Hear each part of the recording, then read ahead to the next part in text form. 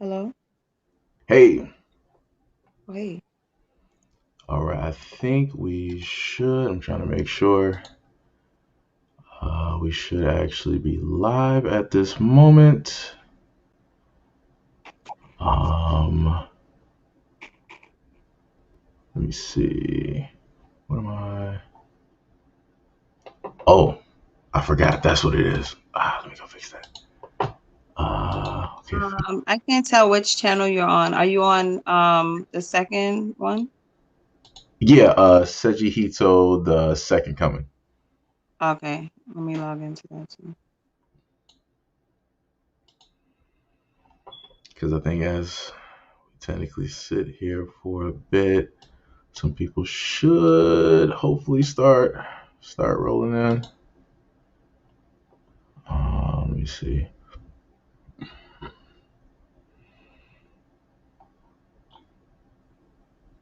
Yo, Okay, now. Ghostface, what is up? Got couple people rolling in. Where's my camera? As a matter of fact.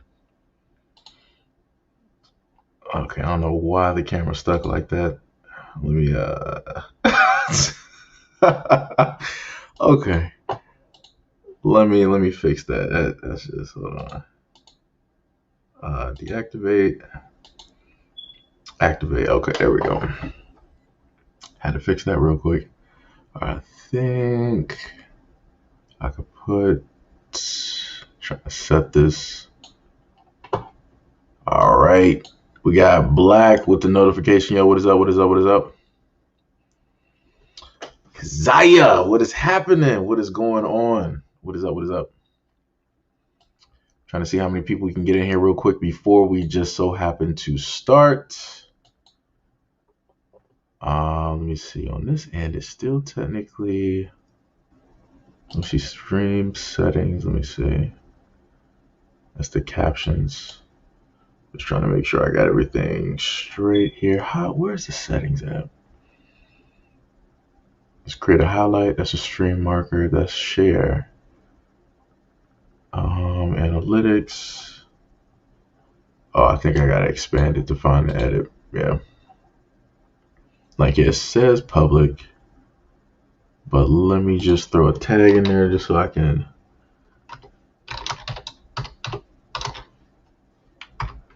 Let me just do that just so it'll fix itself. Okay, now it says public. Okay, so we're gonna save that. All right, we got a nice 8. What we got? It was about like almost like 3 o'clock. So I say we probably get about a good 10, 15 people directly in there. Lotus, you still there? I think I she's not. am cleaning up some things on my end. Okay. So basically, guys, for at least the 8, we got about 10. Much love and appreciation to any and everybody that um, is here for this live stream. It'll be a little bit of a different type of deal here. We're going to go over a video that was sent to me on IG, and it's going to. Wait, hold on. Black Light said, did you do a video about the black woman killed by the Army Ranger? We were actually just talking about that. Nah, I'll probably do that. I'll try to have like something up there. I'll say like a little bit later on today, because that was actually part of a conversation. Sorry, I said conversation. Me and Lotus was actually just having. Let me see. Grass and Cat the Ring. Yo, what is up? Much love and appreciation. Detroit versus everybody. You know what it is. Let me see how many we got. Like 10 people. All right.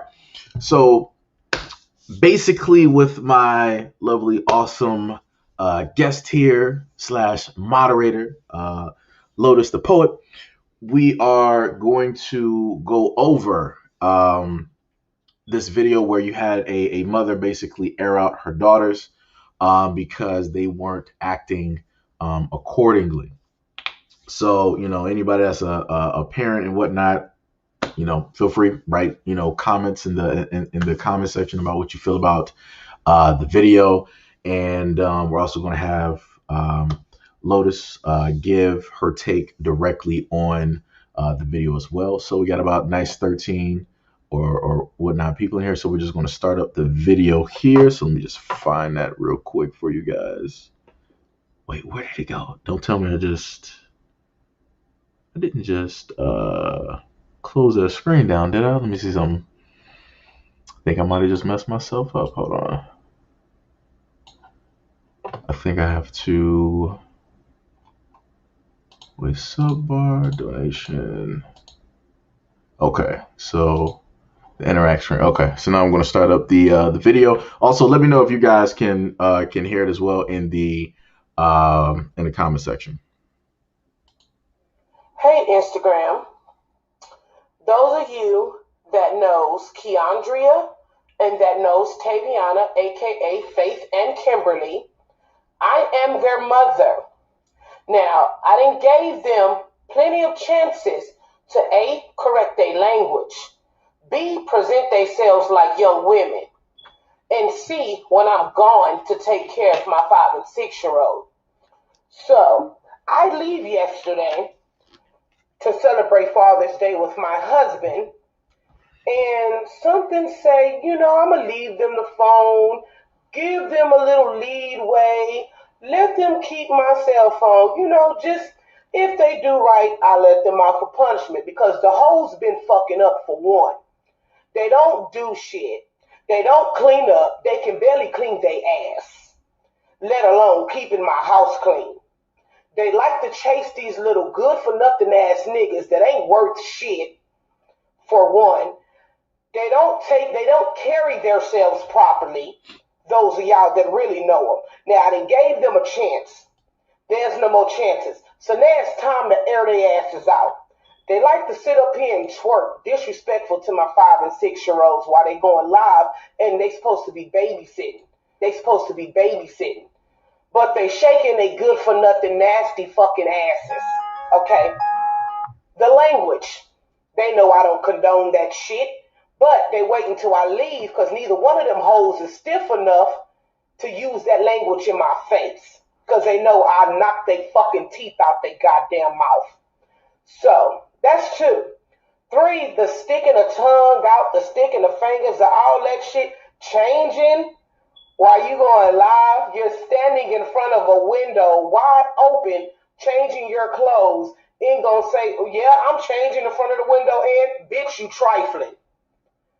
You're trifling as fuck. You have little sisters who looks up to you, and your trifling ass is changing in front of a mirror.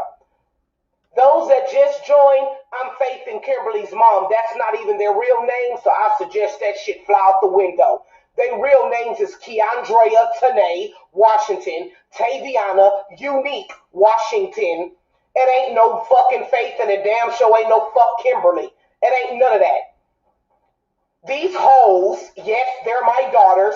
I done gave them chances, but now I'm finna treat them like hoes. These hoes are trifling.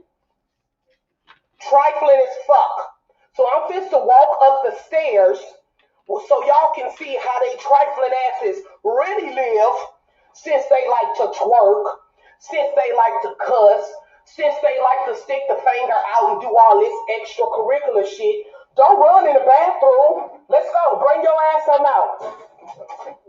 Don't run in the bathroom. You wasn't doing all this yesterday. You wasn't doing none of this yesterday. Stick the tongue out and do all this extra shit like you was doing yesterday, you and your sister. Come on, you live on your Instagram now. Come on, show them what y'all really about. Show them what y'all do on my face. The cussing, the sticking the tongue out, the all this. Look at they sink. Look how nasty they sink is. Nasty than a motherfucker. Look at they dirty ass tub. See that dirty ass tub? This is how they live. They trifling as fuck. So for anybody that fuck with them, if I was you, I wouldn't. These hoes are trifling. They didn't have buku chances. They know I don't condone this bullshit. They know they don't cuss. They know they don't change in front of fucking windows. They know I don't get down like this. So when Miss Taviana, good dumbass, get home from summer school because her dumbass flunks, while she's worried about these fuck niggas, Her stupid ass needs to be worried about getting her dumb ass out of junior high school, where she's soon to be 16 in the 8th grade again. Because her dumb ass don't know how to listen and fucking follow directions. So those of y'all that know so-called Faith and fake ass Kimberly, this is their room. This is how nasty they live. This is their trifling asses. I done gave these hoes chances. Ain't no more chances. This they dirty ass closet. Trifling as fuck. This is how these hoes live. So since they want to be all trying to be grown, trying to be fast, bullshit. I'm not the mother that tolerates no bullshit like that. And they know I don't get down like that. They didn't have buku chances to get their mind right. They wanted to do this dumb shit yesterday, and I told them, next time I go on y'all live and I catch y'all hoes doing some disrespectful shit, I'ma air y'all asses out live on your Instagram. So, for those of y'all that's at summer school right now with Faith, I'm pretty sure she looking real good and weak right now, because when she get home, I'ma bust that bitch in her motherfucking mouth for the way that she fucking talked to my 5 and 6-year-old. So yeah, she gonna get the fucking business. Little Miss Faith, while she in the bathroom, trying to run and trying to hide, so y'all wouldn't see her, she could get beat the fuck up too. Because they know I don't play the motherfucking games at all. I don't know what the fuck y'all mamas let y'all do when y'all little hot trashy asses is on here with them come get me shorts, them little bitty ass shirts that y'all be wearing. Y'all need to get y'all fucking minds right. Because I'm not the parent that will allow mine to do no fuck shit like that. Period. So Miss Faith like to say, period. Yeah, period. She know I'm about to beat her bitch ass. Her and her whole ass sister. That's how I get down. Tolerated the disrespect for these hoes for too long. It's going to be a stop to it. So when y'all see little Miss Faith or Kimberly tomorrow, Taviana tomorrow at summer school, you can cool best believe the bitch gonna have a busted lip because I'm a busted. She like to cuss. Yeah, little trashy ass can barely read, write, or spell, but the bitch can use cuss words. She can barely wipe her ass and got the audacity to try to shake something in a mirror. Yeah, she's gonna get beat the fuck up when she get home. Her and her dumb ass sister. Oh, now she wants to hide her face. She wasn't hiding her face when she was sticking her tongue out and all that shit yesterday. Dancing and doing all of this and doing all of that. Yeah, she can barely read, write, and spell too with her good dumb ass. When I'm done, yeah, don't like it now, right? Gave y'all hoes too many motherfucking chances. But like always, y'all like to do extra. So you can stand there and look good and petty, because this new school year, y'all asses gonna look fucking weak, because I hope all your friends is on here watching it. I'm waiting on Tyron, little Nino big ass, to get on here too. Why he thinking somebody like him?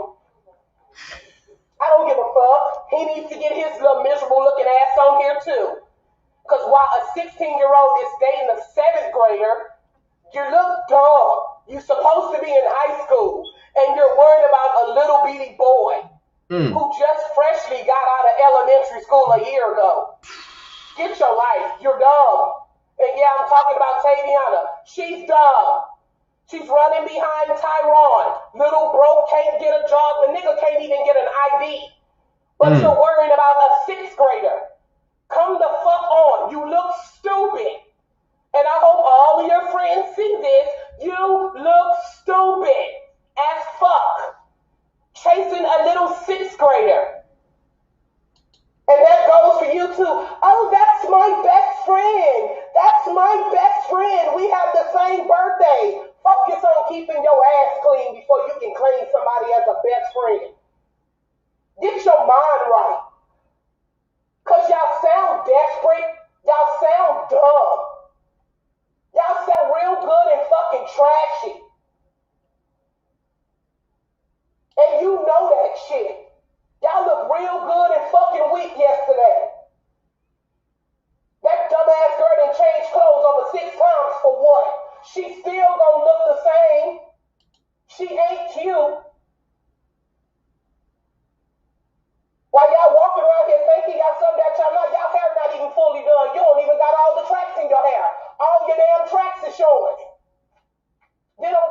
it's nappy as fuck. So let's keep going. Y'all want to be live? Now I'm live. So let's go. Y'all want to dance and twerk and do all this shit now? Let's do it now. Tell them who you really are. Tell them who you really are. You can still tell them who you really are. Because you're not who they thinking you are. You and your sister is nasty as fuck. I have to get on y'all about bathing. You want to talk about that? Y'all had y'all chance. Now let's air it out. Have to force y'all to bathe. Y'all walk around here musty, smelling like niggas. Y'all wear jackets in the summertime. Little Miss Taviana barely brushed her funky ass teeth. Let's keep going. But she wanted to get on here and play like she wear deodorant at a day-to-day basis. Bitch, get your life. You only did that for the time being on Instagram. You don't put on deodorant like that. All of my hygiene equipment, I gave it to y'all. Because when y'all go to work, when y'all babysit, y'all don't even buy hygiene equipment. So let's keep going. Y'all want to be live? Let's air out your dirty laundry. You and your nasty ass sister. Barely. Barely. Barely. Barely. Barely. Barely. I have to show you how to bathe because y'all don't even bathe properly. Don't get on here in front and lie. Because you'll be laying in that tub with your face bleeding. There's no name to the video. Trifling bitty motherfucker. Got a washer and dry. I ain't seen now pair of panties and bras that's been washed. So that tells me that your asses are wearing dirty drawers and dirty bras. I ain't seen none because I operate my own wash and dry. So where your clothes at? Y'all wear the same clothes. Come the fuck on. Let's keep going. Let's keep on going. Let's keep on going. Y'all don't like that shit, don't you? Looking real good and weak. Real weak. It don't matter. You're not cute.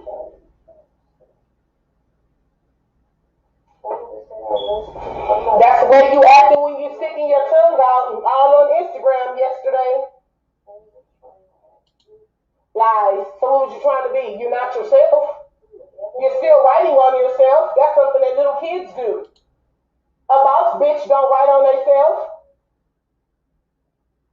You don't see no real ass female sitting up there drawing on her damn self. Y'all moved down to Colleen to act like these Colleen ass hoes. That's exactly what y'all acting like, some hoes. You and your sister acting like some hoes. All the boys that you got written on my daughter's carpet right now, should I show them? All the names that you got written on the mattresses that I just bought y'all, should I show them? Okay, so you're still making excuses. Yeah, that's tough, right? Yeah, that's real tough. But these are y'all friends that knows that hey mama do not fucking play at all. At all. I'm not raising no hoes. I'm not raising no tramps. I'm not raising no thugs. I ain't raising no gang members. I'm not raising no drug dealers. I damn sure ain't raising no prostitutes. And as long as the Lord got me living on this earth, breathing day for day, I will beat they bitch ass before I allow them to fail. And that's some real shit. So all this little shit that these hoes is going around trying to copy behind, they need to get their mind right. Because I done gave them buku chances to get their fucking mind right. But apparently, they're so dumb and lost in their own sauce because they should already know my mom is linked to my Instagram and my Snapchat. She has it on her account. But y'all so stupid, y'all still do fuck shit, not knowing that I'm gonna check into it. How many of y'all mamas gonna get on y'all Instagram and check and see what y'all do? How many of y'all mamas care about what y'all doing on y'all Instagram? Because I done seen every last one of y'all's Instagram. Oh, well, hey, that's something that you got to work on your own, little mama. I ain't got nothing to do with that. Whoever little girl is that said that she's not y'all friend because y'all said she smell like fish. What she look like?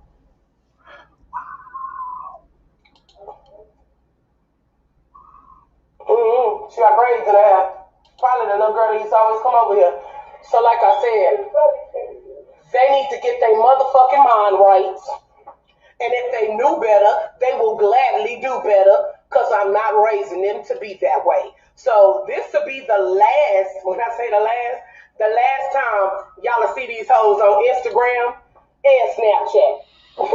Facts. Y'all won't be seeing. All right.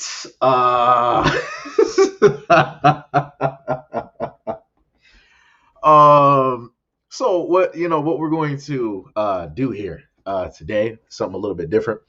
I'm going to let Lotus start off with this, because I can already tell that you were writing some stuff down. You already got some notes already prepared, and you got a lot of things that you want to say.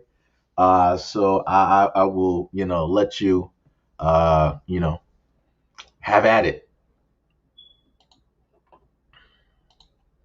Well, can you hear me? Yeah. All right. Let me know if y'all can hear like Lotus in the comment section as well. Peace King, peace family in the chat. So good to see you guys. I have time today from this I guess you could say busy schedule that we all have, right, these days. But I wanted to say shout out to the mom for sticking to her guns about how she felt about it, because you can't tell anybody that they're wrong, right? Mm. About how they feel, right? But I'm all over the place with this one, because there's so much happening, and it's not just about the little girls going on Instagram and doing what they're doing. It Operation Homefront, right? That's what they say. Mm-hmm. There's so much that's going on, and you guys can chime in and stuff like that too. Seiji, I don't know if you want to open up the lines for other people to jump on also, but like I said, I'm all over the place with this one. I am not in agreement with how the mom handled it. I understand the frustrations that she has in regards to this entire, behavior and things like that. But like I said, I believe that it starts with us as parents. And it's amazing to me though, when we teach our kids these things and then they go the opposite way, but then the counter behavior to the kids in the way they counter us is this. This is not okay. I'm not, disclaimer real quick. I am not a professional psychiatrist. I am a parent, and I would not handle the situation like this. I think a lot of situations, when it gets to this point, it built up. As you could tell in the video, she spoke on this not being the first time, and she gave chance after chance after chance. This is a lot, and I'm trying my best to like keep my cool, because it's upsetting to me, because I feel for the girls, but at the same time I feel for the parent, because I'm a parent. I got young kids too, but I don't give them a phone. I don't give them the means to I guess to counter my request as a parent, like, yo, don't do this, don't do that, and so on and so forth. If I expect you not to do it, I damn sure I'm not going to do it myself. I was talking to you earlier, I don't even know, like the videos that you post, by the way, thank you so much for what you do in the community and things like that, right? So no problem. A lot of the videos that you post, is touching on, is highlighting things that we do and also things that are happening to us, right? One of them you posted the other day was about us women twerking at a restaurant. I don't know how to twerk. I'm on national thing saying that. But at the end of the day, I don't do that stuff. So if you don't expose your kids to certain behaviors, the kids, won't do that. But also that's an argument that we have when it comes to the school systems. Oh my goodness. There's so much with this one video alone, because when we talk about exposure, it's not just from us. It's from other outside influencers, right? School, friends, so on and so forth. But what we teach them at home, we expect them to adhere to those requests, right? Mm-hmm. But if we instill it a certain type of way, it'll get through, right? Mm-hmm. I really don't think that I'm not knocking nobody's parenting. I'm not judging her. Like I said, I give her shout out, for her handling it the way she feels best. However, there are other ways to go about it. Guys, I'm sorry if I'm all over the place, but this is really something. You know, cut me off. Let me What do you think, Seiji? No, no, no. I was like I said, I was letting you talk because I know you got a I'm bit not to done say. though, but yeah, go ahead. I think I'm trying to see if CC is trying to come through. I think we got somebody here. Let me Shit, add you man. to Can you hear the. me? Hey, CC, Oh, what's no, up? hold on. Hold on. That's QB, right? Hold on 1 second. I need to come out of my bathroom. No problem. Oh my God, what's going on? 1 second. Shit. Okay. There's so much to unpack with this because everything is connected with what we do, especially with our kids and our kids being our future, our children being our future. She said she has a husband in the home. You know, is this a group effort here? Is this a family support system? Like, what is happening? Uh, um, there's so much, and the name calling. Oh my goodness, the language. Oh my. How Hold do on. you expect? Go I'm a ahead. little bit lost. I mean, sorry, who's talking? I can't. Sorry. Who's the woman That's, talking on the thing? Lotus. Lois. Lotus, Lotus. Hi, Lotus. like the My name is flower, but with the Z. Hi. Hi. Hey. I just came in basically. I don't know what the woman's going on about. Sorry, I'm gonna slow it down because I'm British, so you might not understand what I'm saying. Can you understand what I'm saying? Yeah, we got you. Can hear you. Okay, I swear to God, I've seen this woman somewhere else talking about. Is it her daughter that she's being groomed by somebody that's an adult? Is that what she's talking about? No, like what basically Because I took came in place the is that, middle. huh? I came in the middle, and she was ranting off and talking about. Is she cussing at her daughter, or is she cussing at somebody who's coming at her daughter?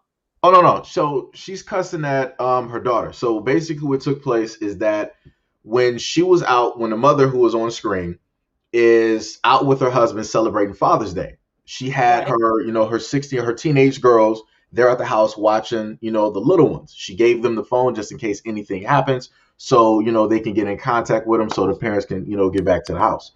So instead of them, in a sense, monitoring and watching the kids, they're, cussing at the kids on top of on Instagram being half naked, wearing Oh. tight and revealing clothes, sticking out their tongue.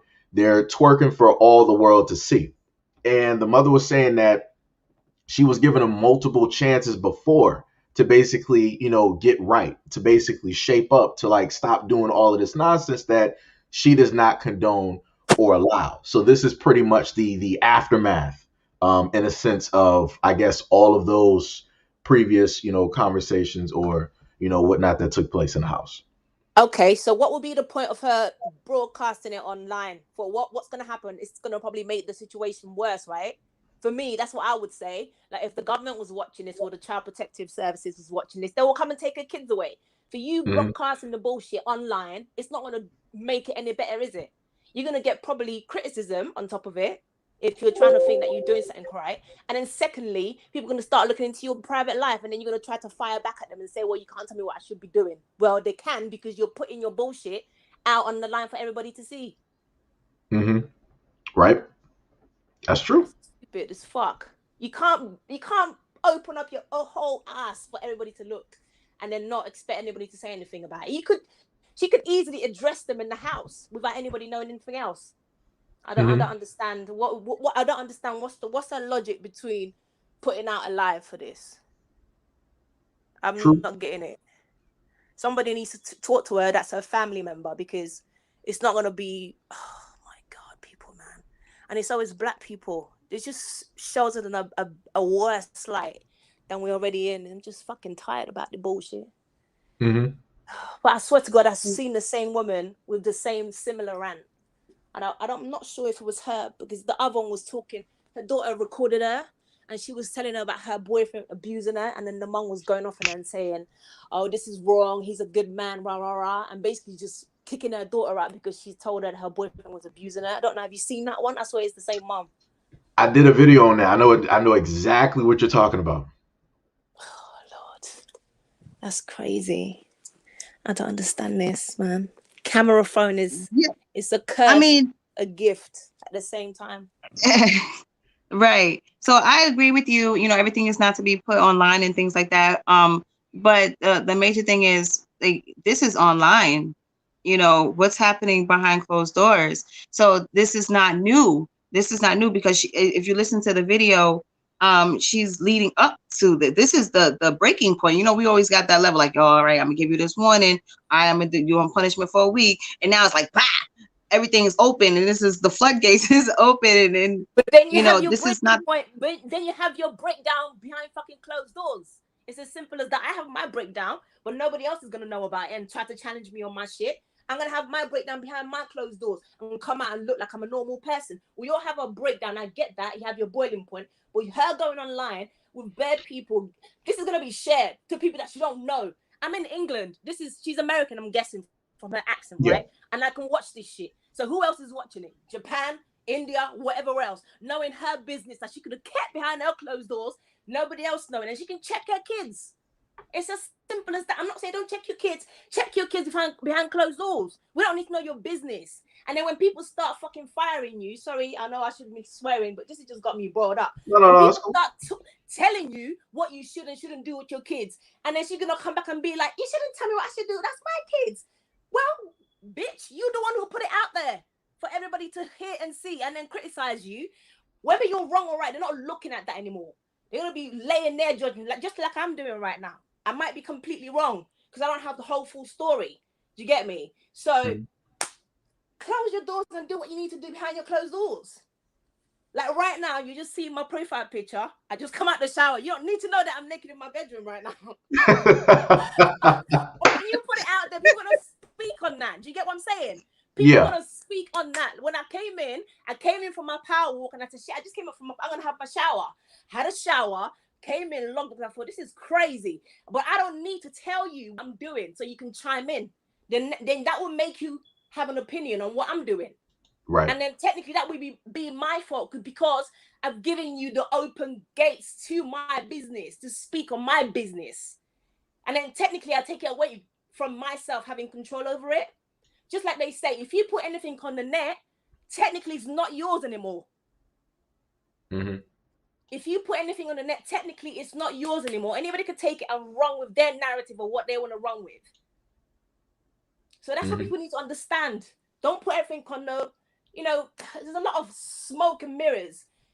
I'm not the kind of person that will say, how people go and be like, oh, this couple is goals. What are you talking about goals? You don't know what they do behind closed doors. And you're wishing that shit on yourself. You know how they look at couples and be like, oh, that's goals. How do you know it's goals? Behind closed doors, he could be whooping her ass and she could be doing the same. And you're wishing that on yourself? Make your own goals. Go with your own goals on what's idealistic to you. Don't go with what people are showing you because technically we're all human beings. So therefore, I'm going to say that lightly. Let me just retract. A sane human being would always want to project themselves in a better light, correct? Right. So therefore, people are going to always try to show you the better side of themselves. So you shouldn't take everything as face value. You know how they just parade, the parents that take pictures of their kids on birthdays look like they're doing the best, but not really. Behind closed doors, they're a shitty parent, for example. Or they're parading their girlfriends and be like, oh yeah, this is my queen. Behind closed doors, they're telling her everything, telling her she's a whole right, left, and center. So you shouldn't be saying something goes based off of this shit that you see on the net because it's not true. It's all smoke and mirrors. So she could be right within her own right, but how she's projecting it, because everything is turned over, everything is boiled over, she's going crazy. So all people are going to see right now is a mad, angry black woman. Finito. True. They're not going to look into the background because it's quicker, it's easier, and it's much fun to go with the narrative. Angry black woman was what they like to parade. So they're going to say, see, that's all of them. Bullshit. Keep that behind your closed doors. We have enough fucking fights to be fighting out here than adding to the bullshit to make people feel like, yeah, the narrative is actually correct. That's when you see a racist, they feed off of this bullshit and say, that's how they all are. Look at them. wearing a fucking hairnet bullshit, don't take care of themselves. It might not be the realistic bullshit, because they're looking at it. They're gonna say that's how they all run. Sorry, allow me ranting because I'm just pissed. No, it's good. Real shit Like I said, I'm online, letting man. y'all have room to talk. Oh, that's Hey, so crazy. But thank you so much. definitely she's probably gonna make it over to Philip Scott's show, and Tommy Sotomayor, whatever his fucking name is. Oh He man, likes this kind of bullshit. He's gonna run with his bullshit and say that's what they all are. Look at them, BT bullshit, and it's not fucking true, because I know I'm not like that. But this right, woman, she's helping the narrative, because this is what he loves, and this is what racism loves. They will go with this bullshit. Do you understand? Normally, I'm a calm person. I'm a happy person. If you whatever energy you give me, I give back to you. But the thing is, if you throw a stone at me, I will throw a whole brick house at you. You have no chances. So I don't try to fight, because I know my fighting is deadly. So I don't try to do all that bullshit. Do you get me? So that's why I don't right, watch Tommy, whatever his fucking name is, because he pisses me off. And unfortunately, sometimes we do it to ourselves. right. You know what I mean? Look at the fucking idiot. The guy with the white girlfriend. Cool. Love who you love. My boyfriend's actually a white boy. Yeah, but I'm not going to have him shackle me up some bullshit narrative. If I love him, I love him. I don't need to do no extraness for that. He knows not to ask me that, because I will cut him off straight away. First, secondly, he don't need to be doing all of that. Putting yourself in shackles. Okay, you love the girl, fine. I'm sure you can project that to... Why do you need to proclaim your love that way anyway? In the first place. But if you must let everybody know how much you love her, you could do it other ways. There's other ways to do that. And True. Except to make another fool of ourselves again. We do it to ourselves. So most of the time we do it to ourselves. And then you just can't fight the fight. Sometimes you can't fight stupid fights. That's why I don't fight stupid fights. My mom used to say to us, listen, go outside in public and do the right thing, because if somebody approaches you with bullshit, then I can go nuts. And that's what I'm gonna... When I have kids, I'm gonna do the same thing. Make sure you're in the right, because if I'm gonna fight for your fight, I'm gonna go crazy, so no one can stop me. And I've always lived by that theory that my mom said, if you go out and you act right and somebody tries you, I will go stupid on your behalf. I'm never gonna fight no stupid fight. If you're in the wrong, I will tell you you're in the wrong. I'm not gonna fight no stupid fight. She's helping them out. What I mean, your enemy's gonna sit back and laugh and eat popcorn and just laugh at this bullshit. You're doing their job. Why do I need to get my hands dirty? You're doing it for me, so I can say, you see what we've been talking about? You see how they're acting? Who's wrong here? And then other people start to think about it and be like, yeah, it could be true, she's crazy. She's an angry black woman.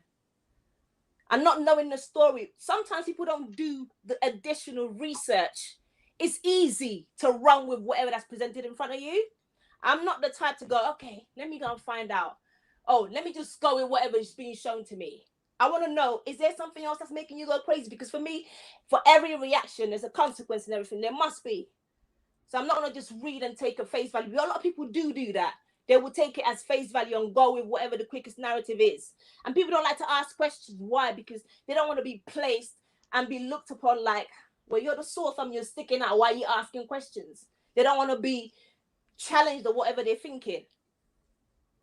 But, man, stay off the lines. You don't need to be broadcasting your business. Deal with it behind closed doors. I mean, nothing's changed. I don't know how long mobile phones have been out with cameras, but my God, we used to deal with our bullshit behind closed doors. Jesus fucking Christ, this is crazy. Every little thing they want to rush to the internet and do a live. You want to tell me about what you're eating at tonight? You want to tell me where you've been at? That's why they're getting themselves killed. They tell you where they're at, what time they're going to be there at, how they're going to be there for. If I was a criminal, boy, I would be having a fucking field day. When you're telling me I'm going to be at this place at this time, I go to your house and rob your house. And what? So, I mean, what are you doing? Be quiet. Keep quiet. Loose lips. Sink fucking ships. That shit is true. So don't tell everybody what you're doing. We don't need to know. It's actually, sometimes it's good to pretend that you're all good and shit. And just come out with a, straight face and nobody know what the fuck you're doing in the house. Jesus Christ, we all have our bad and good sides, but you don't need to expose all that bullshit out. And then you wonder and you say, I don't want to take the criticism. You open yourself up to that. I'm sorry. You really are. It's madness. Crazy. My God. So thank you, sister. Sorry. So shut me no, up, you're man. fine. I'm not gonna stop talking. Just shut me up and say shut me up and say listen, I'm gonna say this online, right? I'm that's my actual face. When you do dirt, I know it. I'm not Jesus Christ. I'm not claiming to be. I'm not claiming to be any type of saint. I'm trying to control myself to have a bad temper. And I try to stay away from things that would trigger me, right? I recently beat up a Karen in May of this year. And I made sure it was a fucking remote location. Nobody saw shit. You do your dirt behind closed doors. So why? So you can come out and say, well, I don't know what the fuck you're talking about. How is you going to prove that shit? There's no footage. There's nothing. No one saw. They just heard her screaming like I was about to kill her because I was about to fucking kill the bitch. But no one can come out and say, yeah, that's the one that beat her up because they don't know what I look like. Do your dirt behind closed doors. I'm not saying to you to be a saint. Do your dirt, please, behind closed doors. I mean, they're doing their fucking dirt already. And even with your cameras, they can still, I mean, how many people are capturing all your injustice on camera, and they're still not doing nothing about it. So if you could do your dirt behind closed doors, do that shit. Don't expose yourself. That's dumb. It's like these people that just go and rob people, and then they film it. Right. You might as well go to the police station and sit there and say, arrest me. How are you gonna steal something and then record yourself doing a crime? This is literally what we talked about. Yeah. Do you know how many policemen and how many law enforcement use YouTube as their fucking resource to go and do the investigation? That's how they catch them. What's his name? What's that guy's name? Bobby, whatever, Schmurder. I can't say his name. Oh, yeah. He fucking dubbed himself in. Come on. How many brain cells does it take? You're going to tell me what the fuck you did? NFL, I don't know their names, these fucking mumble rappers. The skinny one that killed his friend, and then he put it in the lyric. Bitch, yeah. Put yourself in prison already. What are you talking about? Hey. Use your brain. Use your brain. Jesus, it's just ridiculous. Use your brain. All right, I got you, CC. Let me give you a reprieve for a minute. Let you breathe and let Lotus Lotus, please cut me off, man. No, sis, you're awesome. I just wanted to say what? Carry on, no, come on, keep talking. Thank you for tuning in all the way from where you at. That's awesome that you're doing that. And your sentiment is actually what I was speaking on also earlier, you know, how she's setting her own self up for this. But I was thinking about something while I was rewatching the video while Seiji was playing it now. What if this was like, you know, how they had those moments where they'd be like, oh, this is the cry for help or something like that. We don't get that in the Black community, though, you know, so it's just really interesting. It's just so sad. It's just honestly, this is just how I feel. You know, there's so much tied to it. You touched on a lot of what I was talking about earlier with Seiji. We talk about the influence of the Black community and things like that, right? Then we talk about the parenting, we talk about society, we talk about our children, we talk about our future. Like all of it's literally, I was telling Seiji that all of this is literally connected. You know, we're held under a scrutiny, you know, and then like you said, they laugh at us, you know. But my thing is with this whole situation, if we want to have a better example, we literally have to lead by example, right? So Seiji, before I finish that though, I want you to say how you felt about this this video and what you thought about it. All right. My opinion is a little bit unpopular. Because for me, I feel that it's a little bit different. Like I said, single mother that basically raised me, private schools, you know, all of that stuff that, you know, I normally go over. So, you know, if at any point in time that my mom decided that she wanted to cuss at me, it's because I know, like, I really fucked up. Like, obviously, she gave me enough warnings.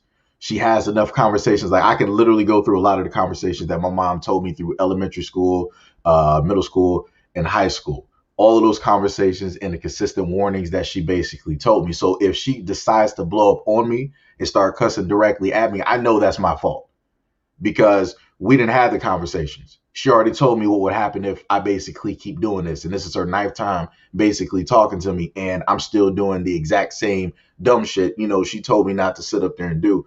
So it's like, I look at the mother as, a mom being like fed up because at a certain point in time, it's like, yeah, you can't blame the parents. You can't look at the parents like, well, what exactly are you doing as a parent? Why is it that your child is not able to read? Why is it that your child is 16 in the 8th grade? And that same 16-year-old is now talking to worried about a boy that's like, just leaving elementary. They're not even like the same age. And, why is it that your daughter is basically twerking and doing all of these things? Like we can, in a sense, like blame that on the parenting. But looking at myself and growing up, I sit up there and look at that as like, why is it that they're deciding that this is something that they want to do? Why is it that they can't go beyond the fact of, peer pressure or the But that fact of goes. trying to fit in or, a variety of different things? Because like I said, I didn't have a father. So I had millions of opportunities to sit up there and sell drugs with friends. Like back in Detroit, it was a area like Elmhurst. They got a basketball court, abandoned houses. I used to play basketball with drug dealers, where it was like, yo, we sitting up there playing 21. He about to like make his shot. Like, how you know that you basically playing with like one of the drug dealers? Even though he can make a jump shot, he ain't jumping because he got a gun on him. So if he jumps, that gun is going to sit up there and drop. So he's moving differently on the court.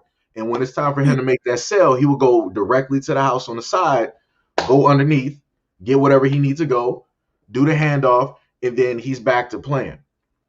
I had tons of times to sit up there and potentially join gangs. I could have been in and out of jail and all of this other stuff, but I was like, I didn't want to make my mom a statistic.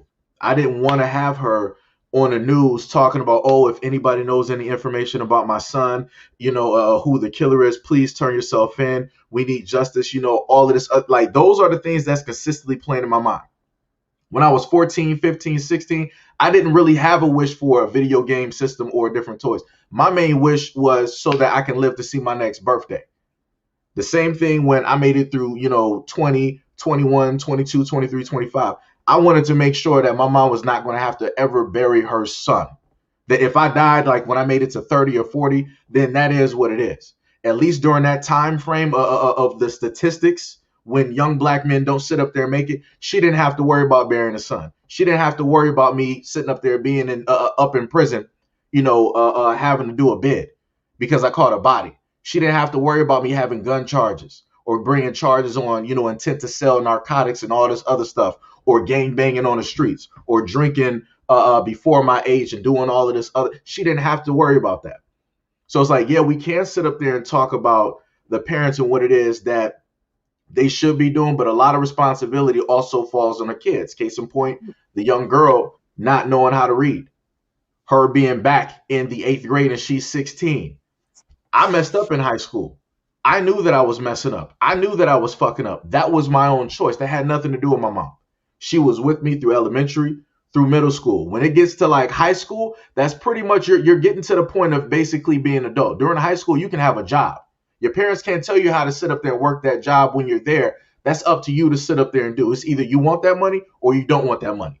Just like high school, it's either you want to graduate or you don't want to graduate. My mom can't make me sit my ass in that chair. She can't make me open up the book. She can't make me do the quizzes or the tests. She can't make me memorize like any of the words that we got to do for a surprise pop quiz. She can't do any of that shit for me. My mom has to manage the house. She got to manage the bills. She got to manage going through nursing school. She got to keep the lights on, the gas on. All that's the stuff that she should have to worry about. I, in high school, have to worry about myself and conduct myself as best as I can with all of the knowledge and all of the wisdom that she imparted on to me. That's So, what parents, huh? that's exactly what I was saying earlier. So you can see the difference though, right? So Hmm? your mother, like, it sounds to me like, especially with looking at how you're operating right now, what you're saying right now, you didn't get it like how these girls just got it. You know what I'm saying? So your mindset may be a little bit different from the young girls back then, right? Of course, times is going to be different too. But your mom instilled the right things into you in order for you to reply the way you did, or respond the way you did, or behave the way you did, and so on and so forth. She instilled it a certain type of way. So if you're going to act a certain type of way with someone, especially it being your children, Mhm. you're going to act out. You're going to rebel. These influences that we have, and as parents, we have the major influence on our kids, and we also have the what is it called, the not just the responsibility, but we have the guidance. We're supposed to be their guide to show them this, that, and the third. You know what I mean? Now I hear Right. what you're saying when you're saying it's on you at one point, but at what point do you ask yourself as a parent, why is my child 16 in the 8th grade? If this True. is not the first time I'm arguing, yelling at you about this, that, and the third, Mhm. why are we here? What happened? What did I do? Where was my eyes closed for this to get to this point?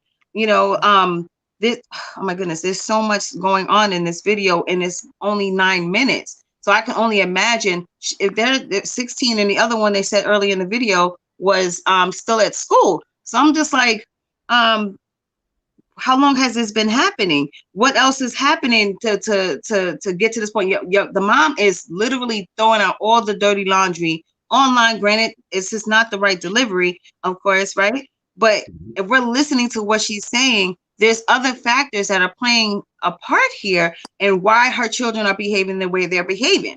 And it's not just because of the mom. You know, there's other things, and we talked about that earlier too, with systemic issues and stuff like that, systemic racism and things like that, that does impact us. But the other question is, where's the dad in this situation? Mhm. I assumed, I may be making an ass out of myself. I assume that these two girls, the two older girls, are not the child or the children of the father, because of how the whole situation is panning out. Because if that was the case, why is the father not addressing the situation? You Yeah. know, and I'm not blaming man versus woman, father versus mother, anything like that. But if you have a family structure, where's the positivity in this situation? You know what I mean? And I'm not, like I said, I'm not downplaying this mom and how she responds, or anybody parenting or anything like that. But it's not just the kid. You know what I mean? And it's like, they got this new saying now. It's like, oh, they're for the streets, or they're for they're for the, whatever. But we are the adults. We are the parents. And unfortunately, what happens is we have generations of Oh, we Oh, lost. I think we lost Lois. You might have like lost I connection. bet she was making some good points. But the thing Yeah. is, before camera phone, how would she have done this? Would she have gone to the streets and stood in the middle of the streets and speak all the speech? No. So she Right. could have. I mean, before camera phone, she would have. How would she have done this? Because the next, I guess, the alternative to this would be for her to go and stand in the middle of her street and then scream like this. And then, do you know what they're gonna think? They're gonna think that she's crazy. True. So what is the difference? And if she's wanting some type of assistance with her kids, there's other ways that she could do this, because essentially we're all strangers to her. So what can we do to help her raise her kids? Right. Okay. There we go. We got it back. Tell her to carry Sorry, on. I don't know what's happening. I don't know what's Carry on where you happening. stopped, please, because you were making some points. Say it again. I didn't hear Carry it. on I where you just got back. stopped. You were making some good points. Carry on. Oh, thank you so much, love. Okay, so I don't know where I left off at. Remind me, You because were I'm like, saying, oh, you were saying she's screaming for help or assistance. We don't know where's the positivity, where's the dad, if there is a dad. You don't want to make any assumptions, etc. Which is good points. But then maybe there's a yeah. dad and he's behind the scenes and he's not no help. I don't But the know. thing Who is, knows? right? So that's all that led to other questions. I was talking to Seiji about this whole thing earlier too. So if there is a father figure in the home, is he disabled where he can't into like this is what made me think that he's not the father of these two older girls, because she said she went out for Father's Day or something with the husband. So that's the husband. But then that touched on another thing too about our femininity. Like she's going off, you know, and I'm not, like, you guys know I'm a firefighter, but at the end of the day, I'm not as feminine as I would like to be. I do have children, but at one point you have to be a co-parent. You know, if that is the husband and not the father of those girls, what, oh, look, and that's going to touch on some other stuff, right? What do you bring to the table, right?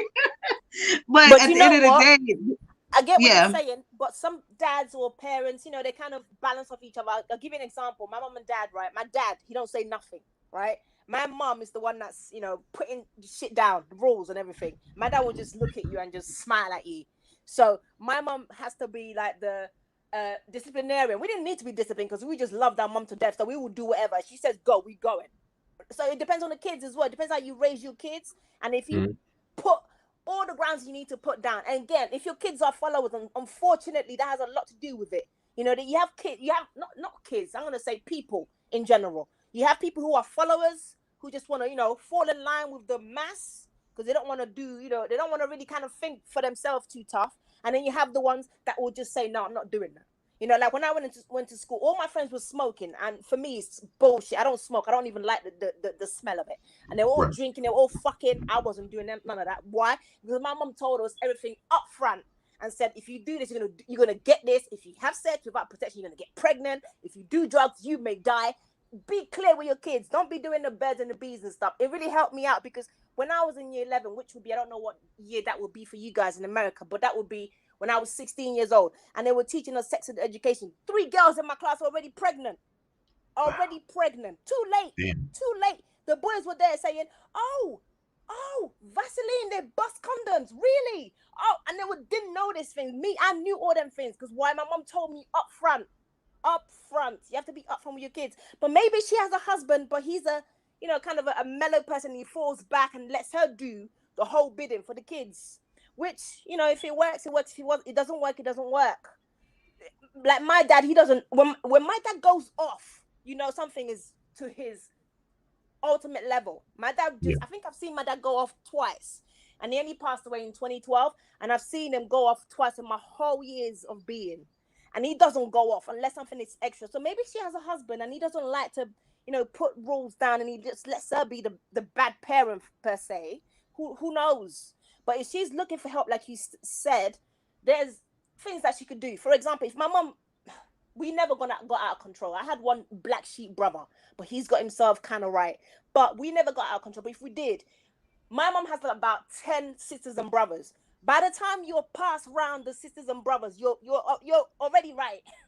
And that's passing you down to the older cousins, and they will deal with you. She don't need to do too much with you. So I'm sure she has family members. I don't know if she's got a big family or small, whatever the case may be. There must be people that can step in. Maybe somebody that they all respect, maybe the grandma or the granddad, whoever. But you don't need to put this online. We don't know her. Look at us. We're passing what our thoughts are right now. It could be wrong, it could be right, it could be indifferent. But she must have a better way. If she didn't have a camera phone, what would she do? Would she go out and stand in front of her street and do all of this? Would she go and stand in front of her church and do all of this? Right. No. We didn't know about that. Back in the Tupac and Biggie days, we only knew that they were fighting when they put it in their lyrics. Otherwise, we don't know nothing. Right now, they're putting all their business out there. You only know that Biggie don't like Tupac. Why? Because it's in his lyrics. We don't know anything else that went on behind closed doors. Maybe they'll be doing the live if they were still alive these days. But some things are better kept and let people speculate. It's always good to let people speculate. They don't know the full deal. So I wanna touch on what you just said there. If it's left behind closed doors, um, what are the solutions here? Like, even if it's behind closed doors, not attacking you, sis. I'm just trying to look at the bigger picture here when it comes to us as a community, because like you all said earlier, they're gonna look at us based on this lady, right? What are the solutions here? Like, you know, you could close the door and not put it online. Oh, this has happened all over the place, and you know, countless stories are like this already, right? So what if we do it behind closed doors? That's still going to have some type of detriment to our children, to ourselves, to our family, to our community. It's always going to affect something. Like I said, everything, I feel like everything is connected. So with this situation, if it's not addressed in the correct manner or whatever, it's never going to fix itself, regardless of what door is there, whatever camera, whatever wall, like whatever way it goes, there's got to be some type of solution, right? So then what? What is the solution? What would you Don't have say done? nothing. It's Let's gonna. say that's your It's child. that's what. How would you have dealt with it? Just run us Say it through how again. you would have done. Let's say it's your child. You're this woman right now. How would you have dealt with it? Just run us through what you would That's have done. I definitely wouldn't have done it like that. I'm gonna say that. I'm gonna leave it like that. But it's for me, like I said, is at the very beginning of the video. I'm all over the place with this one because I'm looking at all aspects of the video. As a mother, I would not have talked to my children like that at all because you have to look at the psychology. You want to talk about I'm talking about solutions, right? So Yeah. we have to break these generational curses. What worked for this generation back then with the beatings and shit like that, it's not, excuse me, I'm sorry, Seiji, my bad. No, no, no, no. It's That's not good. going to, it's not going to work for this generation. Like, and the other thing that got me, that made me look, because like I said, I'm dissecting this video because it's not just about the mom and it's not just about the kids, it's about the actions of both and how it's going to affect all of us. Because now it's not just behind closed doors, it is online. So we have to address that, right? So one thing I saw at the very end, probably 9 seconds almost over, is the mom is looking at the phone and she's looking at who's responding, and she responds to the kid that's not my problem. Okay, that's a lot of people's thing. That's not my problem. That has nothing to do with me. So people close their eyes to the is blind now, right? But then she's communicating with her daughter in the same process. So, and the daughter is asking, who is it? So this shows me that there is a level of friendship in this mother-daughter relationship. So I'm just like, wait, how is it that you're able to communicate this calm at this moment after all? Like, I don't know if she got it all off her chest, but at the end of the day, you're able to communicate this. And it shows me that this like almost like a sweep under the rug. Like, okay, now we're able to talk about it. Oh, you done? All right, you done? Okay. Who was it that said it? Wait a minute. How are we talking about this now? Like, what about how are we here? I talked to Seiji earlier about this also, about this video. Part of this, the solution that I think is just me, guys. Okay, it's just me. I wouldn't have given my child access to do it. Okay, if you have repeated and they showed you repeated, and if this is the result of that behavior, or if this is the reaction to that behavior, and he did it once, twice, I gave you chance after chance after chance, and you did it before, what makes me think that my reaction is going to cause something different to happen this time? Or if I'm saying it right, how do I expect a different result if I literally respond the same way every single time? That is called insanity, something like that, right? So maybe not give the access. Like I'm giving you, like we share the same with my accounts, or our accounts are linked. Now, I think that was a good thing that she did for safety, because had she not linked those accounts, she probably wouldn't have known. But at the end of the day, I would not give access. These things, everybody knows what's on Instagram, TikTok, and all this other stuff. And it's not just sexual. It's other things that we have to worry about. It's other grown-ups, it's other kids we get. It's so much stuff that's happening, and it's not just sexual. It's other things, right? Like what's that? CRT, critical race theory, like that, all this other stuff they're trying to instill, and all these other things or whatever. We're not going to talk about that right now, but I'm just saying, there's other things that our children could be exposed to, but why expose them to it? I understand that you have as a parent, you want to develop this trust, and there's going to be different milestones and things like that. Don't open that kind of worm, please. Say it again. You said there's other things that kids don't need to be exposed to. Please don't open. That's another conversation for a whole weekday, because that's just too long. But carry on. You're making good points. But I'm thinking, oh my God, Pandora's whole freaking box. But carry on. Thank you. So I don't know. Like I said, I'm all over the place with this one because I literally feel like it touches on everything. And it's not just that household. So this video is impacting me because I am also a parent. I'm Black. Like, I'm in America. Like, yo, the thing that's happening right now, yes, this I'm like I said, I'm not criticizing this lady. I'm just trying to unpack and try to figure out solutions here. How can we better the situation? Not just with them, but with ourselves. Because if you are a parent, or even if you're aunt, uncle, kindred spirit, I don't know, any type of connection, and even if you're walking down the street and you see something happening, I hope that people are stepping up for our kids these days. Because a lot of people, we talked about generational curses. A lot of people don't know what to do. And this may be that conversation starter for someone. What do I do in this instance when this happens? Well, it happened to me. I got I got beat, da da da.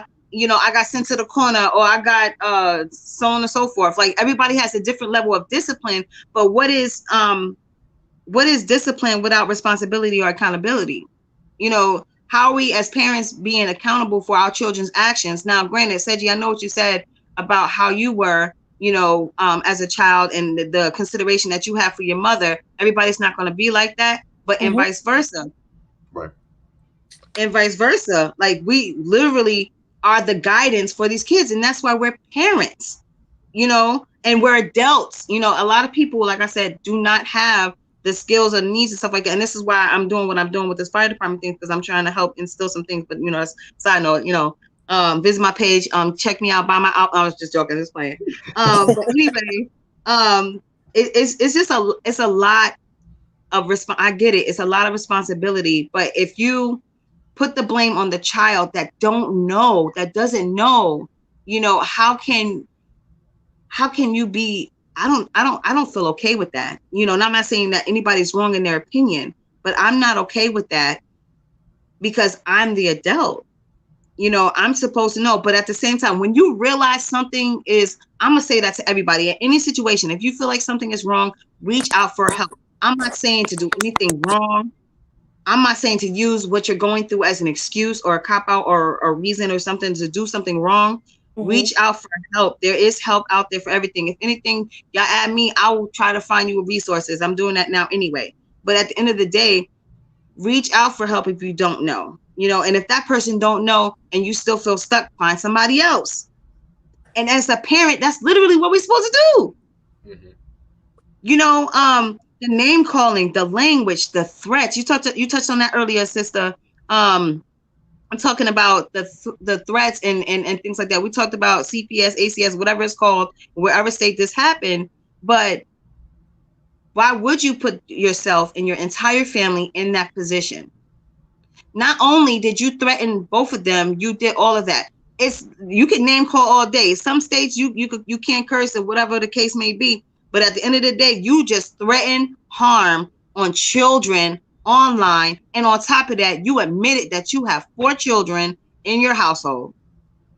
So now it's not just the 2 children that's doing all of this stuff. They're going to investigate as to why the children are doing that. And also, is something happening to the 2 younger ones? Like, it's sad because, unfortunately, we're looked at negatively first before getting to know, like you said, sister, knowing the whole story. We're guilty before innocent, and this does not help any of us. I get it. It's not us. It's not directly us and things like that, but it still affects us all, and especially our future. So these children are raised up in situations similar.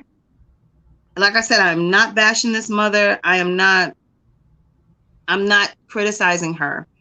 But if you look at the response to the young girl, the shy, timid, and now she's humiliating her, and she's like saying all this stuff, but it's not going to help. It is going to worsen the situation. That young girl is going to grow up and shut down in face of conflict or in fight or flight or all these situations. It is going to impact her some type of way. Bless you. And was the other kids around listening to this?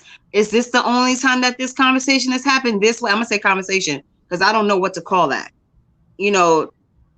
The only time of the video, I swear, was a conversation was 9 seconds before the video ended. Like, who was it? Who was it that said it? I don't know, some girl. And they communicated. for 2 seconds. Like, I'm just like, what? Out of all that, I'm sorry. I probably didn't touch on everything that I wanted to touch on, but Seiji. Uh, He's lost um, for words. no, like I could I'm keep taking going. in like I could keep going. everything that everybody is saying. It's like I don't know. It's like for me, I put it to like a different aspect, like because it would be a little bit easier for me in a sense to like reference this towards like a son. So if I got a son out there that's fucking up, I'm directly in his life. He sees the type of guy that I am. He sees the way that I walk. Like basically, I'm giving you a blueprint. There's no reason for you to basically look anywhere else because you got something directly right here to pay attention to and to basically learn from. And I'm telling you consistently things on what to do and what not to do. I'm technically, even though I'm at the age that I'm at right now, I'm in a sense at the mind frame of somebody that's like 60. I'm very short. So I'm only going to say things in so many words. And if you decide that you don't want to pay attention to any of the things that I'm saying, we're going to sit up there and have a problem. I'm only going to sit up and say it so many times. So then if that same son out there acting reckless, want to hang out with all the hoods out there, want to think like he a thug, he a shooter, all this other shit, want to sit up there and start smoking at a young age, start drinking, want to sit up there and start having relations with girls and all this other stuff, still not listening. So then he decides to come home and get into an argument with his mom and decides slip, right? And he wants to call his mom directly out of his name, out of her name. That's when we're going to sit up there and have a problem because at that moment in time, like, oh, you think you're a man now. So it's like what we're going to do is we're going to have this conversation. Now, like I said, I'm a little bit different. Some people are like, yo, that's abuse. Look here. I've never called my mom directly out of her name at all. It was either like, yes, ma'am. It was okay. It was yes. Never called her by her first name at all. Matter of fact, I don't even. I think it was like a certain time that I like actually knew how to spell my mom's name because I was not trying to go anywhere near that. Because if I even tried to even go near her name, you're getting slapped. Like you have. There's no rhyme or reason to try to call her by her actual name. That is your mom. That's it. That is the first name basis, that you know. So I was like, all right, you think that you're a man now. You think that you can, sit up there and call your mom whatever you want. All right, we're gonna sit up there and go to the garage. We're gonna put on some boxing gloves. We're gonna sit up there and have that conversation. Because you're gonna learn that this is not something that is correct. You don't sit up there and call any woman out of their name, and especially the woman that gave you birth, that had you for 9 months, that could have basically ended your life at any point in time that she wanted to, or at any point in time during that birth, her life could have been ended and sacrificed just so that you can sit up there and live.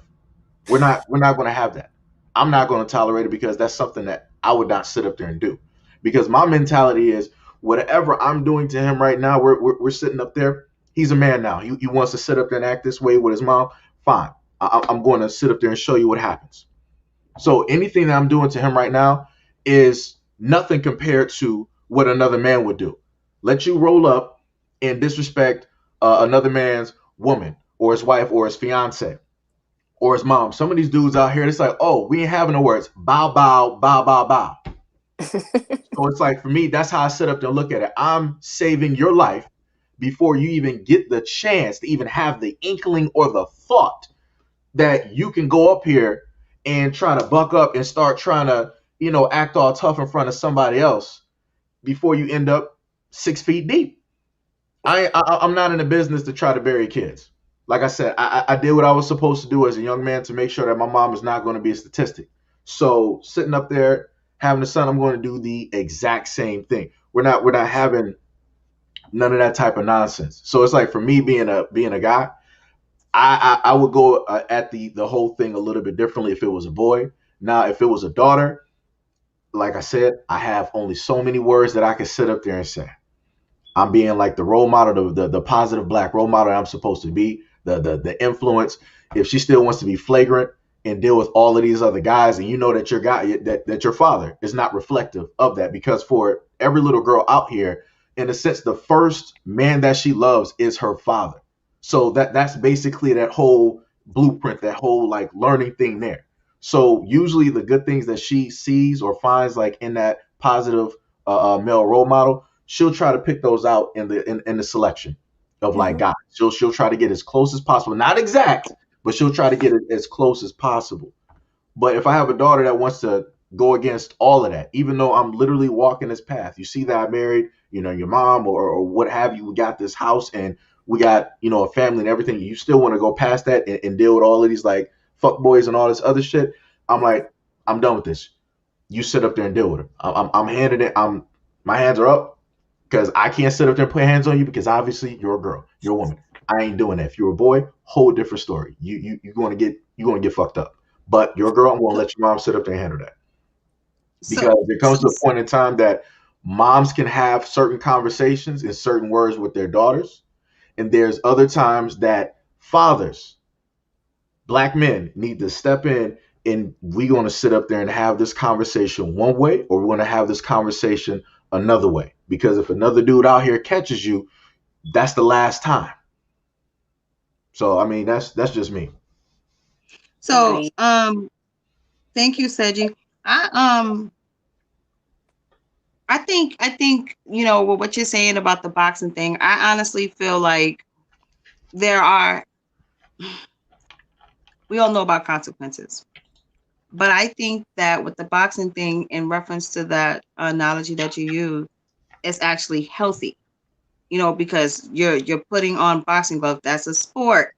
Okay, it's different is if you're doing without boxing gloves, depending on the state you're in. Closed hand versus open hand, all that stuff or whatever like that, right? Right. There's healthy means of discipline. You know what I mean? And I think that's part of what I'm getting at with this situation. Because a lot of this entire experience, this entire Black experience, yes, we are beautiful people, right? But our minds are damn near captivated. Oh, say that we are colonial, like whatever way you want to call it, but our minds, who said it? Our minds is a terrible thing to waste, right? But at the end of the day, we have to protect our minds. If we're not thinking strategically on any level, especially when it starts at home, somebody said in the comment section earlier, it starts when they're born. No, it actually starts before that, because what happens is this is something you're preparing for. There's no way, and I said it earlier to you too, there's no way that we're this complacent. There's no way that we're this still, like, I don't know, what is the word? Somebody find me the word to use, but we're just so stuck, and it starts up here, but if we're messing our children's heads up at home, even behind closed doors or in front of the camera, what the hell good are we later? We're not breaking these curses that are that's binding us still to the ground and chains and all this other shit. You know what I'm saying? So there's healthy ways to go about all of this. You know what I'm saying? I'm not saying, no, let me not say that. No, say it. We cannot treat our children like people on the street, regardless of what they do, because we are their parents. We have to guide them. And if the first way wasn't working, you tried the second way, that third way should have been way different than the first two. And if you got to 5 and you got to that boiling point and you got here, this is not helping. You could clearly see in the video, this shit is not new. It's not new, man. It's not new. And it adds to how we are going to be effective as a community or less effective. Because I don't know what state they're in, but if my kids were in school, I homeschooled before this whole pandemic crap, but if my kids were in school with her children, they're going to be impacted. Everybody on that damn live is impacted, regardless if they want to admit it or not. Everybody's impacted or affected by what they saw. Right. And it probably, even if, let's say, for instance, some of their friends are adopted. What if they came from from an abusive situation and they saw that and it's triggering? Now they're going, like, it's frustrating because it's like there are healthy ways that we can actually be better, man.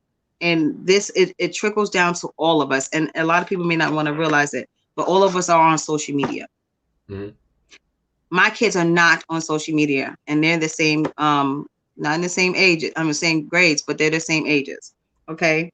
And I have a boy and a girl. And much like what you said earlier, depending on how you, if you had a girl, it would be a different story. I don't sugarcoat, but I'm not going to be nasty and catty and disgusting about it, because this is not the behavior I want my children like, regardless if I'm not. Oh, You know, Oh, I think I'm not your Lotus. I move. think your connection might be okay. Yeah. I think Can you hear me? the devil's on Wi-Fi. okay. Yeah. See, she said the devil's at work. um it kind of ties to like what we were talking about earlier. What worked for the last generation is not going to work for this one, and so on and so forth. You know, I Mm-hmm. don't know what's going to be effective for this family. um but it didn't look like it worked regardless. It just looked like she was on another rant. The girl stood there in the mirror the whole time. And we another thing too, I was having a real deep conversation about someone, and chat, I know y'all could go crazy about this, all right? um Respect. Do you think that children deserve respect? That's the Mm. old school versus new school thing. Why? I feel like, I honestly feel like children deserve respect. Mm-hmm. Respect, yet is earned. But if you disrespect someone, do you expect them to still respect you? True say. Children are people. It may be a point where you're in the middle of their parental rage. I'm sorry, I don't even know if that's a thing, but we're gonna call it out, right? It may be a point in the middle of that, and your kid snaps back at you in defense of themselves, Mm. but you're snapping at them. So how is it, like, each kid is different, each parent is different. I don't know, but it's a lot. It's a lot connected to it. You know, healthy. Is we got to get healthy, and we got to The get thing is, healthy mentally, spiritually. You the know, parents we are got. getting younger these days. That's the thing. They're too busy having kids at an early age. I mean, look at them when the pandemic hit and then the homeschooling came through. A lot of parents were lost because they didn't even finish school their damn self. They couldn't help their kids with the standard basic education, and they were all screaming and making lies and saying, "Oh, I can't help my kids with these algebra." That should be nothing to you. If you paid attention now, you look at you, your kids are going to be behind. They're too busy. I mean, look at them, 16, 17, having kids. Grandparents are coming up at 32 these days. My God. So you're probably not going to get any better. Unfortunately, it's sad to say, this is our future. Unfortunately, fuck's sake. I hope I'm going to be dead by when I'm 65, because I can't take this. I'm going to be one of them old people in the street shouting at people because I can't take these kind of behaviors. Now I know. You know when you see, back in the day in school and you see old people say, turn your music down, do this, be quiet, don't say this. That's going to be me in the future. Screaming at her child because they don't have a good raising up. But the thing is, in every family unit, there must be that one person that people will listen to. I'm sure you have it in your family unit where they'll be like, if you do this, I'm going to tell uncle such and such, or auntie such and such, or grandma such and such, or whatever, or your dad.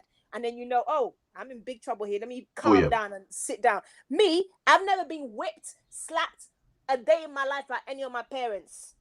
I've never done drugs. I never smoked. I never drank like a crazy person. I never had an abortion. But I could tell you, multiple of friends of mine, some family members in another unit, where they were whipped on a daily basis and they still got pregnant. And they still snuck out the house. And they still hung around with boys. I didn't do any of that. But again, you can't just say it's the home bringing. It has to be the person's mentality as well, how they go about their business. And if her, like you said, her kids are not picking up for whatever reason, she needs to find out why they're not picking up for whatever reason. If she's too busy being a friend to her child, then some kids will take it as that. You're my friend on the street, so I'm going to treat you as such. I'm not going to take whatever you're saying seriously. I don't know what to suggest to her. like you said, every parenting skill or method doesn't work with everyone. It depends on how you as a person in your mindset, how you take things on. And to me, this is how I see it, right? I don't like all these excuses where they'll say, oh, it's because of your age, that's why you're acting stupid, or it's because of this. No, the thing is, if you, let's say now two of my parents are crack addicts, for example, thank God they're not, but let's say that's the case, and I grew up and I knew, God, my childhood was really messed up because my parents were crack addicts. Why would I then want to grow up and become a crack addict myself? I want to move away from the negative that I experienced, correct? I mean, that's what a But human, well, a sane person would do. If you say something that's not nice to you, then why would you want to repeat that circle or cycle? If your parent was an alcoholic and you know that it really caused you some trauma in your childhood, then don't become the same, don't fall into the same trap. I want to move away from that. I don't like that. And to say everything on top of that, my mom is probably probably my favorite parent. Fuck it, I'm gonna say it. But she has some traits that I didn't like. So therefore, I'm not going to repeat that trait for myself. I will take what I thought that she did right, use those, and then I would drop the traits that I didn't like about what she did, because she didn't do everything right. So I'm not going to repeat those traits. Why would I do that? Because I think it's not a good trait. So you have to balance stuff. And I'm sure if I have a child, they're going to think I've done a couple of things right or done a couple of things wrong, but they shouldn't take that on and repeat the circle. You're going to look stupid doing that. You're supposed to learn from your mistakes, isn't it? Or you'll learn from yeah, somebody who's next to you doing that. but so to touch on what you said, like I said earlier, I'm not a doctor, but I read a lot. There's some things that you can't just stop, right? Abuse is a serious situation, and it is a learned behavior, right? um like I said, I'm not a doctor, so don't quote me on this, all right, guys. But when you talk about chemical addictions, that is something, especially if you're pregnant and you're using, or someone is using while they're pregnant, that it will affect the baby, and some type of addiction. Most of us are actually have different types of addictions and stuff like that, whatever. But that touches on mental health. That's a whole nother thing or whatever. But I wanted to touch on something that you had said earlier, um, about, you know, parents becoming younger and younger. But also it also ties into how breaking these generational curses, right? One must first identify what the curse is in order to break it. So if someone doesn't know that they're doing something wrong, they may not know that that's what's wrong. Even though we can all know how we feel, and much like with the young girl looking in the mirror and she's being scolded and so on and so forth, she feels bad.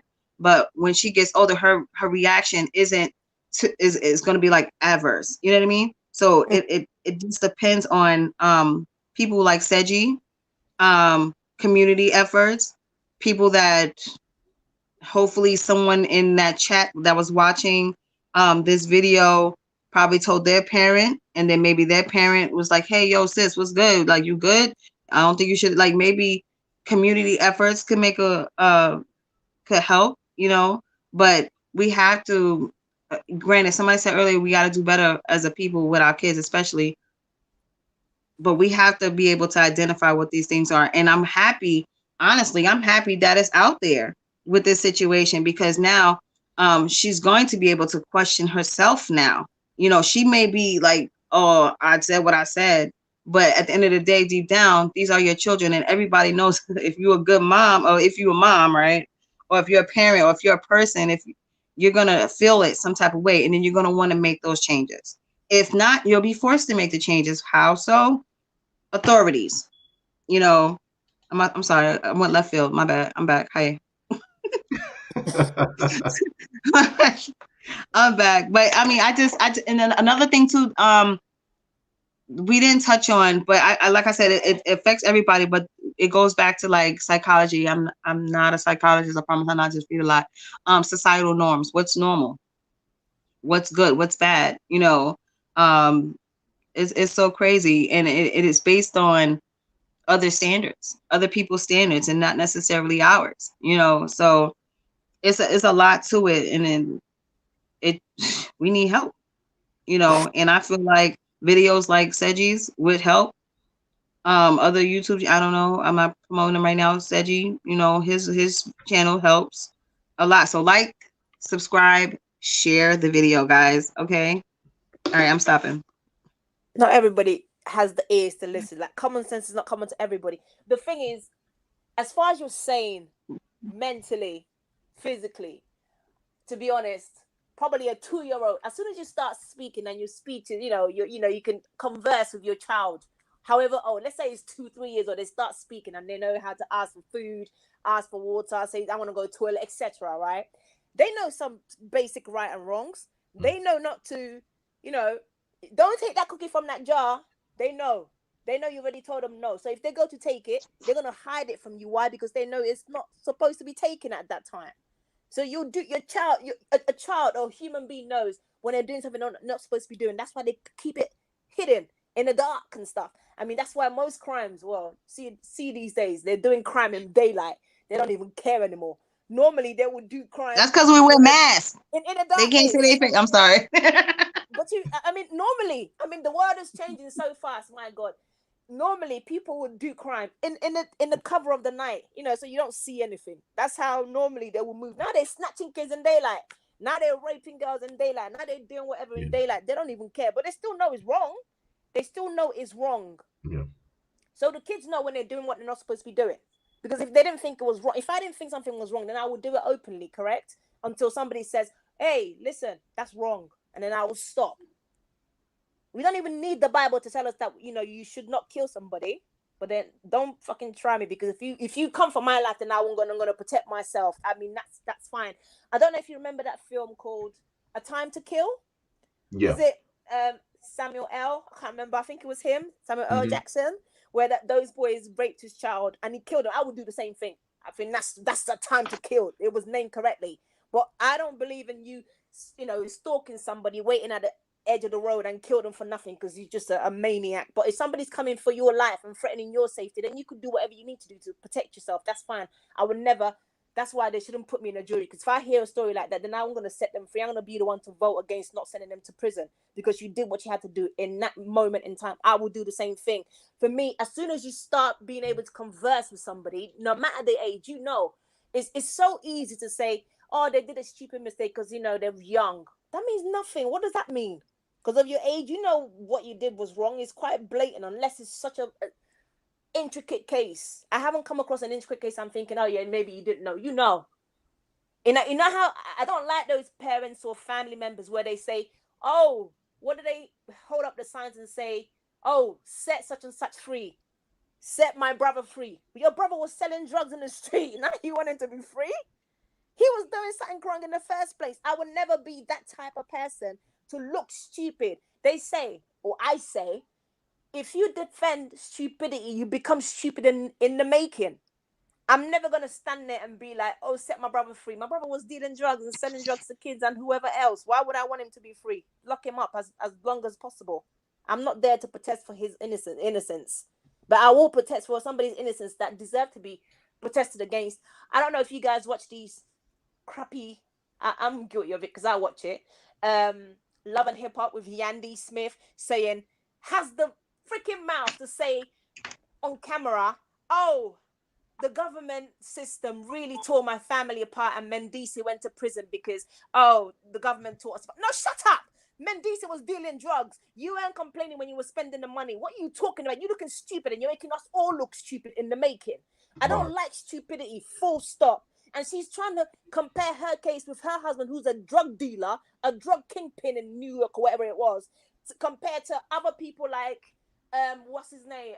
Other people that were just murdered and injustice is not being served. It's not the same thing. It looked dumb. We just look dumb. We're just doing it to ourselves. Look at the Gorilla Glue girl. They all think we're stupid on this bullshit that she did. I mean, it needs to make sense. Make it make sense or let them understand behind you. It needs to make sense. Don't compare stuff that they're not in the same lane at all. If your brother was somewhere, at the wrong time, at the wrong place, and because they fitted in with the crime because he's a black person and he matches roughly what they think who did it, then yes, let's fight those fights. But I'm not gonna fight the fight when your brother was selling drugs, enjoying the money, and then now he got caught. Now you want me to start a GoFundMe? I'm not starting no type of GoFundMe. I'm not putting not one single penny. How is that gonna Right. help you? I'm not gonna contribute to you. I'd rather go and buy a meal for a tramp in the road that hasn't eaten for God knows how long. I'm not gonna fight those dumb fights. It's finito. That's it. That's where I'm pulling the plug. I'm washing my So hands we off now. I don't know if my phone's gonna die, but I'm I'm gonna touch on something that you had said earlier. Again, sorry, sis, you bringing up a lot of good points. Um, and then also the sister in the video spoke on it too. Um, education. Uh, we can't rely on outsourcing our children or outsourcing the resources to teach our children. You know, like she bashed her education. She bashed him. She basically bashed everything about the young lady. But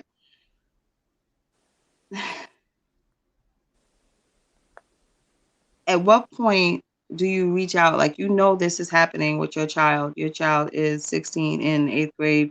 If that's true, you know, she's in a fit of a rage. I don't know honestly what's true, but at what point as a parent do you address that?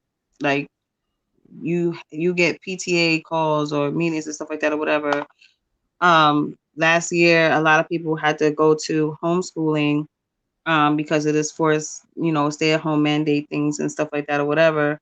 But if this is happening, you got to look at the school system also. Like, what is happening? So there's that, you know, we talk about generational curses and things like that. We also got to look at the flip side, look at the generational wealth. And like I said earlier, the mental is something, right? So you have to be educated to not be in these certain situations. You know what I'm saying? So to bash her in that sense, it just it just makes her look bad, even worse as a parent, rather.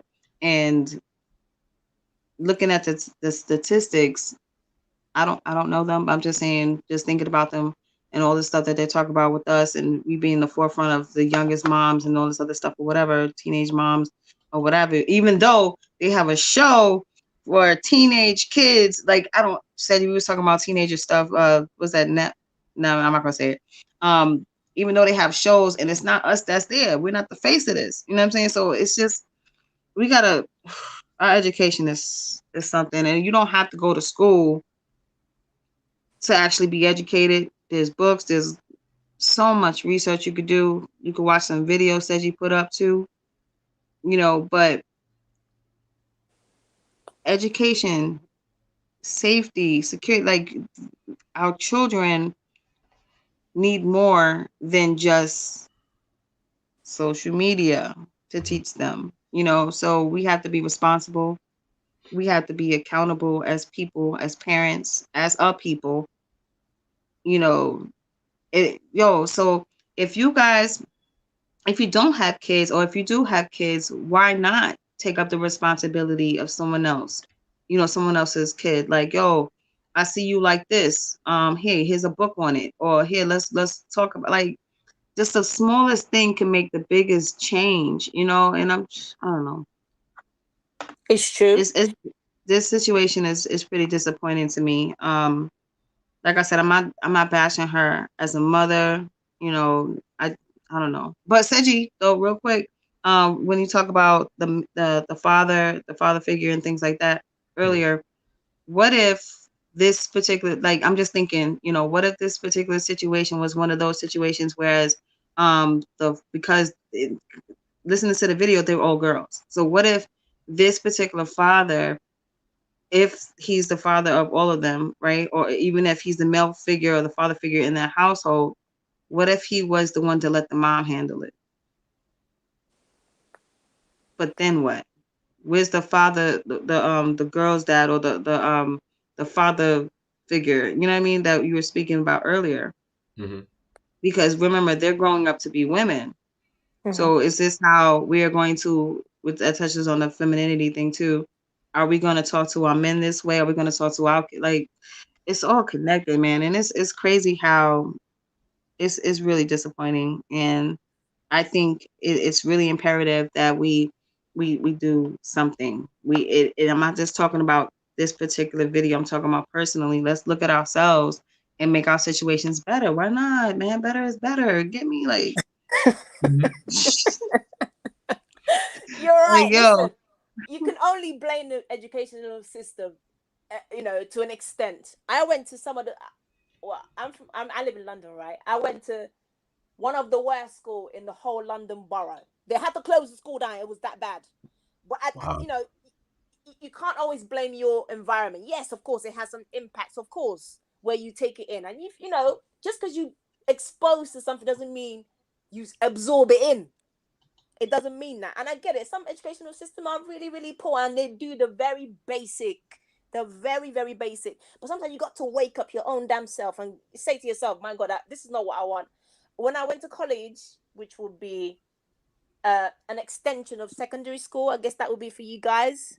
I don't know how it will work in America, but in England, when I went to college, that's like your bridging gap where you go to uni. And my college years, I just spent it messing up. And I said to myself, you need to pause. You're just going to end up nowhere. I was just playing around and just not concentrating because the teachers weren't there to teach you. So you just do whatever you want. So at some point, it took a wake-up call. A wake-up call was what? I had a fight in the college. I got kicked out. And when I went to a next place, I said, okay, enough is enough. Buckle down. Do what you need to do and move on because you're not going to end up anywhere else. So you can only blame them so far. You can only blame them so far. I don't know what to tell this woman. Maybe you said you want to reach out to her and tell her to come on your show, and you could tell her what she could possibly do. I don't know. Some people do what they do, interview them and say, what's going on? What can we do? But I mean, me telling you what you should be doing your kids, I don't know your kids, number one. I don't know you, how you parent. So what I could be telling you could be completely wrong. For me, I'm very cack-handed. I'm very hard-handed. My older sister, she calls me for her kids. And they know I don't play around. When I come through there, it's like the devil coming through the door her damn self. And they know to check their behaviors aside. I don't play those games. So I don't know. You want to reach out to her and tell her to come on your show? I don't know what to tell her. But if this is her movement, then it might be really hard for her to come out from her natural habitat of talking to her kids this way. Like, Lotus said, it seems like it's not the first time that she goes on like this. It's just that she's broadcasted it, and we know that's how she goes on with her life. And not being funny, I'm gonna make speculations here. It could be that she's one of those types, and I don't like to assume things, but the way she was going on and her verbiage with her kids, right? How do you think she's gonna be with a stranger? Do you think she's gonna take in any information you try to give her, whether it's wrong, right, or indifferent? If she's going on like this to her blood, her skin cells, me and you are nothing. Because I know the way I talk to somebody who I care about, completely different to somebody I speak to I don't give a damn about on the street. Because I would talk to them, Exactly what I bring was me to saying. Yep. tears.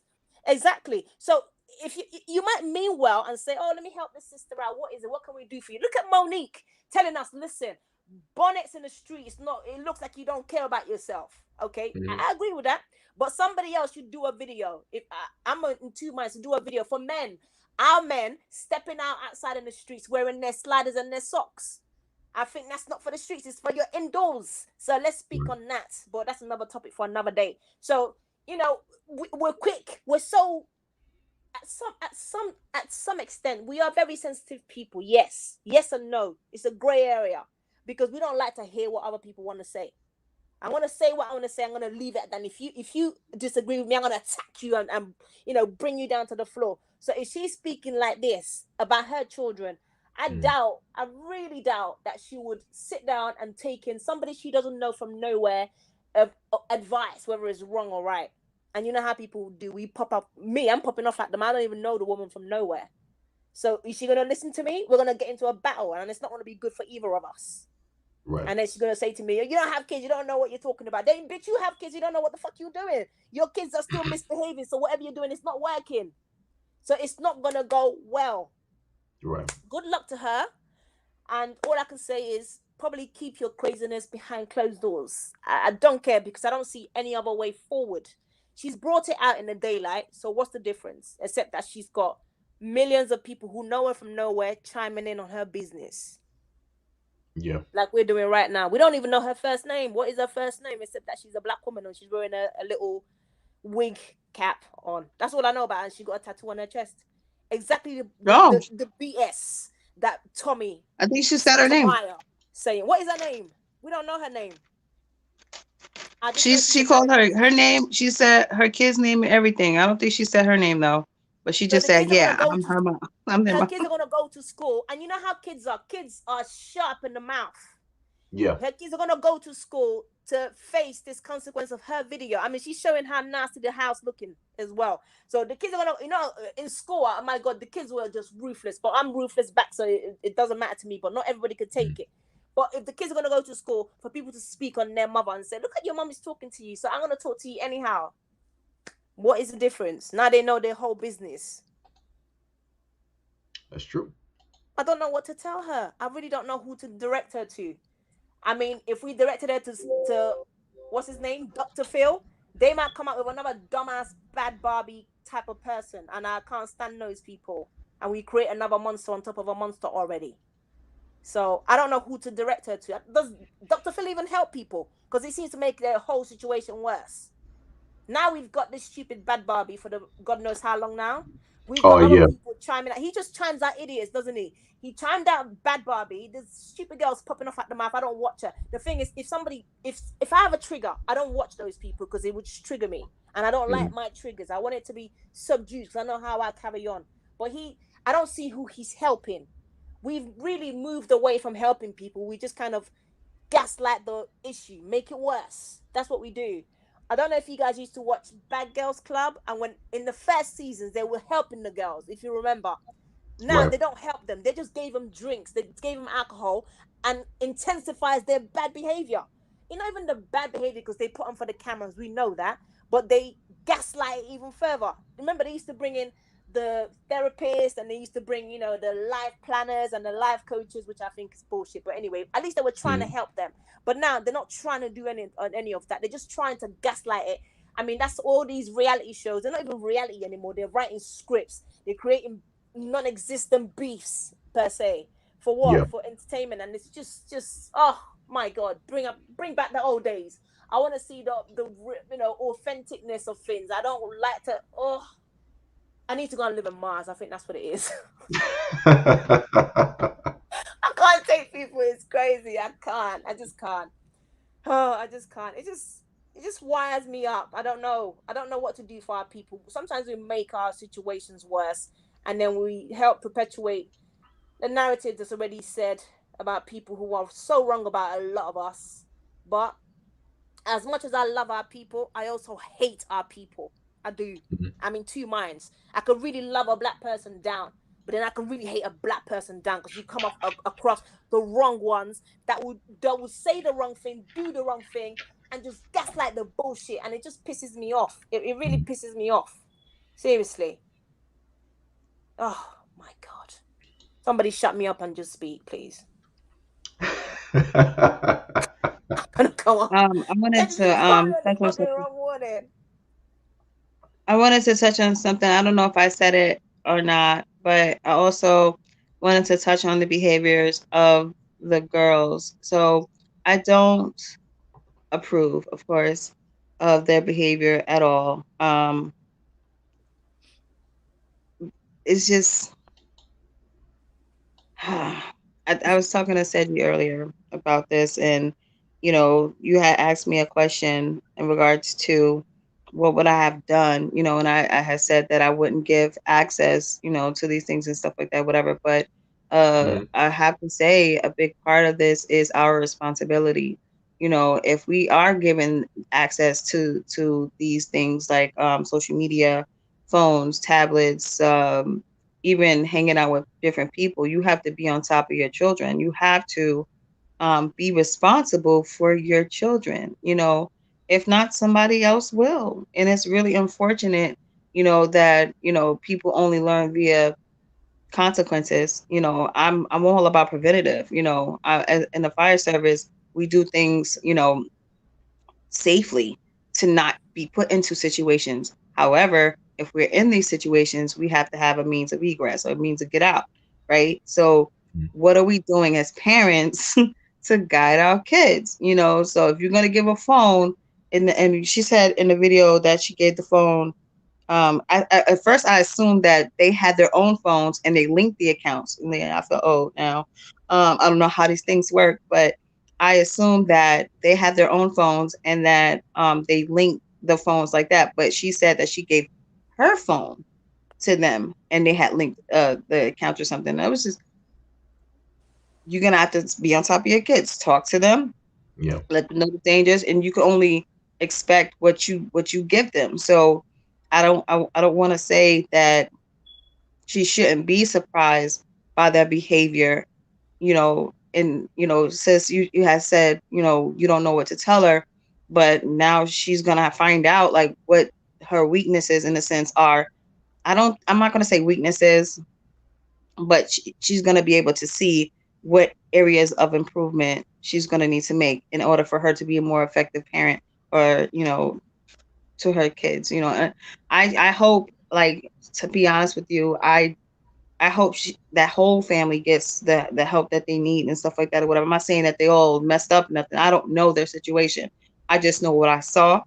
I'm not judging, but I do hope that it is a healthy outcome, and I hope we as a people learn something from this situation. And I hope that people are open-minded to not like be stuck in their own ways, to not see past it. You know what I mean? Like, because some people be like, yo, I got beat, so I don't want people to just get stagnant just because they was raised a certain way. Like you said, sis, if you feel something's wrong, something's wrong. You know, I just hope that, we could get healthier, on all areas, and stay safe and stuff. So, Seiji?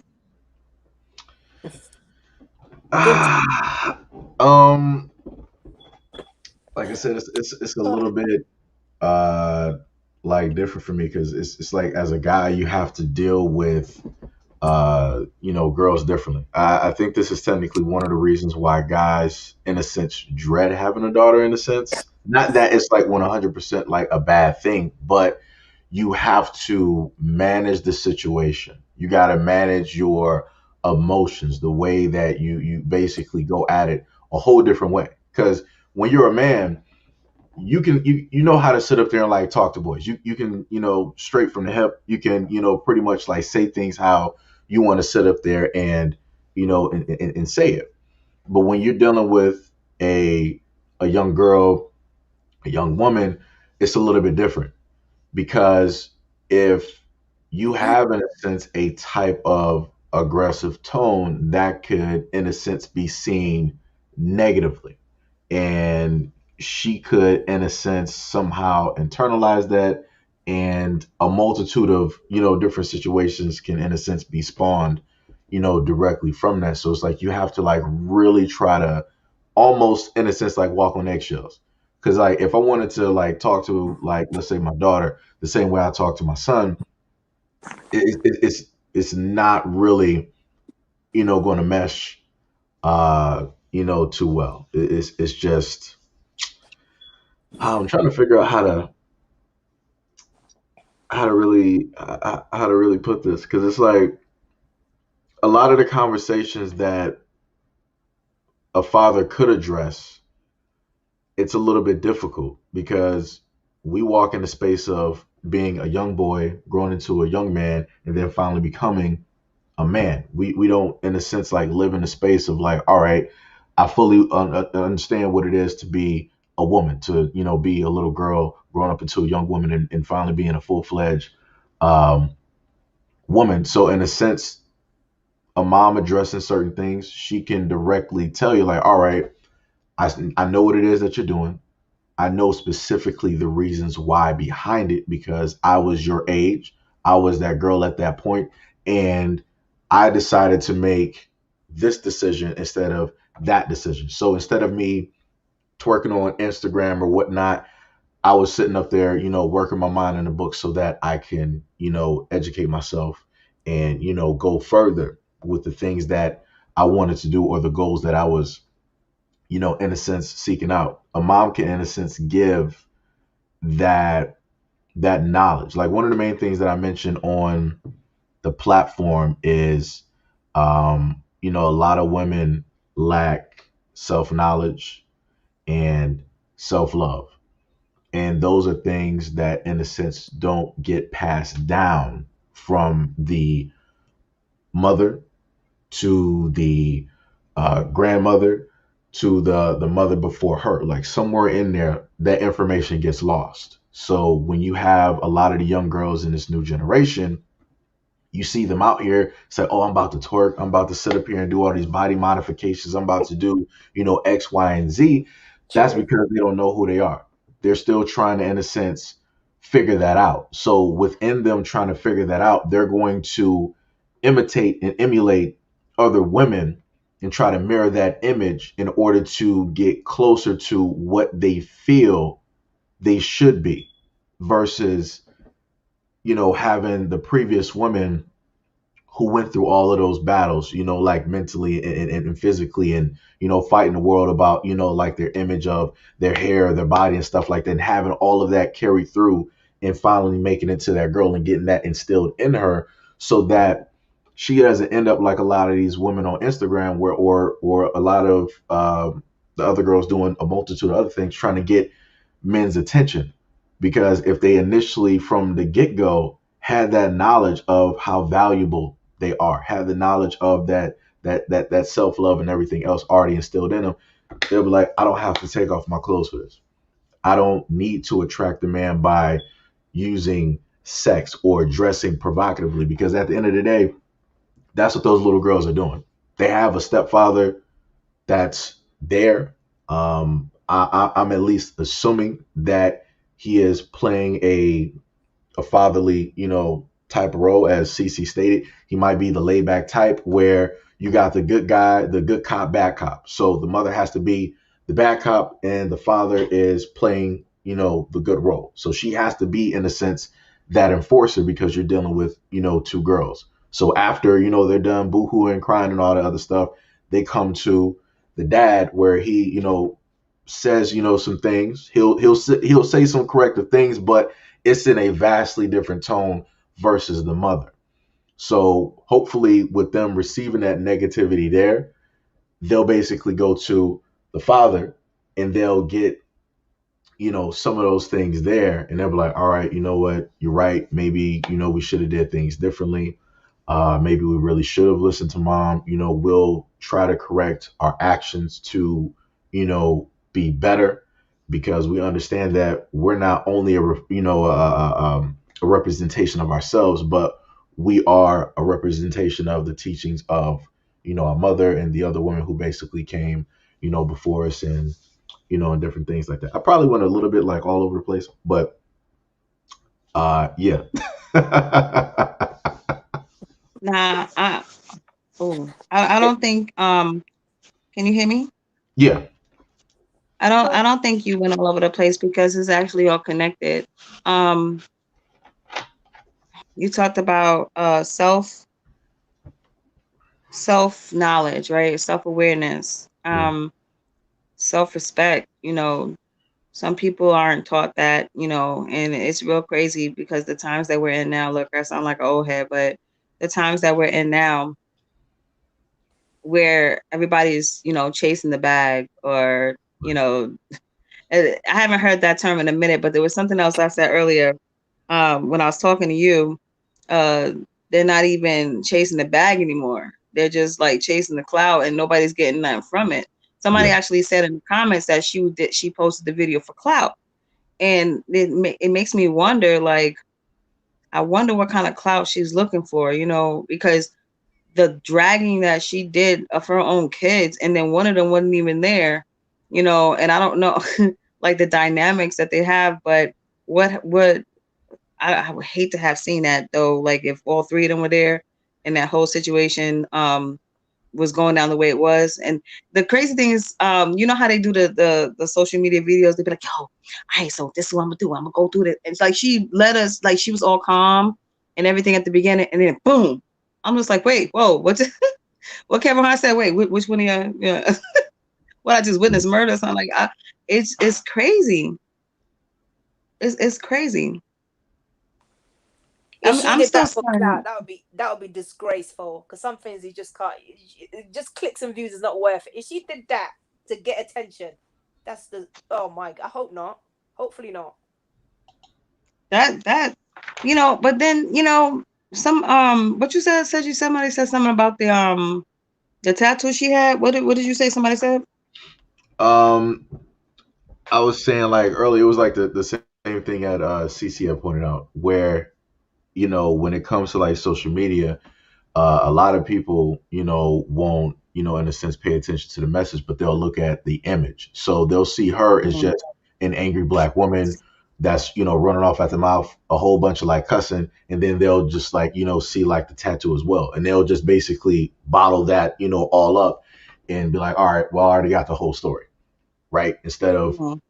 actually paying attention and realizing that this is a woman that realistically seems fed up, because a lot of parents, like I said before, I do agree with a lot of the things that you guys were saying, where it's like things that take place should be behind closed doors. There's no reason to, in a sense, put all your business out there for other people to judge when realistically that's not really what you want to happen, or you shouldn't want other people, in a sense, in your business. But at the same time, in the day and age that we're living right now, you have a lot of parents that are trying to, in a sense, figure out the best ways to, in a sense, communicate or navigate those waters. Because before, when I was growing up, and I'm pretty sure you guys and everybody else in the chat was growing up, we didn't have social media like that, like IG, Vine, all these other things. It wasn't really popular, so we didn't really have like camera phones like that. So nobody was really uploading stuff on Twitch and YouTube, because Twitch was just in TV and YouTube was just YouTube. So, things that took place was just that. It would happen behind closed doors. Your friends might sit up there and hear like your parents yelling at you, or the neighbors might hear it, or whatever it is, and that's what it would be. Or the greatest extent, which in a sense is sort of like this video, which is like on social media that everybody can see. Your parents will walk up to the school and they would just have on their everyday morning gear. They'll have on like a robe, some slippers, and pajamas, and they'll just roll up there with a belt, and they'll just be waiting for you to act up in the class. And then you'll look back and it's like, oh shit. And then you just start getting your ass beat in the class. Like, for me, I feel like that's in a sense the same spectrum. A lot of people stated that no, parents shouldn't be doing that. But it's like a lesson, in a sense, has to be taught. And just like how Lotus said, that, when you put certain things out there, that energy carries and it affects. And my thing is, if you have kids that, of course, they're going to like laugh and all that other stuff, but in the back of their mind, if they see somebody else, this is happening to them, they're like, yo, this is happening in 4K right now, and this is right next to me. I'm glad this isn't me. Like, what would have happened if my parents would have Yeah. saw? Like, that's the thought process that I think that a Mhm. lot of kids would end up having. Like, yo, I don't want to deal with that. Let me sit up there and straighten up. I don't want my kids. I mean, I don't want my parents like rolling up here. First of all, embarrassing me. It's like showing up in like a bonnet, a robe, slippers, and just like beat my ass all over the place. Like, no kid ever wanted to sit up there and like deal with that. So like I said, Well, I agree with what y'all saying. I just feel like this is her fed up, and she was trying to, in a sense, get it through to her by embarrassing her, because she was saying that, yo, you're putting up this false image of who you are. Nobody knows exactly your age, because you're, in a sense, portraying yourself as a grown woman, wearing these tight clothes, wearing these tight booty shorts, twerking, all this other stuff online, where you got grown ass men that are already going after young girls, but now you're really just like putting it out there into the world to like really now attract those guys.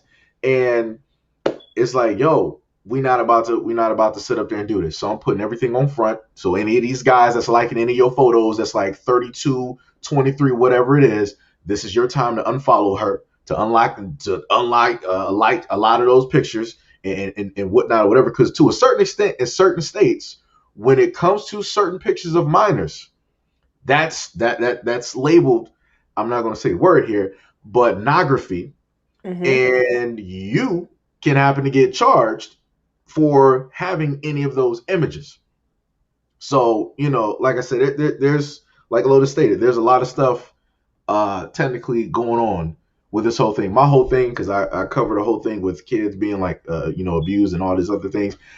I basically touch on that whole aspect of having a lot of those guys lurking in the background and, in a sense, grooming a lot of those young girls that they feel that they can easily get into close proximity or contact with, because they're like, okay, well, this girl, she's showing off, she's doing all this, she's young, she don't got like a father, any like male role model. It's like, let me just like see what I can sit up there and do, like type some nice little words, because all like a lot of those guys got to do is type like, hey, beautiful, how you doing, all this other stuff. And for a girl like that, they feel like they just like got the world, because a guy just acknowledged them, not just any guy, but an older guy. So they value that older guy's opinion more than the guys their age. They're like, well, you're immature, you're this, they're that. I'm on a whole different like mental platform. So like I'm looking at these older guys because they're this and they're that. So as soon as he says all of that, it's already done. All he has to do is give her the number. They start sitting up there text messaging. Then sooner or later, they're going to sit up there and meet up. There you go. Jesus. Because I knew somebody that ended up having a relationship. I think I want to say, how old was she at the time that she told me? During the time she said, I think she was 16 or 17, and the guy that she was talking to during the time was in his 30s. And that was by way of social media. And that's what I try to tell, like a lot of women. It's like, yo, y'all got to talk to like a lot of these young girls out here. Like I can only sit up there and say so much. It's like, maybe like I put it like this. If I'm like a celebrity, like let's say like a Jason Momoa, Michael B. Jordan, like somebody like that, that's like in the spotlight that ladies are like all looking at and whatnot. If one of those dudes like came to the girls and they were trying to like impart that wisdom and that knowledge, they would sit up there and take that in and listen. But if you like an ordinary basic dude, it's like, you're not basic, said you stop. No. But you know what I'm saying? I get it. Go ahead. Yeah. If I was like Trey Songz or something, they'll be good. It's like, oh, word. It's like, okay, yeah. But a basic dude, it's like, you look like my father. It's like, I can't. Like, get out of here. So, that's when, the women in the community gotta, come and actually have, those real meaningful, conversations. Like, like you guys said, like without a lot of the anger, without a lot of the cussing, like it's just a real heart to heart, because you're coming from a place of understanding. You're coming from a place of, I was that young woman at a time. I know about the peer pressure. I know that you want to get, certain guys' attention. They might not be the best guys that you should be trying to look for, but those are the guys that you're trying to, get to, because you find them attractive because all the other girls find them attractive. Not because they're actually a decent type of guy, because the actual decent guys in school, all the girls ain't after. So, like her daughters, they're not going to be monitoring any of like the nice dudes, any of the dudes that's like focused on the books and none of that. They're going to be looking at the wild, crazy dudes, the ones that got cars, the ones that got money, the ones that got, flash and jewelry, and the ones that got like 15, 20 girls, and every girl in the school want to sit up there and be with them. But they don't realize that it's like, it makes no sense to try to go where all the competition is. You want to go where all of those eyes aren't looking, because you will end up finding like some of the most important guys there. You'll end up finding like a lot of the diamonds and, like the rough. So, that's why I feel like a lot of women just need to have, those conversations. I forgot what might have been my original point. No, if I may, I honestly feel like it takes both sides, men and women. So if you're a man, and regardless if you're Trey Songz and stuff like you just said, I honestly feel that if you have something that's valuable to speak on, especially when it comes to the protection of our young ladies, our young boys, or women or men or anybody in our community, you have to speak up on that. You know what I'm saying? You have to speak up on that. And I think it's imperative that happens. Because they got that thing in New York or wherever that, see something, say something. Yeah. But if you don't say nothing, how they gonna know? You know what I'm saying? It does it like I know the responsibility when it comes to children typically falls on the parent, but like I said earlier, it takes our community to do such, right? But then I Mm. also want to touch on something else that you said, you know, okay, they were doing these things, they were wearing these clothing and things like that, right? Mm-hmm. Again, the parent is the one purchasing these items. I get it though, with societal norms, and all this pressure with everybody's wanting to be inclusive or inclusions and all this other stuff, LGBT, all that, and all those other acronyms and things like that. Mm-hmm. Our society, our girls, our boys, our people are over sexualized already. Am I supposed? I can't say that, right? I'm sorry. You're gonna have to bleep me out. What? But that's over stimulated, right? Right, right, That's how we're portrayed, you know. And like I saw a post somewhere, I don't know where I saw it, but they had a split screen of two kids wearing the same outfit, two girls wearing this young girls wearing the same outfit. One is shown to be, oh, that's cute, and the other one, oh, that's she's too grown. You know what I mean? So it plays yeah, back because of the to, body types. well, both are young girls, and one they like look the same age, but the poses are the same, everything's the same. The only difference is one's white, one's black. Right. So Yeah. like what I'm saying is we're already over sexualized. You know what I mean? We're viewed to be more than what we should. For instance, the moms were saying like, "Yo, you want to act grown." Granted, this behavior that they had and they displayed may have been that way, but what I'm saying in society, period, this is how we're viewed already, right? So it Right. doesn't help that we're not parenting. How you call it? We're not parenting when it comes to purchasing. Like I said, everything is connected. Okay, Right. Right. we're not looking at what we're purchasing. We're being pushed these items in these stores. Um, with there's a whole study on it also when it comes to the cut of the clothing. So if we're buying low cut jeans and midriffs and stuff like that for our kids, and then we let them wear it, and then you give them a phone, and then get mad at them for acting this way. What do you think was going to happen? True. You know what I'm saying? So if we're the parent and we're purchasing these clothing, how can it does not make sense to me. Don't buy the tight clothes. Like, I'm not saying I'm a Mormon or breaking Amish or anything like that, Right. but you have to look at the whole situation. A lot of things are preventative. You know what I'm saying? That's like, I like to use this a lot with my kids, right? um and it varies upon the situation where I use it, and I have to remind them of this. If there's a street and there's traffic, we talked about common sense is not so common, right? Yeah.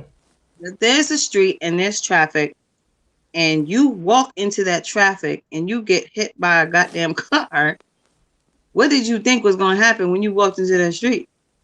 Right. Some things are preventative. You walk to the street curb or wherever you're at, look both ways, proceed safely, cautiously, cautiously.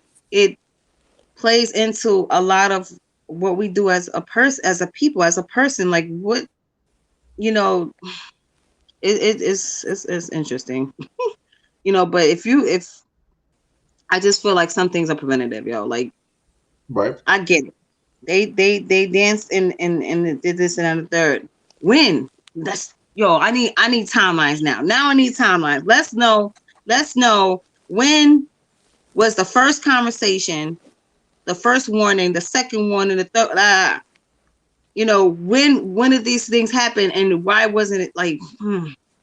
I don't know. It doesn't. I guess it doesn't make sense to me. It's really You want like a disappointing. whole picture so you can see how I'm everything trying to. basically I'm trying connects. to.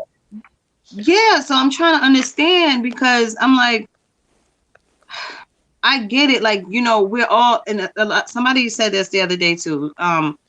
you're your own individual. Okay, I get it. But if you're not mentally capable of handling situations in a certain way, like you have a, it's crazy to me.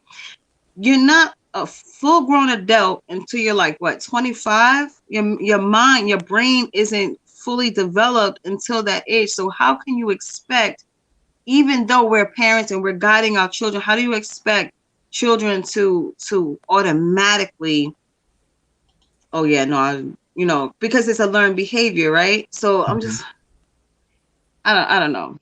It's a lot to it. Like I said, I'm not a psychologist. I'm trying to make it make sense. I just know that this wasn't the way. I wouldn't have had it handle it. So sorry. No Anybody else worries. want to call me? Like, let me see. One of I'm not sure if you guys actually saw this video. I would actually trying to see if I can Wait, find. Huh? I can't say though. Somebody said I can't save the whole world. I'm just trying to look out for mine. Now you talking about who's that? I can't see the name because it's so tiny on my phone.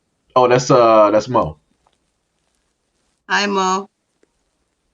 I gotta. Does that mean your people or does that mean just your household? Not judging, just asking.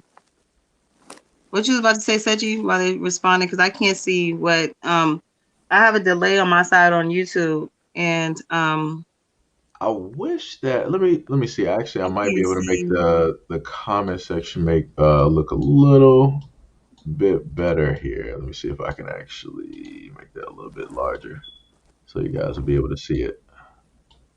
I'm not sure how this is going to look on my end here. Maybe it might look a little bit better for you. Are you able to see it there or no? Because I know you No, like you looking at it through the phone, so it might be yeah, a bit smaller. Yeah. almost. Yeah, I can't see it. It's all right. All I right. just saw that you highlighted it, so I just saw it right then. But there was a video that I want to say I should have did a story on, and it basically had to do with it. Technically, it touches on something that I talked about before. Would it deal with the women in the community? Basically, if I can find the picture, I don't know where the picture is for this at the moment in time. But basically, I had talked to you about it earlier, where it was like this group of women that were Oh, at the restaurant. oh my goodness. No. Yeah, they decided. I would show the video here, but they're going to, I guess, like market is like 18 plus What for was she whatever doing? reason. Huh? What was she doing in the video? She was They twerking. were dancing on the tables, Oh yeah, yeah. Ugh. Right. and it was looking it was looking pretty crazy. I'm like like I said, the song literally the song came on, and you just automatically saw them just like get up on the table, get up on chairs, and they started twerking. And I'm like, what are we doing here? I'm like, this is a family restaurant. This ain't a club. This ain't a VIP lounge. This ain't a strip club. This ain't none of that. It's like, what realistically, I are just we thought of doing? something. I just thought about something though. Like I'm by all means, I'm not trying to have nobody be accountable or responsible for their actions and stuff like that or whatever, because I feel like that's totally classless. Like you can't do stuff like that. Like you have to have some level of decorum or qual for yourself, right? I don't know how Mhm. to say qual, like, but if this is a family restaurant, like yo, I'm just thinking. I'm sorry. If this is a family restaurant, why are they playing that kind of music again? What restaurant was it? Hey, Like you see what I'm uh, saying? Like yeah, it's almost as that's though true. like it's intentional. Like you know what you're doing. Like but then at the same time, shorty, why you up on the table? Don't come on. Because I they're doing mean, I the just want to most eat my thing. pie. Like They're Let me see. I'm doing trying the to get the most. image because maybe I can like just put the Do image up you there guys and it remember won't. that video vixen called say it again. Superhead? I couldn't hear you. I can't hear her. Do you remember that video vixen called Superhead? Oh yeah, Karen Steffens.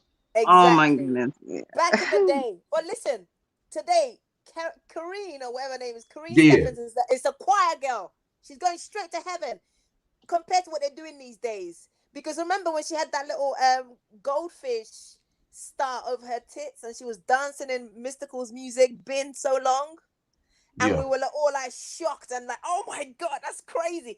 They're wearing less for nothing these days. So yeah, they're doing extra these days, extra for probably little to no money. I'm not saying sell yourself, but my god, it's just, it's so different. And if you remember back in the day, rappers used to have two different music videos. You remember they had the daytime one and they had the midnight one. If you oh are yeah, awake, BET Uncut, yeah, like for Yeah. example, Tupac, that's my husband in my head. He had two separate videos. Like he had the I different can't. how do you want it, and then he had the censored part. They all had it. Now they don't do that these days. They're swallowing almost DICKs on screen. They're doing it these days. It's yep, daytime. It's screening on a daytime. They used to have, midnight if you were awake and you watch the that's the adult version. They don't do it anymore. That's the standard of living now, unfortunately, or fortunate. I don't know Yeah. what to label it as. As you Oh, but so she's on that mute. that ties Lotus on into mute. like, You're on mute, Lotus. I can't can hear you hear you. me? She's on mute. Let me tell her on here. wait, I can wait, you can't hear CC? Wait, maybe it might be delayed on. CC can't hear Can you us? hear me now? She sound loud and then I can't hear it all. Let me see if I can type it in real quick. Back there. So Can you hear me? I don't know what's happening. Said you can hear me? Yeah. I'm like, all of you guys are good on my end. There's nothing wrong on the chat side at all. Making it to that girl and getting that instilled in her. Oh wow, that's super delayed. Wait, Lotus, is that you or was that CC? I don't know what. Because I heard I ended up hearing my voice from like somebody's screen. I'm like, wow, that's super delayed. I'm like, that's Oh, the I heard it too. yeah. So she might. Wait, Queen, you say you can't hear me? I can hear you. yeah, it's back now. It's back now. Oh, okay, okay. So you can hear both of us? Yeah, I can hear you. Can you hear Lotus? Welcome. Yeah, I can hear you. Yeah, when I Welcome. Yes, I was can on hear the you. when I was on the streamline, I couldn't hear it, but it's back now. Carry on. Oh, okay, okay.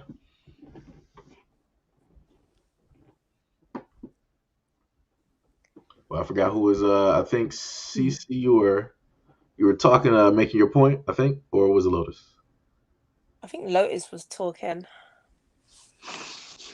Yeah, I was speaking, but I forgot what it was. I'm just blown away how oh no, I was talking about how everything was connected again. Because that touches back to what's actually pushed in front of us and stuff like that, whatever. But I don't know if we realize how much power we have. I know a lot of people hear it already, in the black dollar and things like that, whatever. But we literally have so much power because, like, and it's not just about the money, but it's about all the influences that we have, like, with people appropriating our culture already. So it's just like we have so much influence, and it's ridiculous that we still behave the way we behave. I'm not knocking nobody, okay? You can dance, you go ahead and dance. You're behind, like, no pun intended, okay?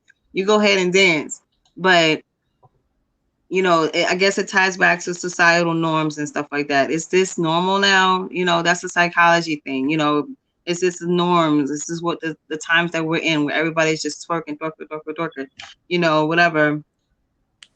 But in a restaurant, like, I definitely just want to eat, like, trying to eat my pie or something, Yeah. I ask for dessert, but not like what is happening.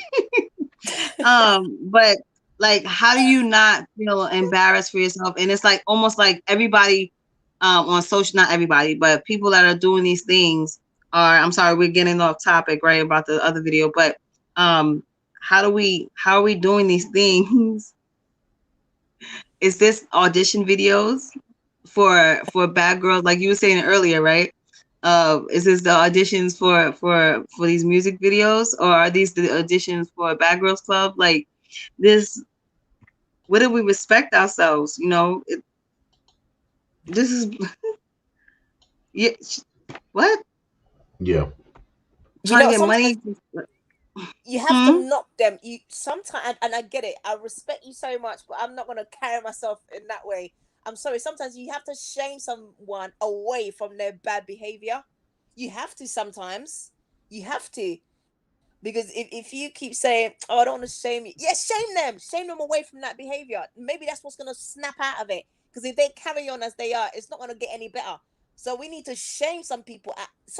I do get a little tiny little logic of Tommy Sotomayor's issue. Now I'm sorry to kind of broadcast his name on here, but I do get his logic where he's trying to shame people. But my issue with him is that he says that's all of us. That's my issue with him. That's not all of us.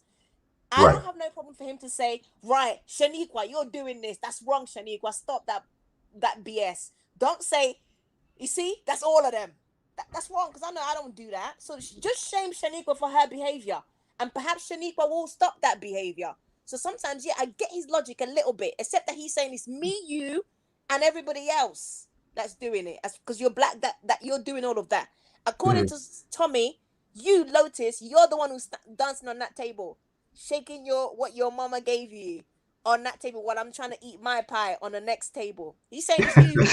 And you know you don't do that, right? And that's where he cheeses me off because I know I don't do that. I know I don't scream. If I had kids, I won't scream at. I will scream at them behind the closed doors now, but I won't broadcast it like this. So he says it's us that's doing it, all of us. I don't have a problem. You need to, when you present your facts, make it make sense and present it to who is concerning to. If he did that, I would be in his bandwagon. Definitely. I would say, yes, you're right. Let's shame Shaniqua from this behavior. So sometimes you need to kind of shame someone from their bad behavior unless they think it's okay. It's the standard and they will run with that. And everybody else who's gonna fall in line because they want the same kind of attention will run Mhm. with that. I mean, that's why they're trying to dress even less now. They're almost naked. Look at Fashion Nova. I shop from Fashion Nova. Now I'm grown to be wearing Fashion Nova clothes, okay? But their kids line is near enough the same thing. Have Wow. you seen their kids line? They're near enough the same thing. And I'm That's thinking, crazy. wow, I can't put my child in that. That's extra. But you, so that's where you know, I don't know if you have kids or not, but that's where you could actually come in. Like if you're telling me that, I will research that and I will actually contact them. Like, yo, what are y'all doing? This is not okay. I will actually speak up on something like that because this is going to impact me in some type of way, shape, or form, right? So I would definitely like I've written a that. review on their site. I've written a review and say these clothes are not appropriate for kids. I don't have no kids, but I know if I have kids, I won't put them in that. My niece and nephews, I mean, they're grown now, but when they're at that age, I wouldn't put them in those clothes. And they're Yeah. wearing, you know what Fashion Over clothes look like. Can you imagine one of their, they're really sexualized dresses that they have on, which I sometimes I don't even buy because Mhm. I'm thinking, boy, I can't see myself in that because I can't step out. That would be something I'm gonna wear in the bedroom, and nobody's gonna see me past that bedroom. Hmm. But having my child go out and they're posing, I'm thinking, and you wonder why we have PEDOs out here Yeah. looking at kids. So what you're serving it on a plate to them. Sometimes we're creating these Yeah. monsters alongside them, and we're wondering why you're a monster. Oh, Well, I right. mean, That's if you put your child in that and you take them outside, and then whoever crazy that's not all there already, and they're looking at them how they shouldn't be looking at them, what do you expect? I'm not saying no. it That's makes it right, exactly. but you cannot present yourself in a certain way. It's like these women, they dress like hoes. I'm sorry, and then they say, "I want a man to respect me." Rah rah rah. Come on, however you come is how I'm going to address you. It's as simple as that. It's as simple as that. Phil Scott just aired a show on his thing, I think it's a couple of days ago. And then a woman that was there, she said, "Oh, I'm a businesswoman, I'm this, I'm pretty and this." Anyway, mind you, she had filters locked to the max. Anyway, that's besides the point. But and then her point was, why don't I have a man? Why don't I have a man? And her That's all right. tits were like, I don't know if you saw that video, her tits were all over the camera. And then people, as we do, because we're humans, they started to chime in and give their opinions and say, well, you're this, you're that, rah, rah, rah. And she didn't like it. And then she made a follow-up video. That's the funny part. With a full shirt Didn't on. make a follow-up video to say, well, I'm not like that. And she was dressed all demure. So her video compared to the first one was like a night and day. She was dressed like a respectable person, and then she came to kind of defend herself. Too late. That bella's already rang. You were out Hmm. here dressed in your best Fashion Nova exposure outfit, and you're asking why you don't have a man. So people are gonna tell you their opinions, whether you like it or not, because you put it out there, haven't you? And you technically you're asking for their opinion, but when you don't like what they have to say, then you have to defend yourself. I She's honestly not think wrong to that do she that, did but that she's on also wrong to do purpose. that because you already asked them. Oh, I Lord, think she did I'm it on sent. purpose though, because if you listen to what she said, Crazy. she actually said that she was a business owner. So she basically bought her own traffic Hito. based on that. Like, it's unfortunate that a lot of people think that they have to use their body. Can you hear me? Can Second. you hear me? Can you hear me? No, I can hear you. I think she was trying to Okay. put up the volume on the phone. I think. Okay. So I think it's unfortunate that a lot of people think that they have to use their fleshly means to actually, get stuff and things like that, whatever. But I think it was a strategy that she did, in order for her to get the traffic that she wanted, the attention that she wanted. And unfortunately, Right. like I said earlier, a lot of stuff that's happening now is basically over sexualized. Yep. What was once taboo is now the normal, Yeah. things like that. In regards to Shorty, that's this lady that's dancing and stuff like that, whatever. I don't know her personally, I don't know her situation and stuff like that, much like the mother here, but we have to practice some more some self-respect. If you did have a little one with her. Oh, I wanted to talk about that dancing with the little people. I do not like that. And how people be like, oh, they're so cute, and they doing those weird looking dances and stuff like that, moving their bodies certain type of ways, and then you wonder why things like this, the initial video we're talking about, is happening. Like, you're showing these, you're doing these dances, these so-called challenges, and nobody's challenging nobody to pick up a damn book. Like, I know I saw a couple, but yo, it's so frustrating. Like, I feel so crazy because it's like we could do so much. Like, we're so talented, we're so beautiful, but we don't even see that. And then we do like the minimal, the things that makes us less than. It's so crazy. It makes us just look like, you know, how they say, a gym that was once a gym or something like that, now it's all scuffed up or something like that, or broke up or something. I don't know what the saying is, but it's just, we have to find value, or reevaluate ourselves, and maybe, just maybe, we could be that push for someone else. My phone is dying. You able to get to a charger, For or someone else. Huh? you able to get to a charger? Yeah, I'm gonna get to church in a second. But I feel like somebody said earlier, I forgot, was it Mo? You only looking at, I'm not trying to put you on the spot, nothing like that, but you said that you worry about yours. Um, are you with us? Like, do you feel like we're all yours, or is it just your particular household? I never got an answer. I can look at the comments, so I don't know if he said it. If you see a Seiji, can you tell me what he says or she says? But Let me see. it's just, we all have a level of responsibility. You know what I'm saying? Agreed. I guess I'll go back to my analogy with the street. If you're standing next to the person that's at that street corner and you're about to cross the street and you waiting for traffic, will you let that next person walk into traffic? Like, what do we do here? You know? I think for Mo, he was saying that because like after he said that comment a little bit ways down, he was saying like it starts at home. So I'm thinking he's meaning that he can only in a sense like conserve and like worry about what's happening, in that household. Like as a father, like he can only manage those kids because I guess in a sense, if he's trying to manage everybody else's kids, that then means that's less time and whatnot that he can have with his own. Okay. Well, yeah, that makes sense. That makes sense. It makes a lot of sense. You know,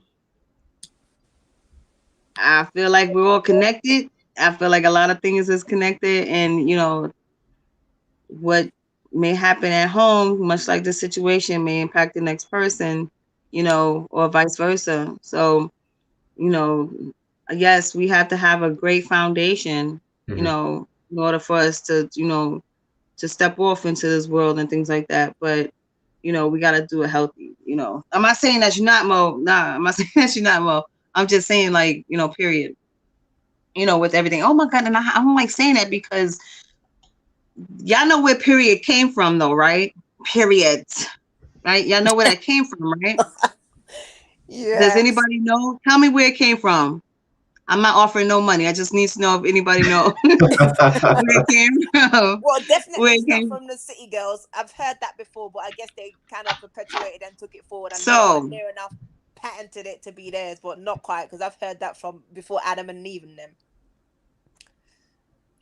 But still, carry on. what they saying? Because I have a delay on my side on YouTube, so I can't see what they're saying. Derek said like Chicago laughing my butt off. So periods came from there. Came from it came from me. Period. I can't.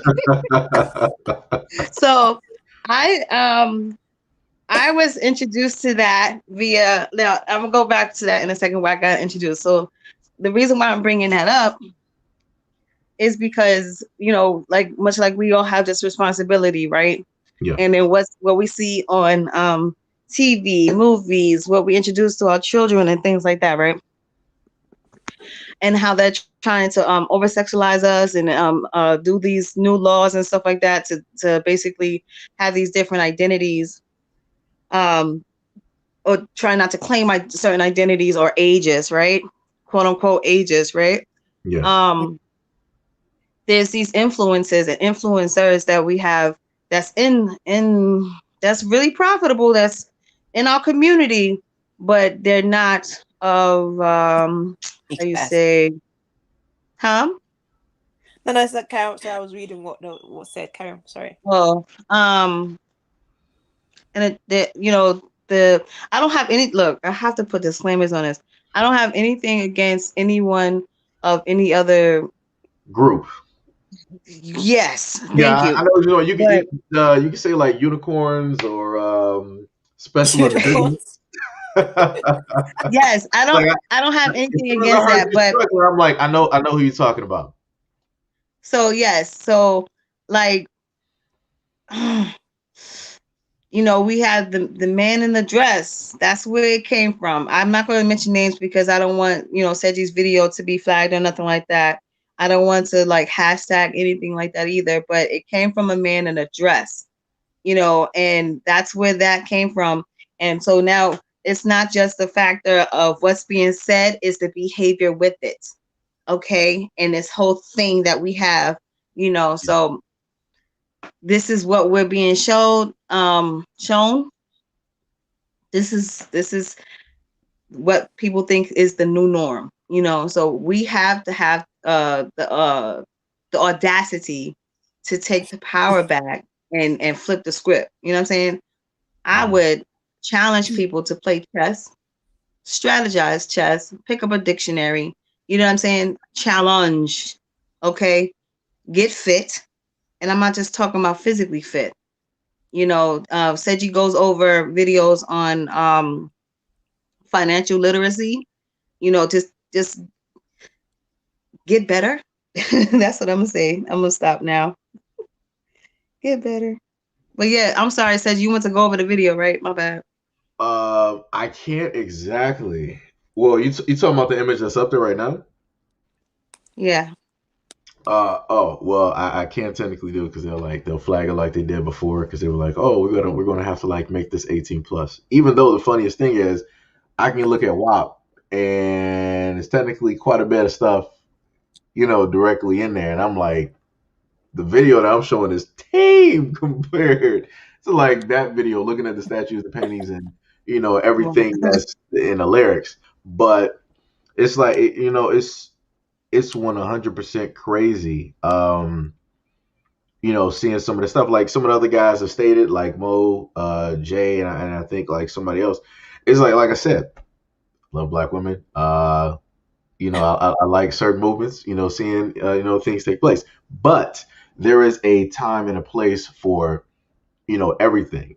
Just because you can doesn't mean that you need to exactly do it, and that doesn't mean that everybody wants to sit up there and see it. Because even in a video, you had like some brothers like sitting at the table. Like one dude, he got you know gluteus maximus, like all over the place, right?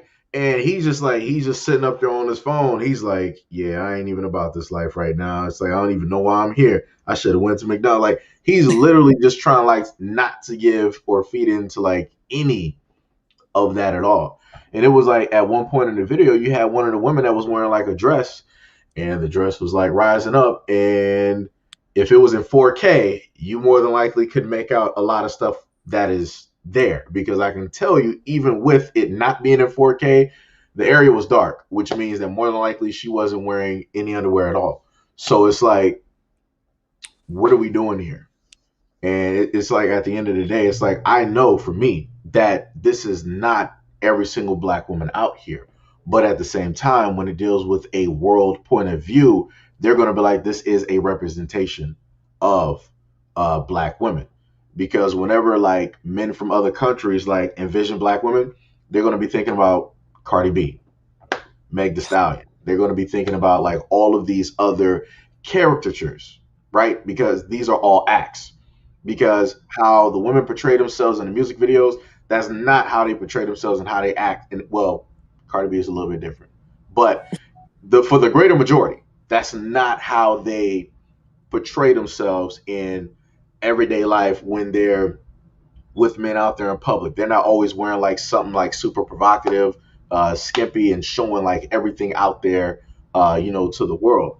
And like I said, when it comes to like those other men, they don't know in a sense the difference between a caricature versus in a sense reality, even though you technically should because you're a grown adult. But some people would rather believe in what they see versus trying to actually learn specifically who and what black women are and what they specifically represent. It's the same thing with black men, where I know 100% that if another black dude out here commits a crime or whatever it is, that in a sense that falls on him. But in a worldview, that's not how it's going to work. It's like, oh, this one dude committed a murder, Grand Theft Auto, selling drugs. That's what all black men do. They sit on the corners.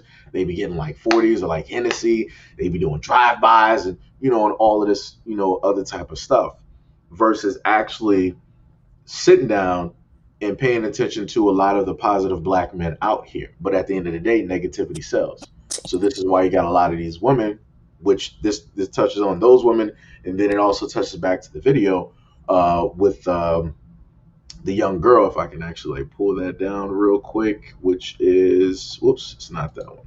Which is that one where you have the girls, the mother get mad at the girls because they were twerking. They're looking at the whatever was negative at one point in time, just like I think Lotus said before, the things that were like taboo are now seen as positive things. So anything that was deemed as like negative, like Karen Steffens, she was like superhead, she was video vixen, porn star, she was doing all of this, had links to all of these celebrity men. She was in a sense, if you think about it, for all intents and purposes, she was in a sense the one to like start off a lot of this culture because before you might have had women talking about it in lyrics, but it wasn't something visible that they were actually able to attach themselves and to technically see up until she came along, wrote her book, and did a tell-all, basically releasing all of the information out there and in a sense showing women like, yo, I got power over my body, independent, all the guys want me, and this is what I was able to do, and this is the money that I was able to make. So because people are able to see, like women were able to equate all of that negative behavior with dollar signs, now it's positive. It's like, all right, I'm going to see this as women empowerment, I'm going to see this as black women taking our bodies back, and I'm in control of everything, and I'm also making money off of what I have, when I want to. So it's like, and like I said, it goes back to like the young woman. It's like they're looking at all the things that these older women are basically doing. They're looking at all of the negative attention, not positive attention. They're looking at all of the negative attention, which is deemed to be positive, that they're getting by way of social media, YouTube videos, TikTok, and all of these other things. Because the one of the other videos that I did something on was like the silhouette challenge, and the issue with it is technically for the women that were grown adults. I was like, hey, all right, do whatever you want to. Beautiful, fine. But in the back of my mind, I'm sitting up here, I'm looking at this. I'm like, the dangerous aspect of this is that you don't really know the ages of any of these women who are doing this. So very easily, you could be potentially looking at somebody that might be a minor doing this. She might have the figure and the shape of a woman you would consider, that's in her 20s or 30s, but she could be, in a whole different lower age bracket. And it's like, shit. So it's like, a lot of this stuff is dangerous. And that touches back to what Lotus stated before, where, she was stating that she doesn't give, that certain like tech to, kids because it's in a sense like Pandora's box. It's the devil's play box. And, it's a blessing and a curse. It can, give them certain information, but then it'll give them other information that they should not be privy to at this point in time, because all information is not good information, and certain information needs to be delivered at a certain age and at a certain time. So if sexuality and all this other stuff is being like talked about, let kids be kids. Talk about that when they're like 18. Have that conversation when they're 18. Don't try to Yeah, but directly introduce that stuff when they're like 3, 4, 5, 6, 7, 8. Don't like stop doing that stuff on Sesame Street. that's Stop what they're trying to. doing. Sorry, No. they're introducing that into schools now. So Oh yeah. oh yeah, go ahead. Yeah. Like even like what you stated before, there was a story I did want to technically do on that, but I'm like not really sure how that might just so happen uh to go, because one of the main things that I brought up before, um about different communities and being outspoken about certain things, I covered Ed Buck. Ed Buck, is somebody who's in a sense linked to different people in government. And long story short, he's a part of a community, and he ended up taking the lives of almost three black men who are part of the same community, along with having 10 other victims. And it basically took the DA to prosecute him at the second death of a black man in order to actually put him behind, in prison. But in order to actually get him there, it took almost the death of a third black man who survived to, in a sense, finally put him directly behind bars where he should have been at the very first time.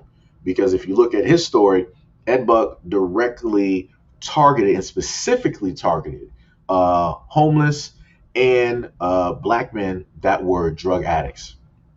He specifically targeted them. He didn't go after like any type of guy. So anybody that was Caucasian, anybody that might have been of the Asian American, Pacific Islander descent, Arab, he didn't go after any other ethnicity. He went specifically, targeted black men of that community. And the other community, it was like they really, in a sense, did not have that same energy for him. But for all in intents and purposes, you got a rapper by the name of the Baby who said something, but it was not, in a sense, hate. Yeah. But yet, all of the energy was for him. And they were like, oh, we're about to sit up there and cancel him. We're about to ruin your career. You're going to apologize to us. You're going to bow down to us. So he made like 3 different apologies. But yet, I don't see y'all having that same energy for Ed Buck and the black men that he specifically targeted and went after. And that's what I try to tell a lot of the black people that are in that community. The greater majority is not your color. So they're not going to be out there to, in a sense, protect you, to directly go for you so hard. But when it's a black man and it's being deemed as toxic masculinity and all these other things, where they want to technically dumb that down and they want to feminize that black man or that strong image of a black man, this is what ends up happening. And then the other thing that I actually made a video about a while ago was a place which I'm not sure people actually know about. It's like it should be like Tel Aviv, and that is like people think about like San Francisco as being like the Mecca. No, Tel Aviv is the it. It is the Mecca for all of them like around the world. That is in a place like if people think about a safe place to basically go just to like be comfortable, that would in a sense out of the whole world that would be that spot. That would 100. If you look up that place, you will see exactly what I'm talking about. It's a place that does not really get talked about. It doesn't get any type of like real type of airtime. If you look online, you're not going to really see them push that. That's almost in a sense I almost want to consider like an open secret because everybody always talks about Atlanta, everybody always talks about San Francisco. They have nothing on Tel Aviv, nothing at all. Like it's crazy. But like I said, it's a lot of things transpiring basically happening. And this is when I tell a lot of parents like it's up to parents to like really see a lot of these things like transpiring and to really teach their kids certain things. And I'll of course put this disclaimer out there. I have no issues with people from whatever type of communities. I just have issues with the things that seem to be targeting younger groups of people because I find it funny that one thing can be taught in schools about history for a certain section, but then when it comes to like real life history that is past, present, and future, it's like, no, we can't talk about that. We can't talk about Martin Luther King being there. We can't talk about the civil rights movement. We can't. We're not going to talk about the women's rights movement and women's suffrage and all of those things. We're going to like just knock all of those things out there because we're going to focus on the here and now because obviously we're not the same people that we were back then. So we're going to leave that in the past and we're going to focus on now. But it's like trying to ignore a past while trying to move forward in the future doesn't make sense. You have to have a start before you can decide to like continue on to another destination. Like I said before, you can't just like magically start walking and you just like appeared there with like no history. That's not how that works. But that's what they're trying to do by rewriting history and doing a lot of other things. And then on top of that, you're trying to teach kids in schools how to have a certain type of what's the word I'm looking for? Decorum. No, like a certain type of interaction with another individual. You're trying to teach them that way to be safe, but when it comes to the norm that has been here, that's created billions of life, it's like no, we're not going to teach about that. We're gonna leave that directly to the side. Like I said, it's a lot of backwards things. Again, I have no problems with people from different groups. I got people in my family. Some of them married. Some of them sitting up there dating other individuals. It's whatever it is. But like I said, people in my family never pressed me. It was like, hey, this is who I am. You got to sit up there and support this. You got to love me. It wasn't none of that. It was just like, all right, this person is into that person. This person is into that other person. It wasn't no type of pressure. It wasn't no type of force. It just is what it is. And that's it. But it's like the moment in time that you try to point that out or tell people that, they want to still try to find an issue. They still want to try to like gaslight you, in a certain type of way or whatnot. So, like I think I might have went like all over the place with that one. But yeah, Queen B said Seiji Farrakhan. uh, I can't help myself. Well, it's true. I agree with what you said. Oh my god, people are entitled to their opinions as far as it's not a derogatory one, and they could say what they like, right. and you can respect them just like you want them to respect your opinions. However you want to live your life. If they have an opinion on that, then that's their opinion. What's the worst that can happen if it's not something so derogatory? That's what he feels. Let him have his opinion. I mean, they're in these stupid days of canceling this, canceling that. They don't even stick to it. I Yeah. mean, if I decide I'm gonna do something, I'm gonna do that. I don't like to chicken out because I feel like I'm a chicken. I'm not gonna punk myself out. If I say I'm gonna cancel you, I'm canceling you. So I'm not gonna cancel you if I'm gonna just back out of it. And that's why I call ourselves black people so strong as individuals, but in the masses we're not that strong. We're like a pack of cards. We just tumble.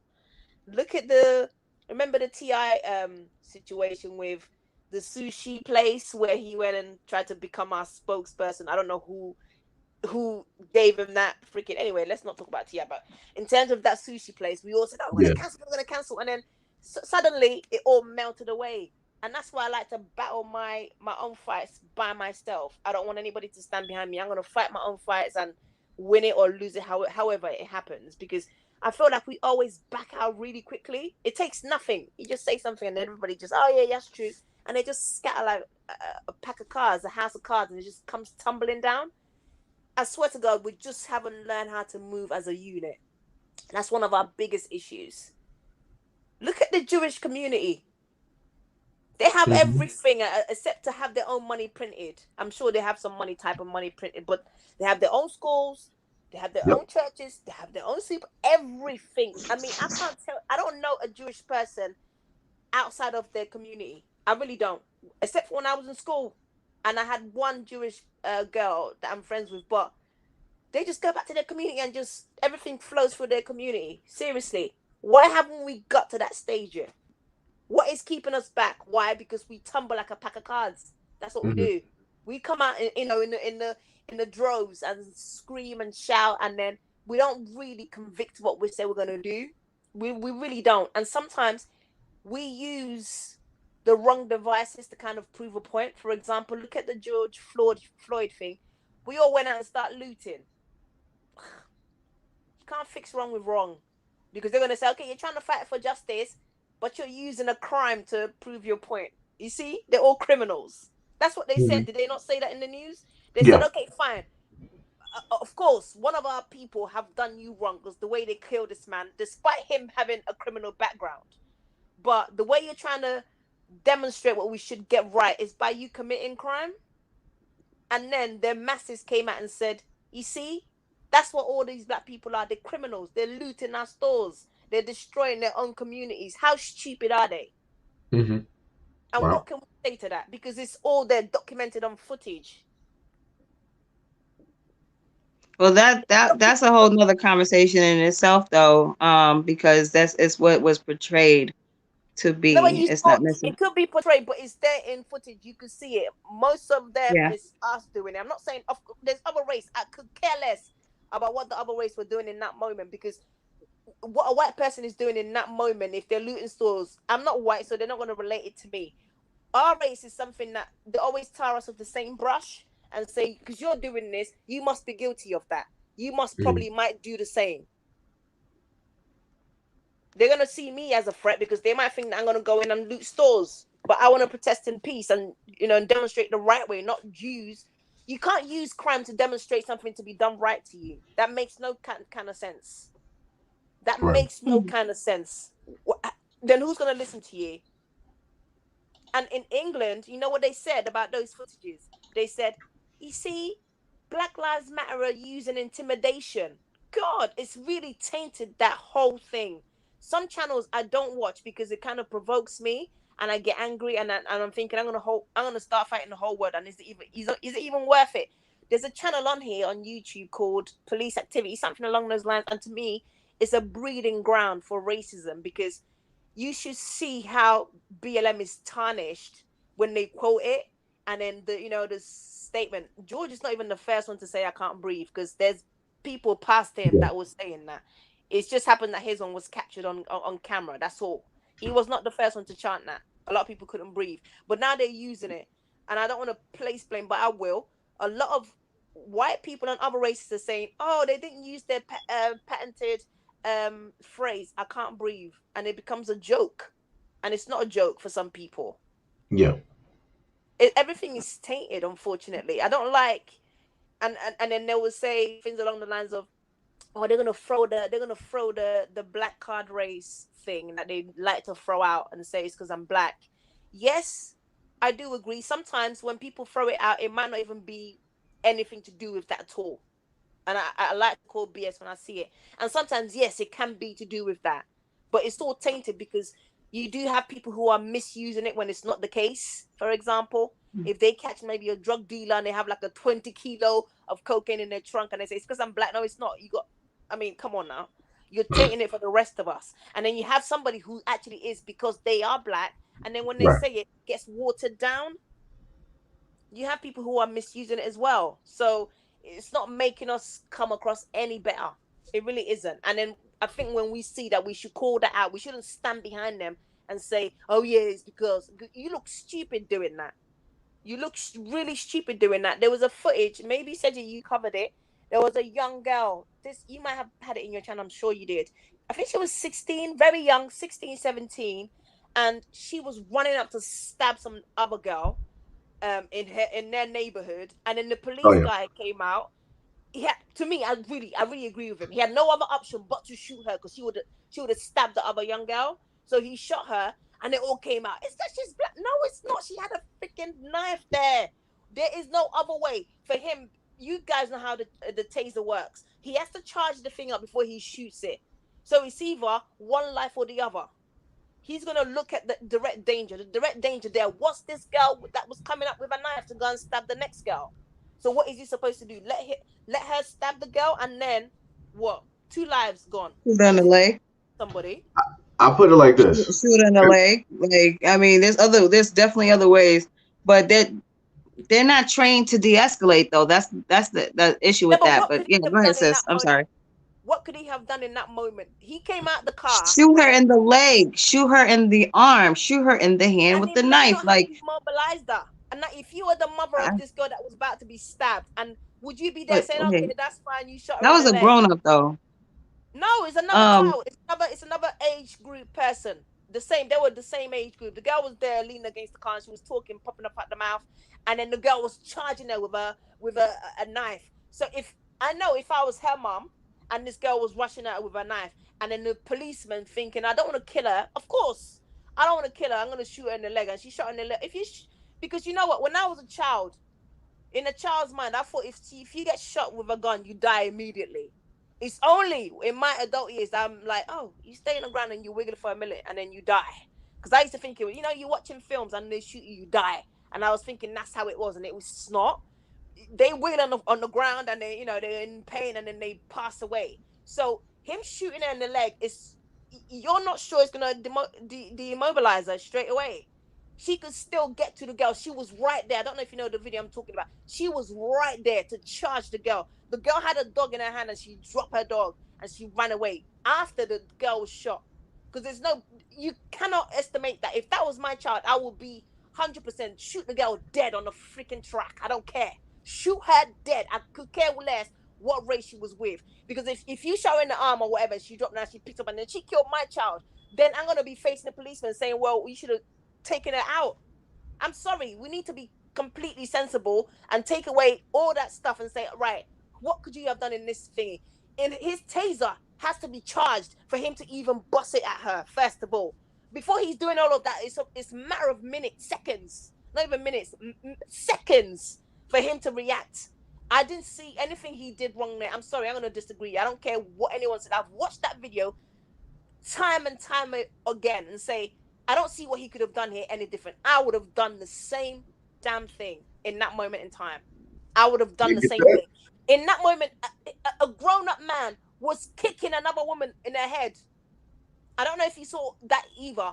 Her family members, the one with the knife, her family members were kicking some woman in her head like a football.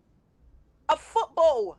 So Mhm. please, I'm sorry. I have no issues for people like that to be removed from the whole community. One less, and that's how I see it. One less, because Now, if you want to take a human life easily like that, then yours should be taken away. I'm sorry, eye for an eye. I could give a damn. I'm sorry, now say I this. could give a damn. Now, I get what it is that you're saying, but I've had to sit up there and sit through a lot of videos of how black in the U.S. because I've studied some videos over in like the UK and Russia and different areas, and I've literally seen cops disarm people that got like AK-47s with no problem. A cop being threatened with a knife or a machete, and they got him without no problem. And in the U.S., as Lotus was saying, they're not made like originally. The police force here started off as slave patrol because at a moment in time, all of these Caucasian men, they used to be the land overseers. They were the ones monitoring all of the plantations. When all of that stuff with slavery was gone, they created a brand new job for them because they knew that they're going to have free black men. And they were like, we're not going to sit up there and allow you to be free. We're going to do something to capture you again. So they then turned all of those Caucasian men who lost all those plantation jobs into police officers so that they went from overseeing one piece of land to overseeing a whole nother. So you got all of these racist men out there that got laws to back them up. They got guns and rules and regulations that say if you step out of line, boy, I'm going to take your life. I'm going to shoot you. And that's being played out throughout history. You can look at a lot of the riots that took place in the United States, where as black people here, we've had a lot of our towns and our cities burned down, terrorized, raped, and pillaged, completely erased. We even got different areas in the United States where we just finding out about our own history where the Caucasian people decided to flood our original towns and cities. So where you might just so happen to see a lake or a pond or whatever it is, more than likely at that point, there used to be a black town there.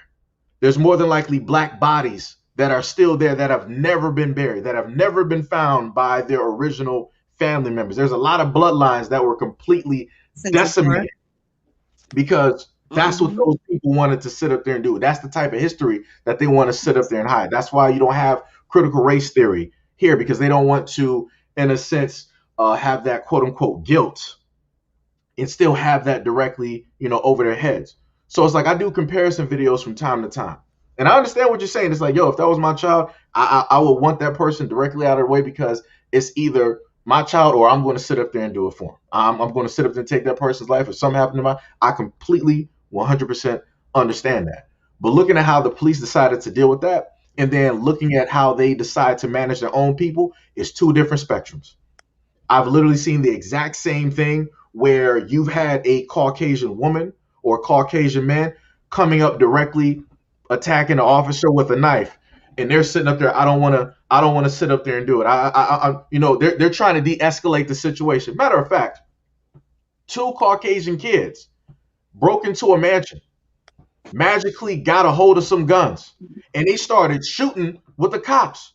The one girl, a teenager, was like, I'm about to air this out like GTA. You hear a cop pull his gun out, just holding it down. He was like, come on, just put down the gun. I don't want to do this. I don't want to do. He's literally sounded like a caring father. But when you put that same type of scenario on somebody that's black, you never had that same energy. You never have that same empathy, that same type of compassion. He's not thinking about like, yo, what if this is my child? Like, how should I sit up there? He's like, oh, you got it, bow, bow, bow, bow, bow. He don't care where you got it. He don't care if it's a cell phone. I got videos up there where a black dude is on a roof. They were like, yo, put your hands up. He goes to put his hands up. His cell phone drops. Literally, you can see it on the camera. Cell phone drops. He goes like this, and the dude is like, gun, gun, gun, bow, bow, bow, bow, bow. All the cops are on directly on the roof. Saw what happened. And then after he shoots him, he's like, I know there's a gun somewhere. I saw a gun. It got to be on this roof. He's looking for something that didn't exist. He made it up in his mind because at the end of the day, black people are the boogeyman. So even if the black girl, she sat up there and had a knife and she was coming towards him, there's a multitude of ways that they could have sat up there and de-escalated and done a variety of things. A variety of things that I've seen them see. Sorry. No. I was gonna say, correct me if I'm wrong, but don't they don't they have rubber bullet guns or rubber pellets also? Yeah, they shot a black man in Texas with a rubber pellet gun. He didn't even have his gun in his hand, and they were like, we had to shoot him Blast him with away. rubber. Second. Huh? Shit. Wait, can you hear us, CC? I think she might be having connection problems. I think it might be a little bit delayed on her end. I give her a little bit of time. But to what Lotus was saying, there was a guy in Texas I did a story on, and YouTube is still trying to figure out if they want to, allow that video to, do whatever. He was angry because somebody made a call and said that there was like reckless driving or whatever. The cops didn't sit up there and see it. So he's getting off work, coming to his house. He's tired, probably had a bad day. He just wants to go home, be with his wife, and sit up there and eat food. Now he has cops pulling up talking about, sir, we need to have a conversation. No, you don't. You don't need to have a conversation. He's like, why? Get off my property. No, that's what he said. But the way he was saying, like, he had all in, he was like, I'm going to tell you now. Yeah. I'm not the one that you want to deal. He said this over and over and over again. It was like, we don't understand why you're getting aggressive. No, you do understand. Like, you sit up here calling back up. You're doing all this other stuff. So then you got like a female officer like on the side. He's like, yo, get her off my property. Like, you don't have no business. Like, get from off of, like the side of my house and stuff. So he's taking off like his jacket and all that. His wife comes out, and then they happen to see the gun. Notice we're in Texas yet again, where everybody has a gun. He has a gun directly on his hip, legally owned, no problem. And then they sit up there and see it. They're like, we need put your hands up, keep your hands away from me. He's like, I'm not sitting up there doing that. You already got your weapons pointed directly at. Why is he going to sit up there and put his hands to his side? Why is he going to be listening to you? He's at his home. You decided to try to have this situation directly with him, not the other way around. You're going off of some type of magical call that somebody decided to make on something that you didn't even see the full story of, but then you want to follow up on that, but you're not going to call out the person who made the call. So then they were like, oh, he's not listening. So in order to de-escalate the situation, we had to fire a beanbag round. You know what he sat up there and did? That's what he sat up there and got what he had, and it was like an okay corral. And I'm like, and I told people, unpopular opinion, he was right to sit up there and do what it is that he did, because they attacked him first. He is at home. He doesn't just have himself to worry about. He has his wife that was just there at that door. He might also have kids. So for me, I'm looking at it as that he's protecting himself against enemies. Like I said, like I said, I've seen too many things. Like I said, I understand what Cece was talking about. As to certain extents, I'm completely just like, yo, you got like what Phil be saying? You be having like Ray and Pookie sitting up there like running amok, doing whatever they want to sit up there and do, and then they happen to do something where they get caught up and a homeowner takes their life. And now people want to sit up there and get mad. No, you should have been basically mad at them when they were just starting to do a lot of this stuff and not on the aftermath. Because if you was on the case from the get-go, guess what? You wouldn't have to worry about a funeral right now. You wouldn't be sitting up there crying. All of this other type of, of madness taking place. So it's like I said, to a lot of other extents, whatever system that happens is whatever system that happens. But it's like too many times I have seen Black people having their lives taken in situations where if it happened in reverse, they de-escalate. It's like, sir, I need you to put down a knife. Literally, the dude could be this close with a knife to a cop. Sir, I need you to put down a knife. I'm not even going to go for my weapon right now. I want to help you. I want to de-escalate the situation. I want to save your life. I want to get you the help that's literally, I've literally seen cops do that. I've seen a cop literally get stabbed up and he's like, yo, I got stabbed. He didn't even sit up there and fire one round. He's bleeding directly from his neck because he got stabbed because the dude just like got him real quick and started running. He's still saying, sir, put your hands in the air, stop. And I'm like, word? But for this teenage girl here, you're going to sit up there and put several rounds in her, but a cop who got stabbed up, it's like nothing. I'm like, okay. She was ready to take that girl's life, though. Me, I would be an equal up shooter. So I would have shot the girl, whether she was black, brown, yellow, pink, blue, whatever. I'm sorry. I just don't see what else he could have done. I mean, from what I understand, they don't carry rubber bullets like standard, like they carry like the lethal bullets, because they have to bring it or whatever. Because I like to watch these kind of videos.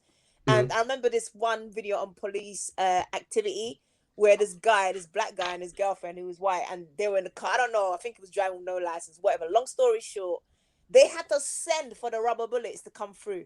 Okay. They had to send it with whoever's the sergeant or whoever that brought it through. They didn't even have it on them. And then when he started to shoot back at them with real bullets, then they then loaded up, but they fired them with rubber bullets. Of course, we do know there are some decent, and I stress that, decent police people out there that do it by the book. Great. I hope we have more. But then we do have some ones that just wear the badge so they can pull the trigger. But I try to keep I like to remove the color of the whoever I'm looking at and analyzing and say, okay, if that was me, how would I handle it? Like, for example, when they subdue someone, of which I agree. When I see something I agree. When they subdue someone, less the color, less the race. Okay, they subdue them, they're taking them down. Then you don't need 20 people on top of the person's back. Then you don't need to tase them. They're already down. They can't even move. And we know as human beings, I know at least for myself, I can't speak for everybody. No. When you lay on your stomach, your stomach, which is why they say that don't put babies on their stomach because it's dangerous, right? Even as adults, when we lay on our stomach, our breathing is a bit restricted to some certain level. Have you ever tried to lay on your stomach when you got cold or flu? You feel like you're going to die, right? You feel like you can't breathe. So if you got somebody on their stomach already, you're kneeling or you're putting your whole weight or whatever you're putting on their back, on their ribs, on their lungs, and you're restricting them from breathing. What do you think is going to happen? So if when they've taken you down already, for me, there's no other additional action that needs to be taken.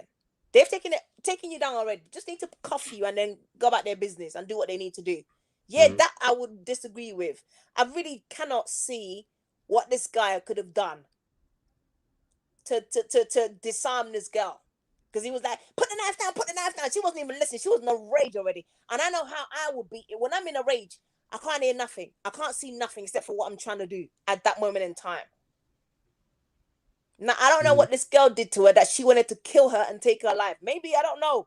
Maybe if I understand on here what she's done. Because sometimes when you sit back and you don't have all the information and you don't know why somebody's acting how they're acting, you might be like, okay, yeah, they're wrong. Maybe the girl tried to stab her in the house and we didn't see that. And she's trying to stab her back. Who knows? No, they were saying that the young girl that had the knife, the reason that she was acting that way was because the older girls that were there ended up like coming to the house and jumping her. Okay. So she came back to retaliate. She was defending herself. What's wrong she with was your defending hands herself. What's wrong with your hands to beat somebody up and they can live for another day, hopefully? I mean, if you're getting jumped by like two people, you can have the hands in the but world. They were in her house. This was her house because her dad was kicking some other girl in the head, right? Yeah. He was the man that was kicking no, I don't even agree with that shit at all. Like that dude off just strictly, and I saw that just strictly off of that. I think I might have mentioned that too in the video when I did it. That dude should have been arrested. Realistically, all the adults that were there that allowed any of that to basically transpire should have been arrested because that was just a failure all the way around. You shouldn't have adults, grown adults, like I said, even taking the police directly out of the situation. The guy that was there, no matter the type of weight class that young girl was at, he has the strength to like, all right, I'm about to knock you down real quick. You're not about to sit up there and do this. You know, and you know, and different things like that. Like there's a multitude of ways that this could have went vastly differently that it didn't, which ended up ending with her losing her life. Yes, there's a lot of preventative measures that could have been taken way before the police was even there. I mean, this is not the first incident something happened at that home. So, I mean, again, that boils down to like that parenting thing, but I mean, that situation in itself, I'd rather not talk about that right now because I don't agree with what the outcome, of course. You know, there's so many other ways that that police officer. I'm not going to talk about it, but yeah. Sorry. Go ahead. Oh, like I said, huh? I was gonna say it's just it's interesting. No, that's not the right word. I don't know what word. I'm sleepy. But what I will say is, how is like what you were saying, Seiji? How can you see? You see, like it's almost like you're in the Twilight Zone. You see the vast difference in how the treatment is, you know, and you know,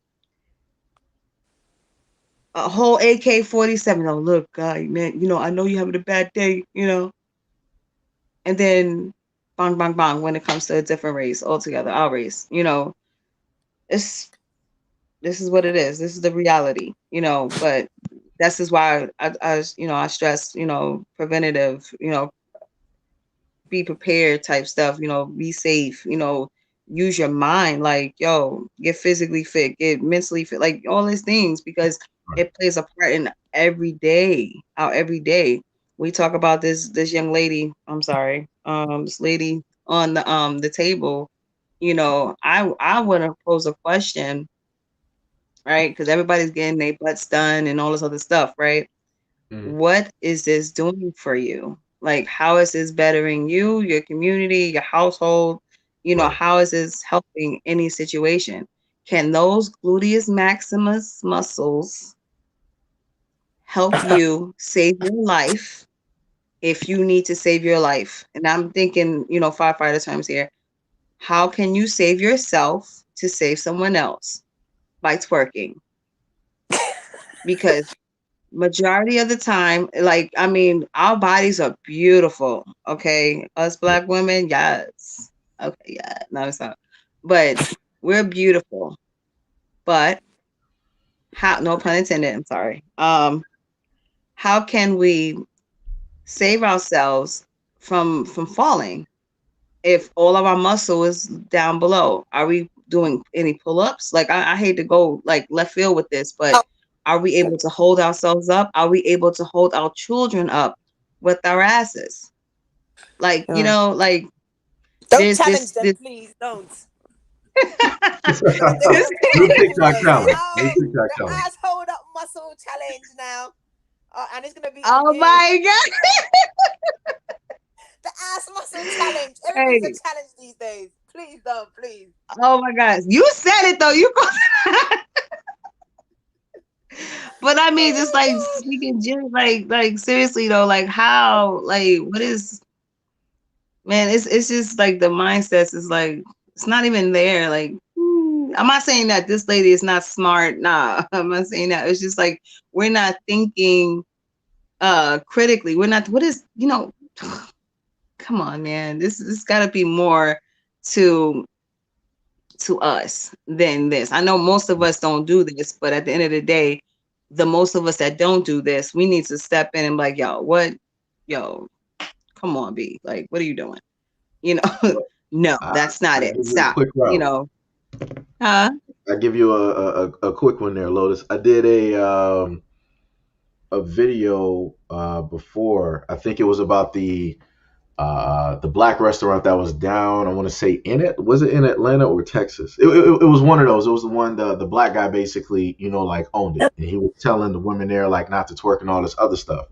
And I was bringing it up, the hyper or the over sexualization that was like seen in the video, and there were some women there that was like, well, the reason that this is taking place and that we see this is because black men have basically over sexualized us, hyper sexualized us, and all. I'm like, I get what they in a sense want to sit up there and say. If you want to go to the Video Vixen, the King magazines, and and all of these other things, but if I sit up there and want to like focus and like get real on a lot of this stuff and start moving us towards the adult movie industry, it wasn't black men who introduced them directly into that. It wasn't black men who were their partners directly in that. So it wasn't black men who technically put you on a platform that is sexualizing you and different things like that. After effects of what was like taking place, like you could sit up there and technically say that originally, no, when you had Sarah Bartman, that was put into zoos and shown all over the world. You can say initially there was a black man that was a part of that, but then her getting directly placed in the zoos, going place to place, and all these other things, it was the Europeans that had the money that were flying her from Europe in other places and showing her into these human zoos where black people were getting touched and all of these other things where you saw pictures of Europeans amazed at how large her butt is and different things like that, where she would be on a full-fledged display sitting in a chair with her legs open so that they could sit up there and see what everything looks like. So like I said, when it comes to a lot of these videos that I see, especially like TikTok, IG, and whatnot, I'm seeing black women do this on their own. No black man is like holding a trigger or threatening them, or trying to take their life and force them to do it so that they can gain money directly for it. Wait, That's wait, wait. But we know where it goes back to though. So it's not just about what you physically doing to someone. It's also a mental thing, right? So I Mhm. mean, I'm not saying that we're blaming. Like I don't think it's a thing that we should do. I don't think we should put the blame game and stuff like that. I think moving forward, one of the solutions that we could do is recognize, acknowledge, like maybe the same thing, right? Our part in the situation, each of us. You know, even though there's going to be people, of course, with your platform and everything like that, Seiji, that's going to respond these ways. But I think part of this is part of the growth process. We have to be accountable for take responsibility and make this change. Like I hate to sound like Michael Jackson make that the change and all that man in the mirror stuff, but Mhm. at the end of the day, we had to not blame. And I don't know who's gonna watch this. I don't know, but if we stop pushing blame, I'm not saying that you're doing that. No, but I'm saying let's all be accountable for the part that we play in these situations Right. and make a change. So, huh? No, I was agreeing. Like I have no problem. I have no problem with that. Like that's one of the main Uh-huh. things that I was talking to you about before. Like I'm Yeah. about accountability, responsibility, and acceptance of the like your part in basically what it is that you play. So if black men have a part in helping to sexualize black women, all right, fine. I have no problem with that. We just sit up there and try to get together and figure out a multitude of things so that we can't exactly fix what is there with older women, but we can try to at least stop that, when it comes to, the young women in the community, so that they don't, in a sense, believe that them sexualizing themselves will lead them to like the promised land of getting the attention and the admiration of the men, the wrong men that they basically want. And hopefully in the very same vein, you will have, black women that will, yet again, see this and understand that, all right, so my daughter or whatever might have seen me do like this little dance at like the age of 3, and she's been sitting up there copying that, and I, in a sense, allowed that to take place. I got to correct that before it gets directly out of control later on in life when I can't, do anything about it. And then that leads her to the wrong guys, getting pregnant, potential STDs, and other types of things, because that's And vice usually versa where, with the mental, yes. huh? And vice versa with the men as well, and the leadership of the young guys, our young kings, and we all, like I said, I think it's a big thing if we have responsibility for each other. I know, we all have our own individual situations, but we all still impact one another. So if we um like, yo, nudge him on the shoulder, like, yo, what is you doing, like, you know what I mean? But go ahead, I'm sorry, my bad.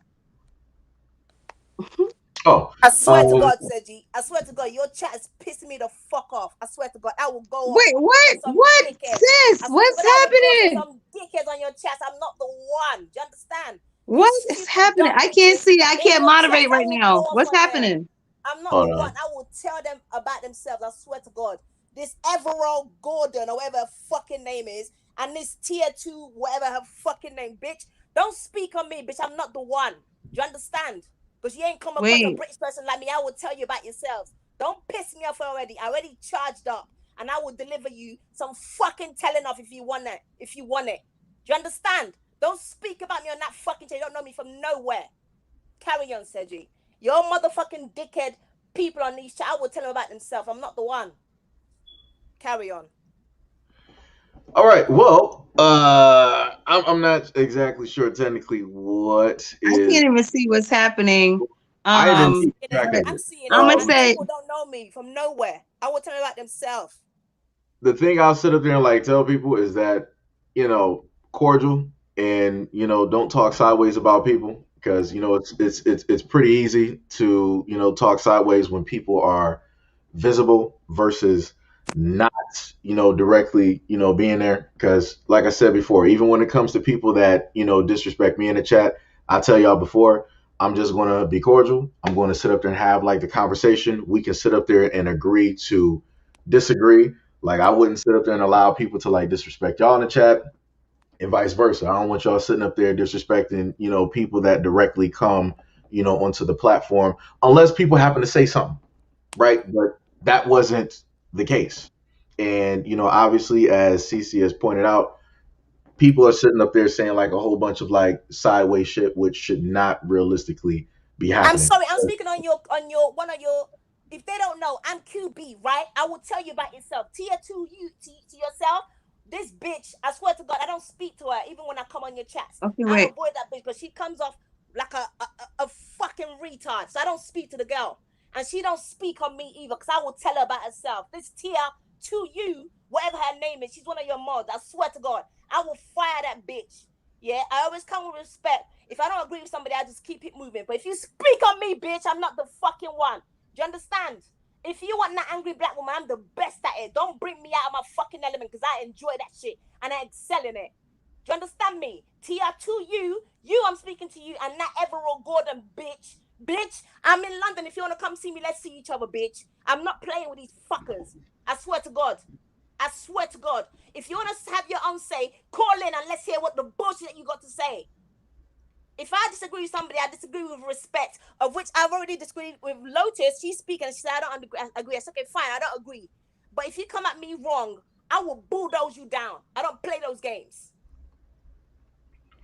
So one thing, I think what I was speaking on, well, for one thing, I can't moderate right now, so I can't catch and I can't see what's happening. But moderators, I hope we're being mindful of the chat. No, they don't need to. No. Maybe, Listen, wait, Lotus, I'm good. They don't need to. They don't need to block no one. They don't need to censor no one.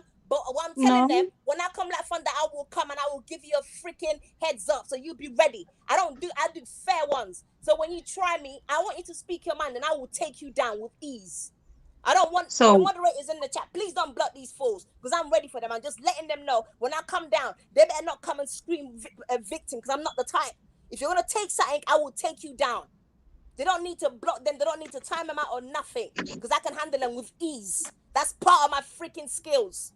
That's what I don't like to bring out. When people bring out to me, they regret it. Trust and believe that. well, I can appreciate your honesty, but I want to say something, because a lot of what I've been saying that for the duration of this video is you know, the impact that we have on each other. And I can understand the frustration if somebody is coming at you a certain type of way, right? But I wouldn't want you to get there, to that point, to that ball over point we were talking about earlier. Um, but I would say ignore them, but we're already here at this point. But I wouldn't want you to feed into that either, because I want you to be your best self, you know? And it sounds to me like you got great skills. And we talk about skills all the time in New York, you know what I'm saying? Skills and something, right? But for right now, we were talking about the impact that we have on a community, right? And I appreciate like this dialogue that we're having, and I don't think I've ever had this good of a conversation in a minute, because I've been doing this training and stuff. But I really appreciate you calling in, because you touched on a lot of good topics, and great minds think alike, I Sis, you have no there? issue. Oh yeah, hell yeah. Okay. I have no issue for somebody to disagree. I like that debating. That's fine. But if you come across to me with disrespect, I will take you down. My whole common sense will fly out the window by choice. My whole sympathetic side will fly out the window by choice. Then I will gun you down verbally. That's the thing. Okay. What I wanted to add is that the thing, I get some of the points that are being made. Okay. I get to an extent where people say, "Oh, I feel threatened because the tone of voice." You can hear my tone of voice, correct? I have a very aggressive tone of voice. Can you imagine if I was in America, I would have been shut down because this is how I carry myself. If you piss me off, I will talk to you like this, and you literally feel like the devil's own, that I'm the devil's own. So I know I'll be gunned down in America speaking like this because they're going to think, shit, I feel attacked. I feel uncomfortable. Their standard wording. So I get that to a certain extent. A black person probably, technically, possibly won't convey the same outcome that somebody else in another race would convey, because I'm speaking with, if you want to call it passion, I like to call it passion, but some people might not see it that way. They might see it as attacking mode, but this is me expressing myself. So somebody else in another race that's not used to that, they might not see it that way. I mean, it's all, you can see it throughout, it's documented. If you watch, for example, Real Housewives of Atlanta, where they're screaming and fighting verbally, compared to maybe Beverly Hills, it's completely different. And they're like, when they label it and say, oh, they've had a fight or they've had a verbal fight from a white person to a black person is completely night and day. So I get to a tiny little extent when they say, oh, we feel a bit threatened because of your tone of voice. Of course, our tone of voice is naturally louder. At least my one is. I can only speak of myself. My voice is naturally louder when I'm pissed about something. Somebody ticked me off in the worst way, because I can't hurt you physically. That's if I can't get to you. Then I can only get to you with my So, mouth. so we say earlier we talked a lot about, you know, the impact that we have on us individually and also as the community and our future, right? Being our children and everything, right? Um, but I think that it's a beautiful thing that you're able to express yourself, right? But I also spoke something, and I hope that we can, not just us on this live, but I'm talking about in the community. I hope that we could get our power back and maintain our power, and that starts with self. So don't give them that gratitude. You know, you know what I'm saying. So Oh don't yeah, give them that. listen. I enjoy insulting people all day long. If you bring out on yourself, I will enjoy to insult you all day long and sleep like a baby the same night. So the thing is, don't look for my trouble. I won't give it to you. It's as simple as that. I don't look for trouble. But when you bring trouble to my door, I will finish it and will make you regret the freaking day that you woke up and thought that you're going to try to trouble me. Are you crazy? It's as simple as that. I don't look for trouble. I don't start no trouble. But if you bring it to me, I will finish it and make you regret you even thinking about that, thinking you can go toe to toe with me. So let them bring this. This stupid dumb bitch that says she's from England. Bitch, drop your location, dumb hoe. Let's see. You stupid fucking slut. Well, I would say let's not go to that I don't whole care. extent. That's the kind of people I'm telling you. When I told you guys, I love black people and I hate them at the same time. That's what I mean about that.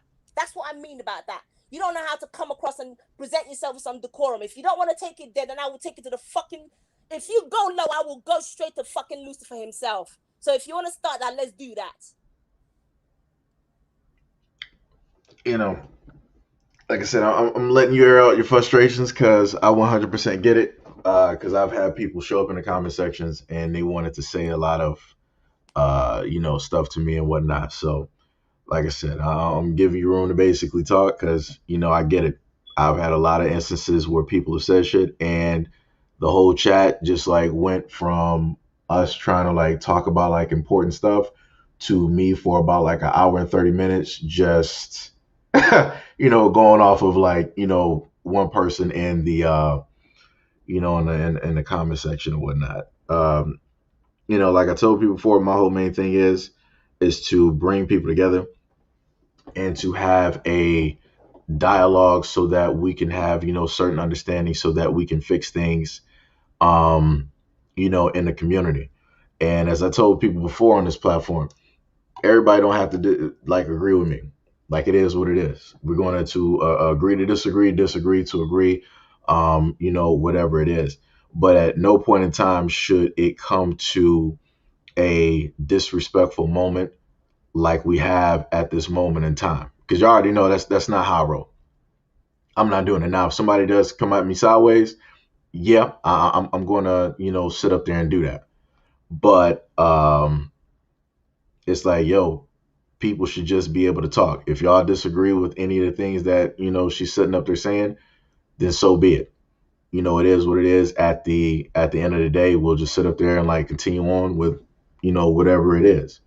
Um, like I said, for one part of the conversation, me and CC technically had a disagreement when it came to like the whole like shooting and whatnot. She felt that it's 100% like justified. There was no other way for it to like basically go a different way because of how quick within a matter of seconds that everything was basically transpired. And I feel that things could have potentially went a little bit of a different way because I want to in a sense hopefully give her another chance to live and hopefully correct a lot of those things and whatnot. So yeah, it's this is like going completely So completely I think that this live is definitely a need for our community. I hope that we have a whole bunch of other ones like this, and also some highlights on the good things that are happening within our community, not just necessarily the bad ones. But we definitely have to learn from the bad ones, the bad situations that happen, or the the teachable moments. Okay. Uh, so that way we can advance, so that way we can grow, and not just within our community but personally, like within our own spaces and things like that. hold on. Let me And just roll this out. Hold on. Let me just hold on. Sorry to cut you off. Yo, all okay. right. Let me just do it like this. I am not at all because regardless of whoever anybody's dating, regardless of whatever other shit is going on, I ain't about to sit up there and tolerate a black woman being called directly out of her name. I'm not going to do it. So this is what we're going to do. Mods, if y'all not going to do the job, I will sit up there and fucking do it for you. Because y'all know in the greater majority, and I'm looking at a lot of the women in the chat, the greater majority of y'all are women. And the reason I have y'all up here is because I have the utmost respect and love for you guys. You guys have supported me and done a great deal for me. The only thing I sit up there and ask for you guys to do is just to monitor the chat. I'm not going to sit up there as a black man on this platform. You already know how I roll. I'm not going to call none of y'all out of y'all names. I'm not going to call you no type of B's, no type of H's, none of that. So if somebody is rolling up here, regardless on if you disagree with CC or not, for whatever fucking reason it is, I don't tolerate disrespect of a black woman up here because y'all know damn fucking well that I would never sit up there and do that shit to y'all. You already know that I've shut down people in chats a multitude of times. I've done motherfucking videos just strictly off of the fact that somebody wanted to come at y'all fucking sideways. So I'm asking very nicely for that, all of that shit to motherfucking be stopped. That's it. I'll only sit up there and talk once. I'll sit up there and fuck up this whole shit. Literally. Y'all know how I sit up there and roll. I won't sit up there and give a fuck. Literally. Because my patience is like fucking thin. I'm hungry. I'm motherfucking tired. And I don't tolerate bullshit. It's already enough that I'm sitting up here playing a video of a black woman saying all of this shit to her fucking daughter. And now we got women or whoever. Let me generalize this. We got a lot of motherfuckers in chat that want to sit up there and attack one person because they disagree with what she's stating about police. You know how many times I done read comments where a lot of y'all didn't disagree with some of the shit that I was sitting up there saying, and I had to look at y'all sideways for a minute, but I'm like, you know what? That's y'all opinion. I'm completely fine with it. Y'all don't got to sit up there and agree. It's completely what it is. Like I said, I'm not sitting up there doing it. If you a grown ass man, I'm not sure who Cop Killer is. Yo, my man, you got that's basically it. Like I don't even care like what it is. I don't even care who you are. But it's like, yo, you do that again, you're completely out here. If the mods don't sit up there and get you, I will. I'm just being 100% honest. I don't care if you've been here for years, if you supported, if you donated, you will be up out of here. I'm just being 100% honest. Like I said, I wouldn't be coming at none of the women in your family like that. I wouldn't be coming at your wife. I wouldn't be coming at your daughter, your aunt, whoever the fuck you got in your family. That is a woman. I would never sit up there and disrespect them like that. I would never do that. Anybody else that want to sit up there and come at her sideways, you already know I don't get down like that. I would never do that to any of y'all.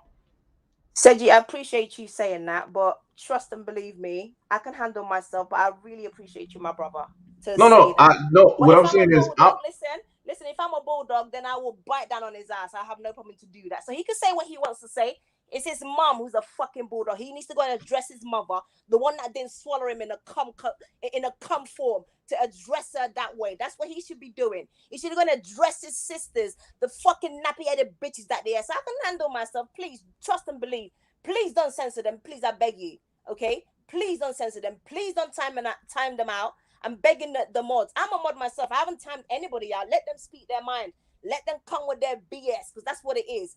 The thing is, I'm gonna speak out on what I see. Okay, I'm taking away our race from it. If I see BS, I will call BS. I'm not gonna support something because they're black. That makes no type of sense to me. If somebody's done something wrong, I'm gonna assess the situation, and I'm not gonna say I'm gonna support you because you're a black person. I'm not gonna fight no type of stupid fights. I'm sorry. And if you disagree with me, you disagree with me. Disagree with me with respect, because if you don't, I will lose all types of formality in my head and come at you like a bulldozer, and I would love to do that. That's fine. Please don't time me out. Don't issue out no type of statements, please. This is your channel. I respect you, and that's all I care to respect. Everybody else is for the birds, okay? So they could do what they want to do. That's what they do. That's what they like to pop off at the mouth, because they're dumb as fuck, and I'm ready to take them down. That's fine. Let your mods leave them to speak their mind. I really don't mind. Swear to God. I don't know these people from nowhere. That means what they have to say and what they think won't affect me. As soon as this live comes over, I don't even remember their names. So they can come out and say what they want to say. I'm not going to support BS if I think it's BS. Jesus Christ himself can come down and tell me, this depends on you going to heaven if you support this. And if I don't believe in it, I won't support it. It's the standard as that. So please let them say what is in their mind, and I will fire them as I see fit. It's as simple as that. I'm fired them in the comments already, so that's fine. Please, and I appreciate you for saying that. Thank you. But you don't need to. No, I got you. But it's like it comes to a point in time where it's like the platform that I have, it's like shit should just be happening. Like what was stated before, at no point in time, and I've been here. I'm not sure if a lot of people have noticed this. I've been here pretty much the whole time, not sleeping, none of that. And she didn't come at people sideways in the comment section. So but now I am. Now I'm coming up. No. That part, like I said before, that part I understand. That's why I'm not, really sitting up there saying that. I'm not sitting up there muting her at all, because none of this would have like transpired if people in the comment sections would not have been saying the things that they were saying, which were like sideways. Like I said, some people were disagreeing with stuff. That's completely fine. But when you start sitting up there talking like sideways and literally attacking, in a sense, somebody personally, you can't sit up there and think that somebody's not going to feel a certain type of way. You can't. You already see how I sit up there and react. I get to the point where I just don't give a fuck. I will literally get to that point, and y'all directly know it. And then y'all sit up there and start looking at me like I'm crazy. It's like, yo, you got to manage your emotions. You can't sit up there and let people in the comment section get to you and all this other. Like I said, y'all don't 100% understand what it is to, in a sense, like do this or to like show yourself every single day and have to basically deal with attacks from other people who don't even like really know shit. They're just going off of like what they think or what they feel or what they see. But that's all people know. All they know is Seiji like directly here. So some people might have one opinion, other people might have a different opinion. But no matter how it is, a lot of people don't really know how I am like beyond this. And it's like to basically have to like deal with that chips away with like a lot of shit. That chips away at a lot of like patience, at a lot of tolerance. And then you start to get to me that starts to become an asshole, where I'll start putting my foot in every single black person's that I don't care if motherfuckers can fight. I don't care if they 500 pounds, solid muscle, can like punch through a planet. I don't sit up there and give a fuck. Like I just get to that point and I just sit up there and start talking. because that's obviously what people, want to sit up there and do. If motherfuckers want to sit up there and be negative, then fuck it. We pushing this shit to hell, and we're going to see how deep that we can sit up there and take it. Because it comes to a point in time where I try to sit up there and do my best to come to this platform and do all of the logical shit. And then it gets to the point where we just start running into like nigga shit. And I done told y'all about this shit before. And then y'all got on me. It's like, yo, why you gotta be, calling black people niggas? Because niggas do nigga shit. Like that is, it's nigga time. Not Miller time, it's nigga time. Like we're literally having a whole conversation about, in a sense, mental health, about how kids are being affected, talking about some things about touching on police brutality, touching on things about the community and all these other things. And then it just slides and it drifts into like this whole other shit. And it's like at the end of the day, it's not happening by way of like white people sitting up there doing it. It's black people sitting up there doing this shit. And this is when I sit up there and tell you, I can talk about white supremacy, all this other shit all day long. But the moment in time that I start talking about shit that basically deals with black people, that we got control over, that we can actually fix, that we don't owe it's the white man and it's this and this. The moment in time that I sit up there and start trying to speak logic on that, motherfuckers don't want to appear. I got tons of videos where Officer Haku and me, we did about 3 to 4 videos coming there as men, just sitting up there bearing a little bit of our souls, trying to fix some shit, trying to dialogue, trying to get the information out to other people. The niggas want to show up? Nah. The main time niggas want to sit up there and show up to the platform is when it happens to be black on white, police brutality, somebody getting called a nigga, all this other shit. But the moment in time that I sit up there and showcase what the fuck black people are sitting up there doing, what black men are doing to other black men, what black adults are sitting up there doing to the kids, child trafficking, all this other shit, men abusing women, women sitting up there using men, all this other shit, niggas don't want to sit up there and show up. It's the motherfucking damnedest fucking thing. And it don't make a goddamn bit of sense. But yet niggas can sit up there and show up and want to start attacking one another. Like I said, and other people have said it too, it's amazing how the fuck black people got all this fucking mouth and energy for other black people when it comes to white people fucking y'all up, shooting y'all in the streets, beating your ass, dragging you by the car, raping you, molesting you, all this shit. Niggas completely silent. It's like, oh, it's bird boxing this bitch. I don't know what the fuck is going on. But let somebody black do, like, man, bruh. Like I said, I do my best to like not lose my cool, to sit up there and be as patient as possible with people. But it's like, yo, it just comes to a point where y'all, like, I don't know what the fuck y'all doing. I don't know what the fuck y'all doing. Y'all got to let me know in the comment section, like, what type of shit do y'all want? Do y'all want me to sit up there and do the same shit that everybody else is doing where it's like black men versus black women? I could do that shit. Do y'all want nigga time moments where it's like every just motherfuckers sitting up there fighting? I can do that shit. Do you want a rap channel and shit? I can motherfucking do that shit. Any of the ignorant and nigga shit that y'all want, I can motherfucking do that shit. Niggas wanted to roll up here and talk about how much money I was making. I'm not making nothing. But you know what? If I wanted to talk about nigga shit and highlight all of that shit, I'll be making buku bucks and I'll be like, fuck black people. I'm not doing this no more. But that's not where I'm at, because I felt that it's my job to create a platform that we can all sit up there and come together and try to motherfucking build and heal a lot of shit. But it's like niggas don't want that. I've seen a lot of comments from people that are here that are like, yo, Seiji, you should do more videos like this or more videos like that. And when I do those videos, niggas don't show up.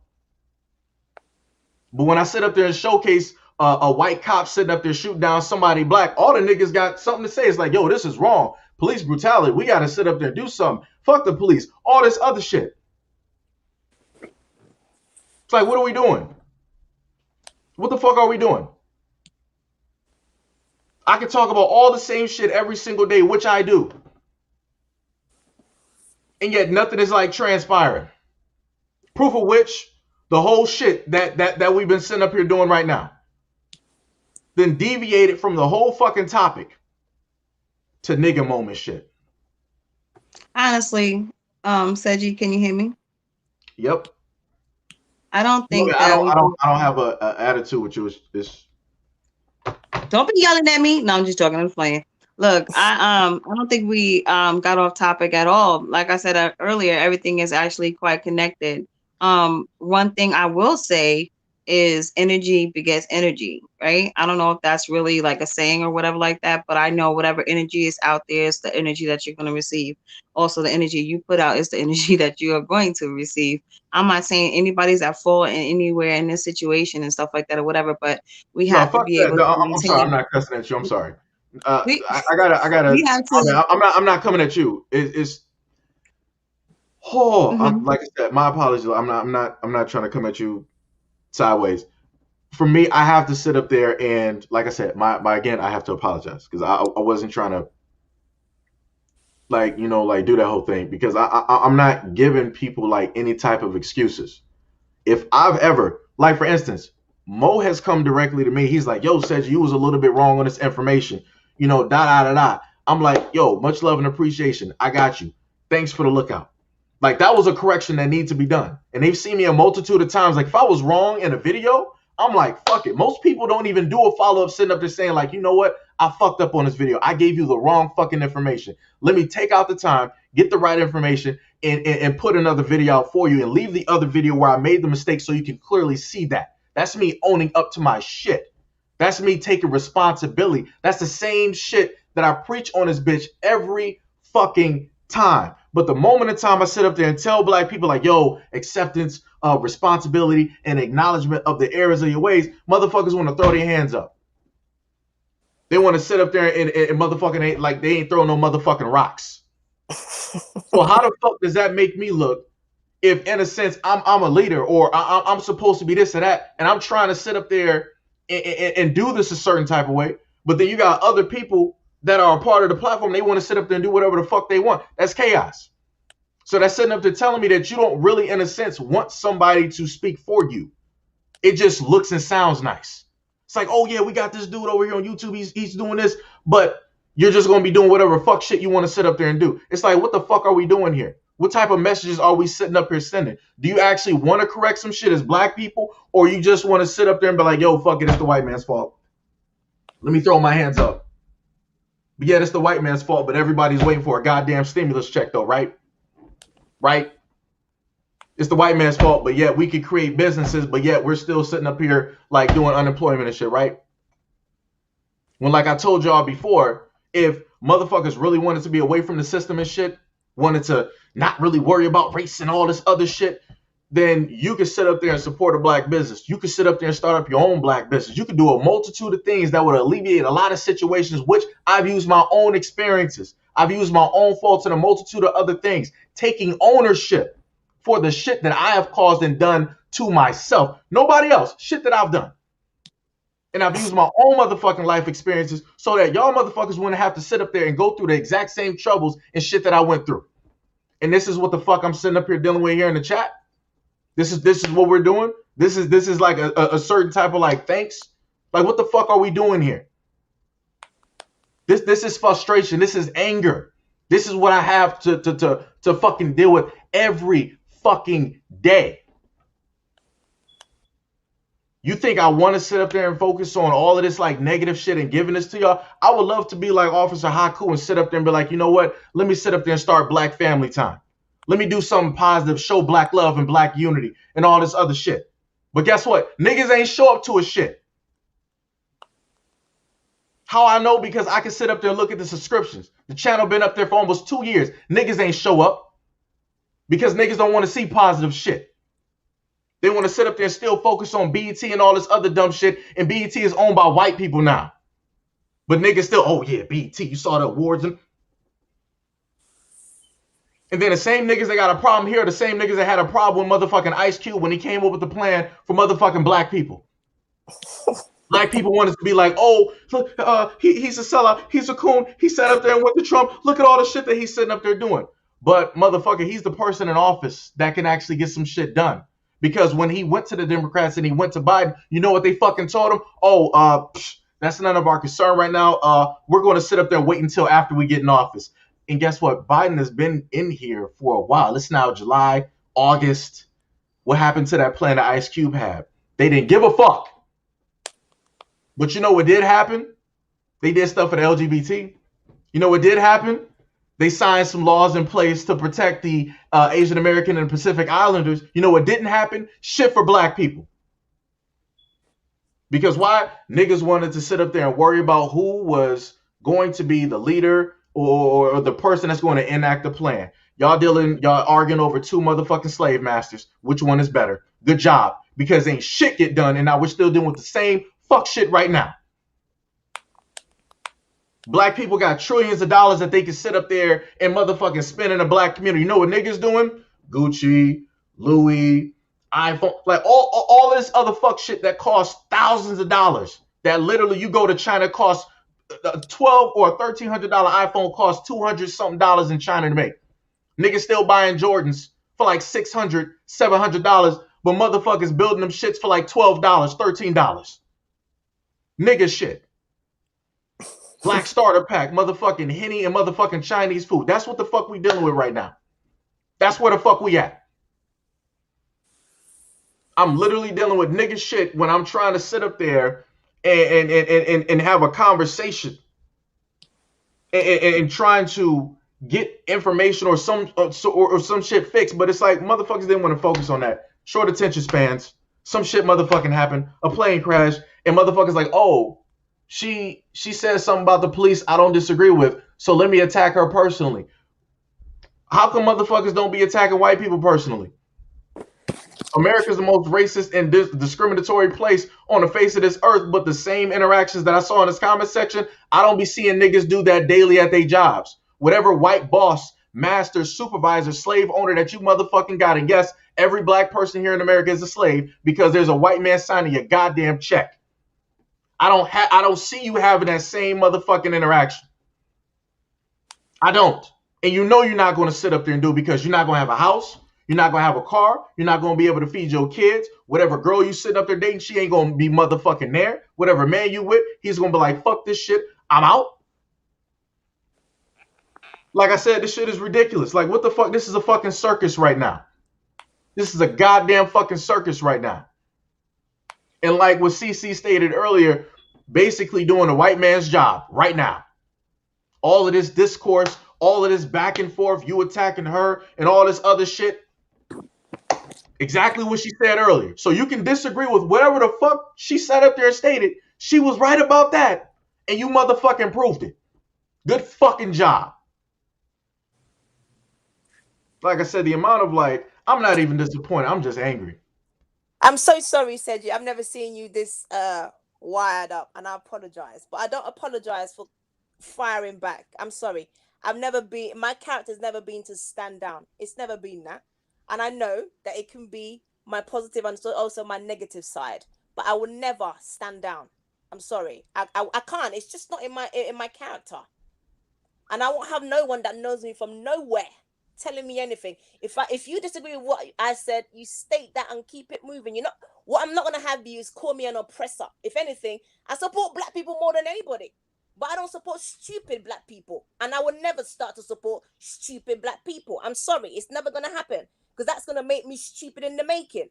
If I do that, then I will become an idiot automatically. That's how I see it. I'm sorry. You're not gonna call me an oppressor because I'm stating something that you don't agree with. Fine, let's move on. There's other things that I don't agree with people say, and I move on. I don't need to come at you wrong. If you come at me wrong, I will go straight to hell with the worst of them. As standard as that. Don't speak on me. Move on. And or for me, I have no limits. That's the thing about me. I have no limits. My sense of common and sense of understanding goes out the window. I will come after you. I will come after your child. I will come after your mother. I will come after your loved one. I will come after your dead ones. I will go that petty. My petty level is crazy. So don't try me. That's what I'm asking them. Don't call me no type of I'm oppressed. You don't know me from nowhere. I'm sorry. You don't know me from nowhere. So if we're going to go and make a fool of ourselves, I will be the best one at it. So if you come at me, I will come at you 100 times more than you think. So these people in your chats, they don't mean nothing to me. I'm sorry. As far as I'm concerned, they can kneel on their necks for 8 minutes. They could be the next one that they kneel on. Their black lives right now don't matter to me. I'm sorry. I will go to that petty level. I'm sorry. I will join the bandwagon. I will build the bandwagon my damn self. They can kneel on their backs. They can kneel on their necks. I could give a damn. That's what I'm saying. When I state I love black people and I hate them. I mean that when I say it. I mean it when I say it, because they don't know how to make an argument. If you don't agree, I don't agree, and you move on about your business. I think there's a woman that disagreed with me, and she disagreed with me with some decorum. I think it was Miss People. I might have quoted her wrong. She said, I don't agree. I said, okay, what don't you agree about? She didn't elaborate, so I left it at that. You're not gonna come at me wrong and feel like I'm not gonna shut my mouth for no one. I'm sorry. It's as standard as that. They have 30 plus people to interact with on this chat. They could do that. I'm just one person. If you don't agree with me, you have 30 more people you can interact with. Just move on with your life. They're like a, I'm the flame and they're the moths, and they can't keep away from me. They just keep coming. That's the thing. When I make a statement on your channel with your videos, they still come and make statements. I didn't ask you for your opinion. This is what my opinion is. And if you come at me wrong, I will fire you. If it wasn't for YouTube censoring my statements, there would be so much statements on me firing people back. So they could say what they want. Seriously, they could keep going. So I appreciate both of your passion. So what I would like to say is, with being on a public page, there's going to be that, I guess this is like that balance, right? You have the good, you got the bad, you got the sweet, you got the ugly, whatever the saying is and stuff like that, or whatever. But it's not right to directly attack anybody, but I strongly feel we have so much power, and I know I said it earlier, but we have so much power to not feed into certain things. And I know it could be overwhelming, especially when you've been doing things for so long, Seiji, when you're trying to basically beat things into people's head on how we could best better ourselves and things like that. So this is why I say I appreciate you, and I've been subscribed for so long, because, I see the good that you're doing. So I'm pretty sure everybody else can see the good also. My But bad. Sorry to cut you off. Keep that one thought. Outlaw, the link is in there to roll into the chat. Keep going, Lotus. I can't even see the chat. I don't even know half of what's happening. I Cece am got a good ass phone. Because I'm like, let me talk about my phone. My money's going somewhere else. I'm saving my money. I don't need no iPhone. No, iPhone, whatever. I don't know. But there's a lot. I mean, of course, we're working on ourselves, our community, and things like that with the work that we do, right? But we definitely can't allow people to get out of ourselves. You know what I mean? I get the defense mechanisms. I get that, but we have to still remain. It's like the art of war. We talked about that, Seiji. You have to remain calm in certain situations. And then, Cece, you said it earlier too. You have to assess the situation. Maintain your level of energy. You don't give them that benefit. You know what I'm saying? I'm But not I saying love that you're it not though. wrong, I can't help but what it.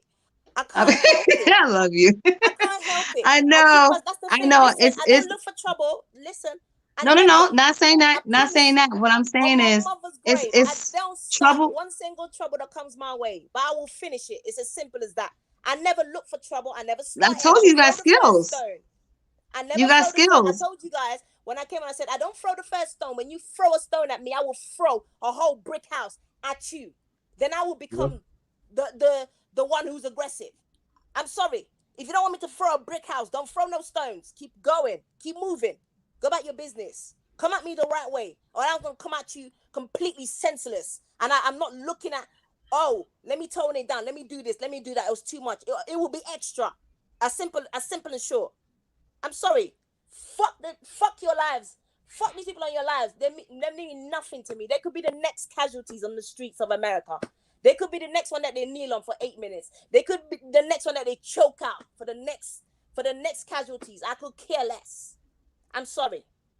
I will go to that petty level. They could be the next one. Their black lives don't matter to me. They never did. so it doesn't matter. So they could keep going. And fuck Mo Octis. I know he's one of your favorites. Fuck him. He means nothing to me. He's disrespectful. Oh, He's man. married, but he comes on this line and he talks to women sexually with his wife is laying right next to him. What kind of a husband is that? Disgusting, despicable human being, if I can even call you that. Does your wife know that's what you do? Talking to women sexually, and you're married to her and you're talking about respect. Bitch, kiss my fucking black ass. That's what you should do. Dumbass.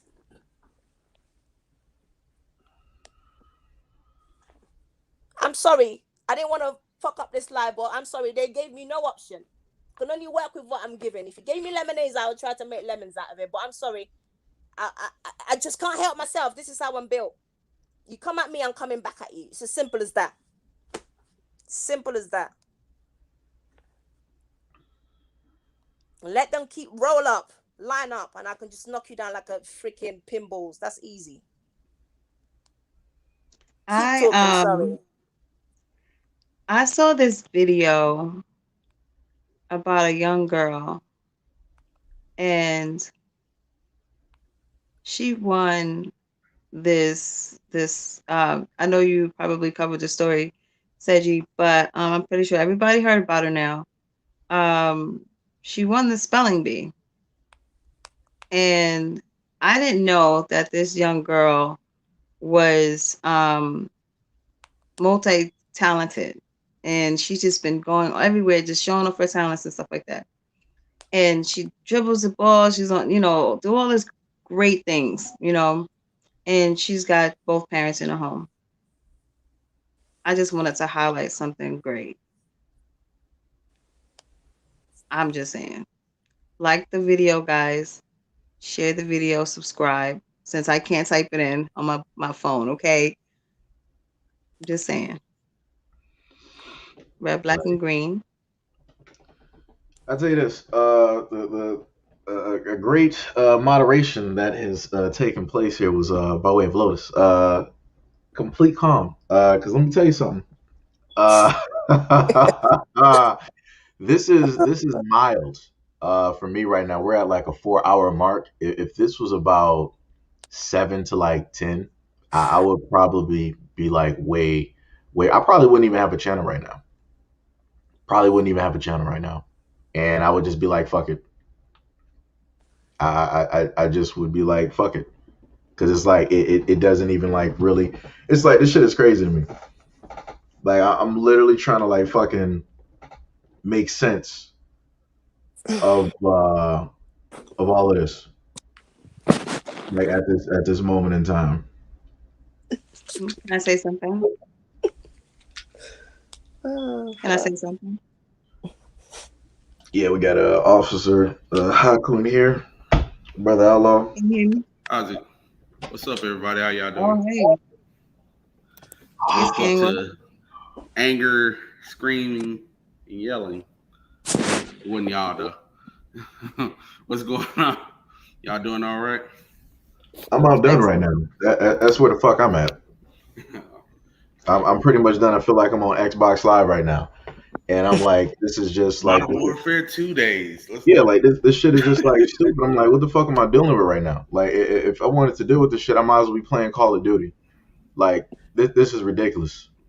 I'm not gonna say anything that anybody else probably already said because I've just got onto the stream about like a little less than 30 minutes ago.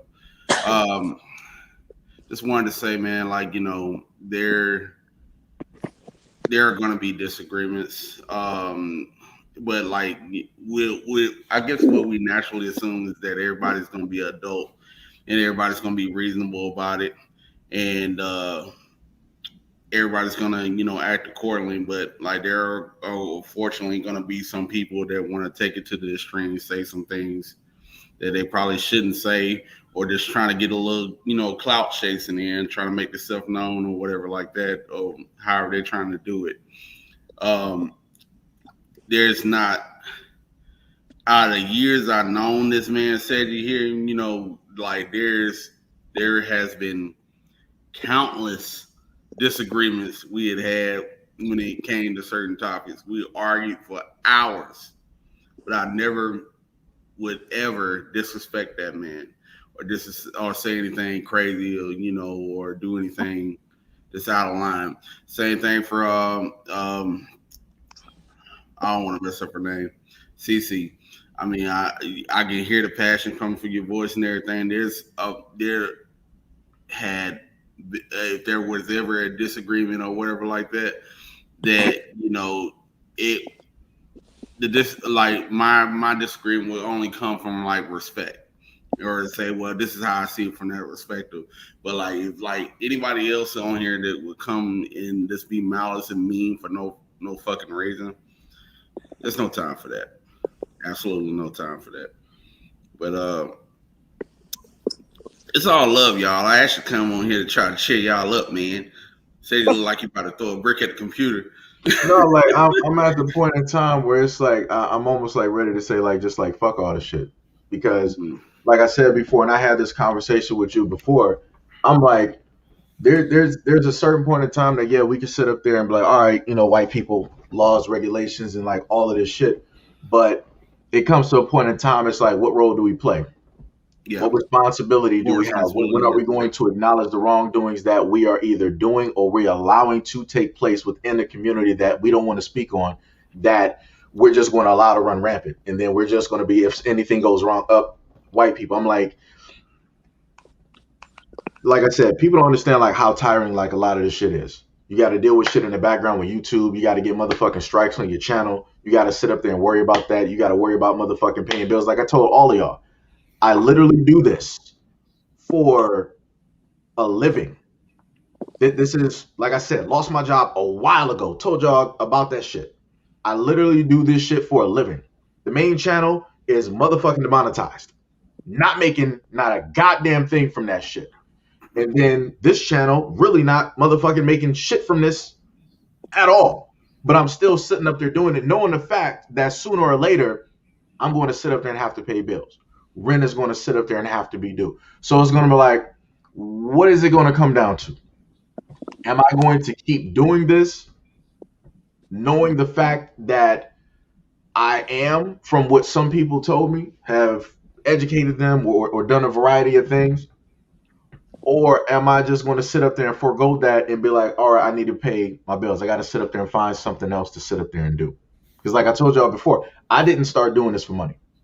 I did this because initially this is something that I wanted to do. And I was blessed that people were like, yo, I understand the message that he's saying. I like his delivery. I like the news that he's sitting up there. I was blessed to be able to do that. Right? But like I said, as easy as things can be given, it can easily be taken away. Like I said before, if it comes to a moment in time that I have to sit up there and choose, I'm going to have to sit up there and choose. Because at the end of the day, no matter how much love and support that I do get for people, that love and support ain't going to motherfucking pay the bills.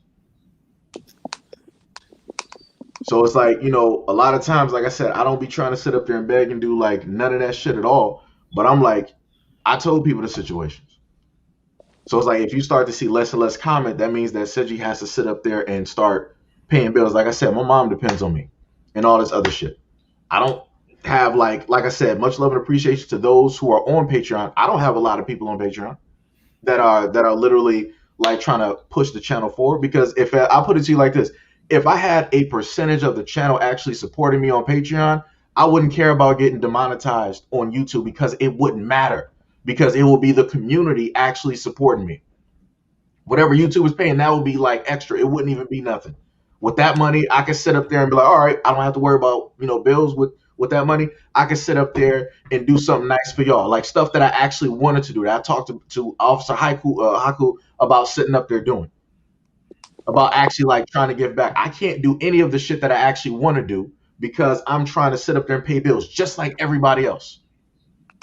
And all the times I sit up there and talk about like, yo, y'all need to sit up there and go support, black businesses and all this other stuff. This is why a lot of black businesses don't really exist in the community. Because the moment in time that the opportunity shows up and somebody steps up, guess what? Black people really ain't supporting. Like I said, much love and support to those who came by the PayPal, who came by the Patreon, who came by the Cashapp. But like I said before, just like everybody else knows who has bills. Yo, you can only do so much with so little. And you already know I'm not the type of person where I'm like, yo, I'm about to start like begging people for money. Like I said, it's just going to end up being what it's going to sit up there and be. And I told people before, the main thing is like, yo, as less as like $1 a day, 1,200 people out of the 95, bow, just sit up there and sign up to the Patreon for like $1. Yeah. Simple. I do know that it's, as a black man, it's like extremely hard to ask for people, ask for help. Because you don't want to do it. Because Because you it's feel like, like yo, as a it's man, like you should be more able to sit up there and figure out the situation and make the shit work. But it gets but to a point where it's like, shit, everything is falling. What the fuck am I going to sit up here and do? yeah, that's, I know you've been at it for a Oh, while. I honestly, that we've been going back and forth on like different content strategy and stuff like that to try to help you get forward and everything. And I know it's a lot. I honestly, for me though, said like just like it took for me to do it. Sometimes you just gotta take a break. You know, take a break, sit back, and reassess the situation. I mean, can't take a break when this is basically your livelihood.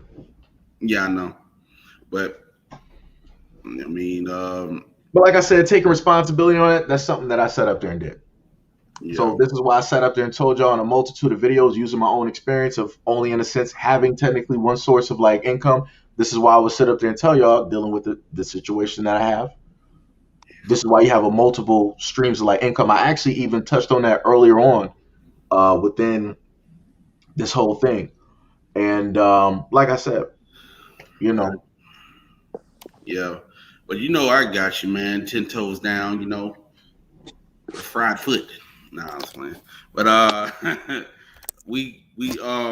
but I know there's a lot of what's going on is that sometimes like I had those situations where I lost something or I came with a different ideal or a different strategy to try to attack a situation as far as like my businesses or mm, my income, and sometimes they don't always pan out. And it just takes that reassessment to come back and figure it out. I mean, of course, you're not gonna with dealing with you being an influencer and all of that. Like, yeah, your channel got demonetized, but you still like that channel does pull a certain amount of people that will watch you, and that's enough to catapult you into different situations. You know what I'm all right, saying? I got you. Just keep talking. Yeah. This guy. So, but we definitely here to support you though, bro, for real. So, let's see what's going on in the chat. Yeah, yeah.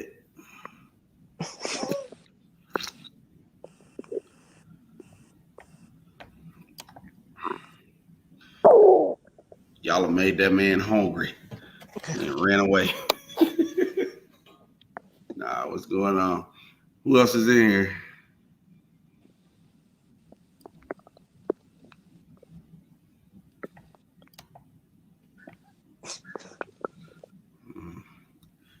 And there goes my.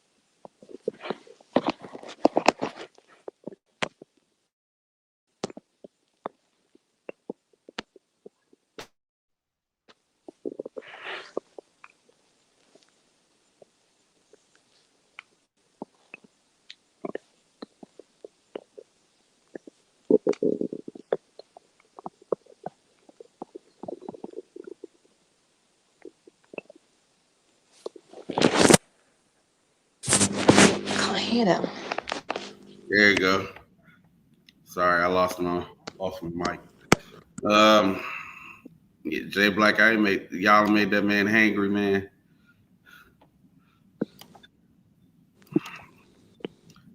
Ryan, thanks for the support. Thanks for supporting this channel. Where is Seiji? Is he gone to the toilet or is he going to get something to eat? He probably went and got something to eat. He the only dude I know that eat Uber at like 7 o'clock in the morning. Oh dear God. Probably eating like some old Chinese takeout.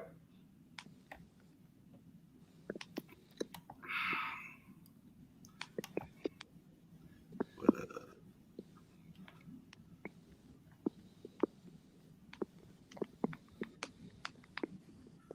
I didn't even know he had super chat set up. Will you be keeping that on? He said we getting super chats. Get super chats. Yeah, he That's turned what's that up. off for a while. I was like, Like, subscribe, share, join. Look, I'm typing it out loud, guys, because I can't type while I'm on this thing here. I don't know. So you guys are awesome for tuning in. I think we had a great conversation about some I'm things. sorry I missed half of it because I don't know what is going on. If you got here 20, 30 minutes ago, you missed the whole thing. Yeah. I think we've been on for like 5 hours. So Yeah, I was like, man, what is going on in here? I'm gonna wait for Seiji to come back. Yeah. But we definitely have work to do in the community, and I don't think quitting or giving up is an option. Not just for our community, but for ourselves. Because when you have a passion to do something, you don't give up. Right. Even though it feels like you want to give up, you don't ever want to give up. I can speak for myself when I say that too, because I don't have the lineage, so to speak, quote unquote, to firefight. My father, my great grandfather, like all these people was never firemen. I'm a firewoman, so I have a different build, you know, going into this. So of course it's going to be physically demanding. Does that mean I stop? Mm. You know, but there's more to it. Definitely keeping it pushing. And I say if anybody's having any type of struggle, like I said earlier on in the stream, reach out for help. There's tons of help out there. You just gotta seek it. And like I said, y'all can hit me up if y'all need like help navigating anything or whatever. This is what I do basically on the ground anyway, where I am. Yeah. So I think a lot of coming from his perspective, I mean, because he spends a awful amount of time digging for content of that nature and everything like that. Sometimes it not to say that it jays people, but like he's having to constantly see the negative of humanity on whether it be black or white, you know what I'm saying? And to come and present this information or show this as a content creator, and then I guess it can be a little disheartening to to realize that what you're creating can sometimes be cast off into a negative light or not in your exact vision of how you thought it was going to go. You know what I'm saying? So I think that's where he's coming from with that. I know for sure that the whole YouTube thing with his main channel being taken down and everything like that, that is like definitely caused a few issues to where okay, well now you got to come back and reassess the thing. I don't think Seiji is a quitter. I think that that it's definitely causing a situation to where he would have to go back and reassess how he wants to continue doing this. So So But not saying that. Mhm. Mm-mm. But what are you saying?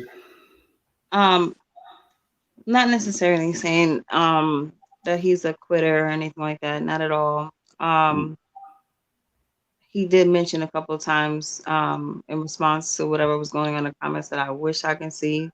Mm, Um, he mentioned a couple of times like, why has he been doing this and da da da. And it may be a rhetorical question, but when a question is posed, and it's the universe usually answers, right? right. So if we are if speaking realistically, I'm just, I guess, speaking on, you know, I'm trying to motivate in a sense, not just Seji, but people that are in the chat that maybe go through something personally um, in their lives and stuff like that, because the topic Right. of discussion earlier on was the situation that happened with that family, right? Hmm. So, were you able to get some of that information, or are you able to see the video I that's was playing not right now? able to see the video. I see the lady talking. Okay, But so mhm. go ahead. So part of what we were talking about was parenting, right? Mm, And while Seji has invested a lot in our community and invested a lot of time, energy, money, so on and so forth, mm, is like a parent, right? So I can understand where he's coming from with the frustration in response, or the feedback that he's getting. It's almost like the same situation. He's like with the parent, this is his baby and he wants a certain outcome, kind of like what you were saying. mm. But we have to still you have to go back and watch, like you have to literally go back and listen to some I of the go things back. that we talked about. I go back and Yeah, watch the because whole thing. I'm Um, not I'm not saying that I don't want to repeat myself or anything like that, but it really ties to what literally just happened. yeah. And I'm big on energy, Mm, and taking our power back, getting our power, holding that control. You know, you can't let the enemy see you sweat, otherwise they'll puppeteer you, like, or control you and things like that. But you were manipulate. gonna say something? Yeah, I'll go back and watch it. Like I said, I woke Yes. up, got on YouTube, did my little morning spill, and I see my man over there angry. I was like, oh no, I gotta watch this. What's going on? I'm sitting there asking people in the chat like, what's going on? What happened? But definitely, again, like I said, it just takes a reassessment, and like how you forge diamonds, it take pressure sometimes. So you definitely gotta. I don't think he's. I know Seti for years. Yeah, we'll all get through this. You know what I'm saying? Whether it is heat in the chat or not, or people saying crazy stuff, we dealt with it for a long time. And people said a lot worse. People said horrible things about other people, but this is just the make of it. We just got to keep going. You know, he definitely we got you though, bro. I know you're sitting over there like pondering. You know already ate. Come on, what you ate? No, I just needed to walk up and I just want to again apologize to Lois. I was not, like, Yeah, you were you know, screaming at her. going off. No, no, I wasn't. I No. wasn't trying to, like do that at all.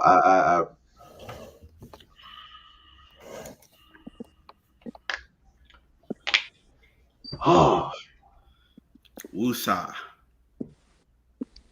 Random pressure So points. there's no need for apology, because remember what we talked about Yeah, earlier on. we're just Um, reassessing the situation. people people can't you feel how you feel, and I don't take anything personal on what happened at all. If I could see the comments, I probably wouldn't take it personally either.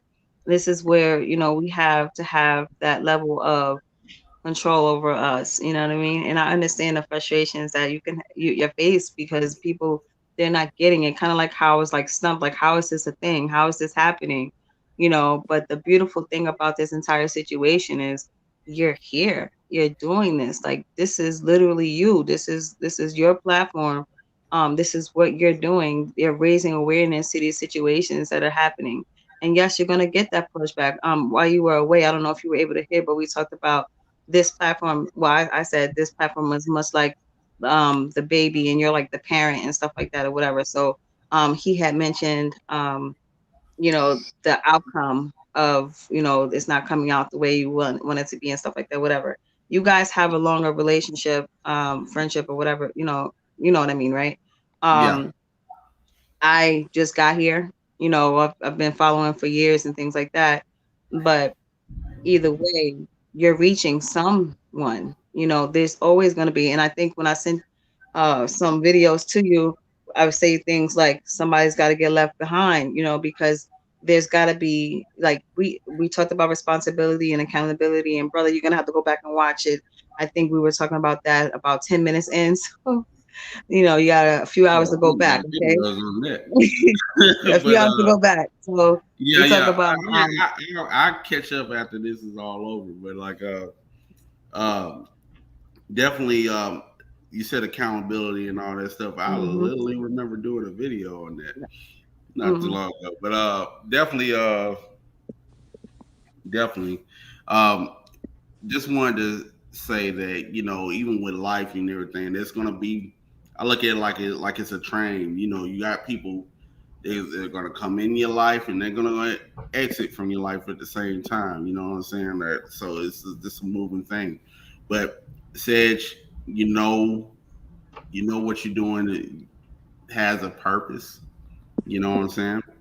What you're doing has a purpose, and just because everybody can't see it, don't mean that it's not a good purpose.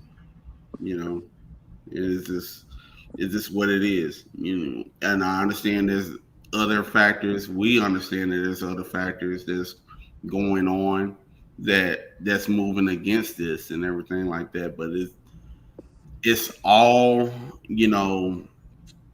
it's all part of it. I call you all the time and say, hey, there's this going on, this going on. I'm thinking about this and everything like that. And there's always moving factors that work against it, but it's just nothing. It's nothing to get too crazy about. I know these people. It's YouTube, and you're gonna have your trolls, and you're gonna have your people saying outlandish stuff and everything like that. But you've shown the character 2 years in the making that you can handle this, and I know there's other things working against it, but you're definitely gonna be able to get through it, brother. That's for sure. And that's just how I look at it. But I'm gonna go back and watch the video. Um, I only know the little snippets. I don't even know what she was talking about. But if we're talking about parenting, or like what are we talking about as far as like parenting? Exactly. oh yeah, you definitely gotta watch it from the beginning. But go ahead, Sergi, if you want to answer that, sum it up. I gotta go all the way back 4 hours, Uh, 5 hours. Uh, It's like, I'm not even like I probably just like mentally checked out. I can't even sit up there all and right, so basically, he's doing a video, as you see. Well, with the you have to go back and watch it, I'm but gonna go back. I'm gonna go back. I'm just I gonna, connected. I was basically saying how that particular situation was something that we all need to discuss. But we all coming from different standpoints regarding us being parents and stuff like that. Have you outside of the video that we're on right now and the one that's playing in there, have you seen that video on Instagram or anything else? no, I haven't. Like I still don't even know what she's talking about, but I'm gonna go back and watch it. And Yeah. uh, Maybe we're gonna do a part two, Seiji. we I'm gotta do down. it. Hey, Yeah, I'm we off. gotta do a I'm part off two tonight. You already because know my schedule. I can definitely get on. So like, I'm off tonight. But yeah. I was like, I didn't even know y'all was doing it. Usually he'll let me know that he's doing a live stream and stuff like that. no, I'm like, it was no way. I was talking to Lotus and I was like, yeah, it's like all the talking we do, and I'm like, this should be like a live stream and whatnot. But like I said, I don't know what I'm gonna do. I feel like I'm just gonna have like the attitude now of what I was earlier, where I would just go off on anybody. I feel like I just have to like go to that point. I have to start being a dick. I have to start being an asshole because obviously people don't respect nice. That's basically what I'm getting at now. Because the only thing that I've learned in life is that people will respect jackasses and assholes. People will give them the utmost respect. If you're nice, if you actually mean well, people just don't give a fuck. That's basically what, in a sense, the understanding that I was shown in chat. Mm.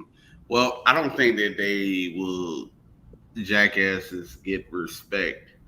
Um, they're are you saying like I guess what like are you saying that like that jackasses are more Case in point, a drug dealer. Do they get respect or not? he get it depends on I don't think that's respect. I think that's No, more but like look at Scarface. That was a drug dealer. okay. But A Did he wait, lot get of black idolized? people A lot of people wait. sit up and idolize that and want to basically be that. When we look in the community, what do we see some of our black men and young black boys doing? They're not idolizing the lawyers, the black lawyers, the judges, the astronauts, the cops, the EMS workers, the nurses, the doctors. They're not sitting up there putting any type of emphasis on that. They're looking at the thing that's going, even though it's negative, they're looking at the thing that's going to give them that attention, that's going to give them the world. That's what Scarface wanted. That's what Scarface is. He had the attention in a sense of the world. Yeah, he had a short life because of the life that he was living, but the whole end thing is they don't really give a fuck about that. They want that whole glory type shit where everybody is looking at them, where they're the man, where they're getting all the girls, where they got all the money. Even though you got people in safer professions, you can be a plumber and still have a lot of money and shit. You might not sit up there and really get the attention of the girls, but you'll have some of that, and you can go out there and get that if you want to. That's what I'm sitting up there saying. If you're a jackass, if you're playing in any of that negative light, you get the utmost respect. You can look on YouTube and see that. Like I brought up your channel, Outlaw. You got Mm, I brought Black that Family one. Time. All Niggas right. ain't show up to that. Niggas ain't show up. The shit barely has any type of shit, but black people sit up there and tell me all the time, yo, we need more positive content. I just have to be like, yo, you can go to subscribe to Black Family Time. You can go sit up there and see that. That's me Mm, sitting up there showing you some positive shit and also trying to put somebody that I know on. The motherfuckers didn't want to show up for that? No. yeah. But everybody's talking about, yo, we got to support black people, black businesses, black content creators. But when I tell niggas to do some shit, niggas don't want to listen. And then when I sit up there and start acting like this, motherfuckers want to look at me strange and shit. Okay, but like, so said even with that, you know what I'm saying? Like that was content me and you put together, and because I wanted to kind of somewhat go into the same character. All right, so like just looking at the like some of those videos, yeah, 79, 49 views, 700 views, whatever. Um, even with that content that we put out, brother, like that it while it didn't get that attention or whatever like that, I still get to this day, you know, some comments saying like, yeah, what you guys are saying is true. It may not be that much or on the scale of it, the magnitude it did, but that wasn't wasted content. You know what I'm saying? Like we dropped that same content on your channel and it made what like 5,000 views or whatever like that. There were people commenting on it and everything like that. So it meant something to somebody, you know.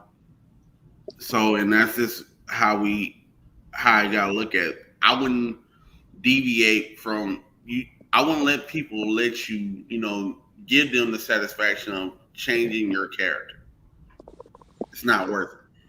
You know what I'm saying? And if you feel like you gotta become an asshole and change your whole narrative and change your whole way of doing things to to get by, then you'll be like nobody else. I mean everybody else that does this shit. And you're not a cloud chaser and you like you go against the ground, you do what you gotta do, you know what I'm saying, like that. But I, the whole fact that, you know, you becoming an asshole or like people becoming assholes and allies and assholes and all that. That's not true because like you got just as much. You got all the negative shit. You got tons of more positive people that did great things in their life, and they're still talking about them today. You know what I'm saying? There's people still talking about Rosa Parks and doing all the civil rights leaders and all of that till this day. So, like I said, I put it to you like this. And you've seen it. I've sat up there and showed you the numbers. I've sat up there and put up. We talk analytics all the time. Yeah. All right. Yo, Seiji, put up those positive videos. We'll be there for that. People don't sit up there and show up. You put up videos about Black history, trying to educate people on a lot of these Black inventors that don't get taught in schools. Motherfuckers don't sit up there and show up for that. But if I do the standard videos that I normally do, yeah, where it's like white and Black, everybody just so happens to show up. Everybody has a voice. Everybody has a mouth. So it's like I'm going by what people are showing me. If people realistically want positive shit, then motherfucking show up for the fucking positive shit when I put it out there and do it.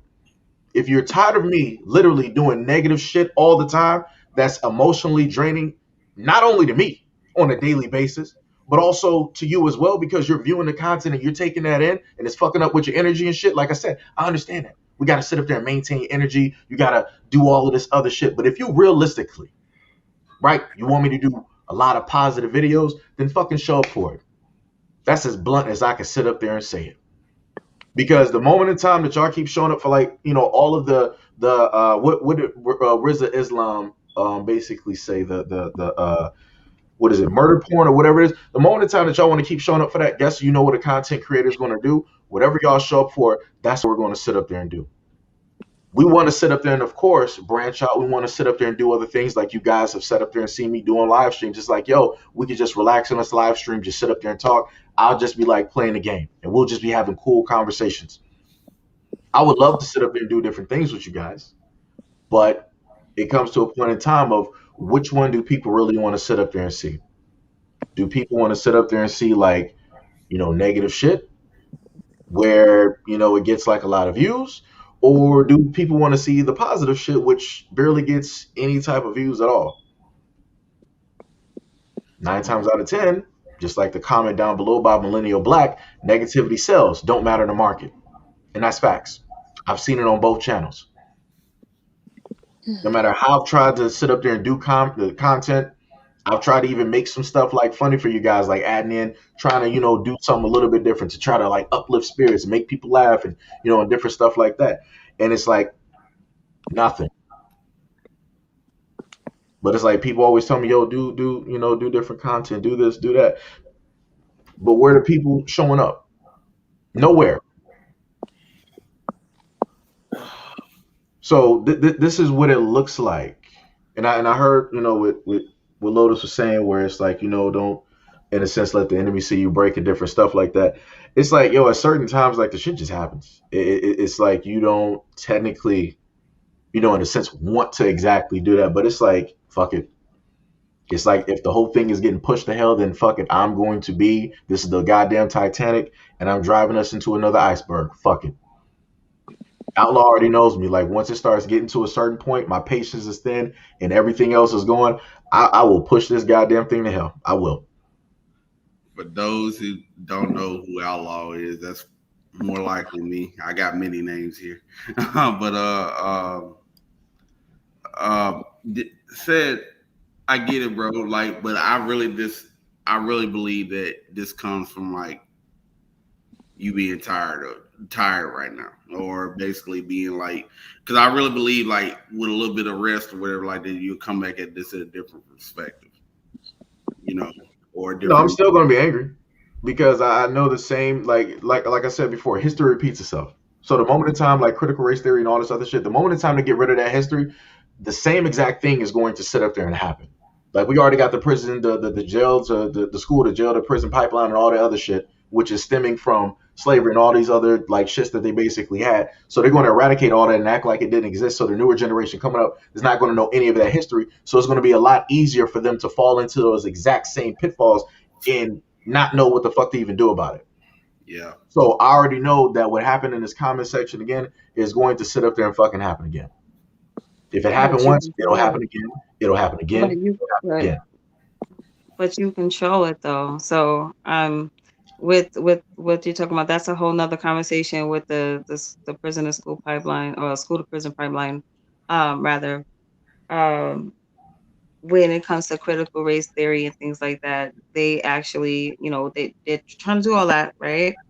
But this is where we come in as parents, right? Look, we come in as parents and control what we control what's going into the minds of our children.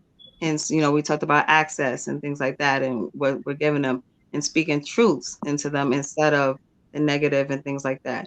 I would suggest, I would urge to not feed into this negativity, because, like, much like your friend says here, you know, you don't want to change your character based Mm-hmm. on that, on someone else. You know what I mean? So you have the control over your channel outside of the demonetization that you sorry, I'm slurring my words, I'm sleepy. Um Demonetization. that Yeah. yes, that YouTube has done, but you have the control. You could Mm-hmm. press play, you could press whatever the buttons are on there, you have the control to edit the videos whatever way you need to, whatever you want to upload, you have that control, right? Um, I get how frustrating it is. Like, with the work that I do, I speak on the same topics, just not on this platform, right? So of course I'm not as calm like this on stage. I get like you. That's what we talked about that, right? With my work. I was like, what? Have you seen my work? Right? So completely understand. But there's a time and place, right? We talked about that too. There's a time and place for all of that. And I completely appreciate your openness when it comes to this frustration on this particular channel, because some people may need to see that. You know, um, when you try to explain the reasons why you're this way live, you don't want to give people additional ammo. I'm just going to leave that right there. Okay. Because it will become more overwhelming, and you don't want it to get to that point. But we go back to what we can control is ourselves, right? So you have this duty. You called it a job earlier, but you're so passionate about it. It's actually a duty. You don't get paid for it, so it's not a job. Okay, this is something that you're passionate about. So therefore, this is something that you're instilling into your community. Mm-hmm. So, in a sense, unfortunately, but fortunately, we need you. This is the realities that we have to see in order for some of us to get it. And I say some of us because we talked about there are going to be some people left behind, and we also talk about the physical attributes that we're going to need to survive. And we also talk about mental. But to be a leader, you have to display certain attributes. You feel me? And you are a leader, and I believe in you. And I'm pretty sure everybody else in the chat believes in you as well, as much as your friend does as well. But I wanted to leave on a positive note, and I want to say thank you for having me on. And I would love to do a part two. I just gotta sleep first. Okay. I'm live and ready to go right now. We can go We right now. right now, no, I no, had my because you cat have nap. to. The thing is, you have to go back and watch the video so that way we could I'm be gonna on go back. point. So that way I'm you gonna won't be like, go back. wait, what Yeah. happened? Like in the chat, you said that you was looking at the chat and you was asking people and nobody knows what, and then you jumped Yeah. on. So now you're coming Yeah. in, knowing what, and I get it. You're defending your boy, but at the end of the day, you need, in order to have the right conversation, we have to be on the same page. Not Exactly. necessarily I get you. that I in get this you. reference, we do have to be on the same page if we're gonna have a part two. So Yeah. I appreciate coming on here. I don't know if the sister is still on the line, but I I appreciate am her passion as well. feeling back You here. there? Of Oh, course I am. hey. I appreciate you as well for this great conversation that we're having. I know it's not going to be the last, and I'm looking forward to it. And Seiji, you're doing amazing. Thank you, No problem. and peace. Thank you for being a part of the chat. I wish my tone. Oh, she's already out. Oh, wait, Deuces. I didn't hear you. What? No, I was saying like thanks for being a part of the channel and being a part of the the conversation and being able to have that dialogue, just like a lot of other conversations that I've had as well with you. I appreciate those a lot, along with the the love and support. Um, I wish my tone could technically be different, but I'm just I'm just Oh, I'm just done. no, Like, don't. Look, wishes don't come true, we manifest, okay? So, you're fine. We're cool. I get it. I'm there with you. We're all here with you. You know, I just hope that the people that are opposite or opposing our plight sees what it really is now. Like there's no stopping Mhm. us. There's no backing down. We're here, and I have to go back. I'm gonna rewatch this so I can actually see what happened because maybe it's something that I said that may I know because we all have to be accountable for something. So no, I it, would it like wasn't to nothing that you said. They disagreed. Whoever it was, they disagreed with Was CC's it cop killing? opinion. Yeah, dealing with so the the with the thing cops, and then people started trying to attack her personally, and then that's you had somebody like calling her directly out of her name, and she ended but up wait, seeing that before I saw it, and that's when she directly went off because at no but point during wait, the chat, huh? but wait, let's not revisit that because Okay. that'll rile back up again, right? Yeah. So All it right. was acknowledged then. We just acknowledged what happened. I'm saying that because as hosts, and I had to say this, as hosts, we are like this is your channel, and I appreciate you having me on.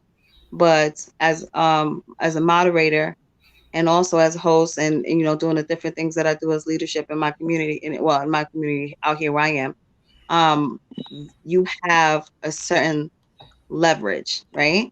So if we have a guest on, or if I'm a guest on as well, and we're having a conversation, I would like to take accountability, and I also apologize for on behalf of that person, whatever happened. But if the conversation was swayed slightly by something that I said, not to say that oh yeah, it's my fault, it's anybody's fault, because again, I don't think blaming anyone for anything is going to solve anything. So we have to look at the bigger picture here. So I would like to rewatch it so I can kind of get a gaze on what's happening and stuff like that. Better assess. Um, I'm just to gonna better, rewatch it yeah, after the stream and get ahead since it's like 5 hours long. yeah, So, yeah, but yes. definitely, thanks for letting me on as well, Seiji. I know you didn't have to do that. Just basically wanted to be like my sole purpose with getting on was to try to bring a little light back to the situation and try to refocus the chat to a different way or different path or whatever. But you got it, bro. I know it seems tough now, but you definitely got it. All love, y'all. I'm gonna check out for a minute and go get me something to eat, and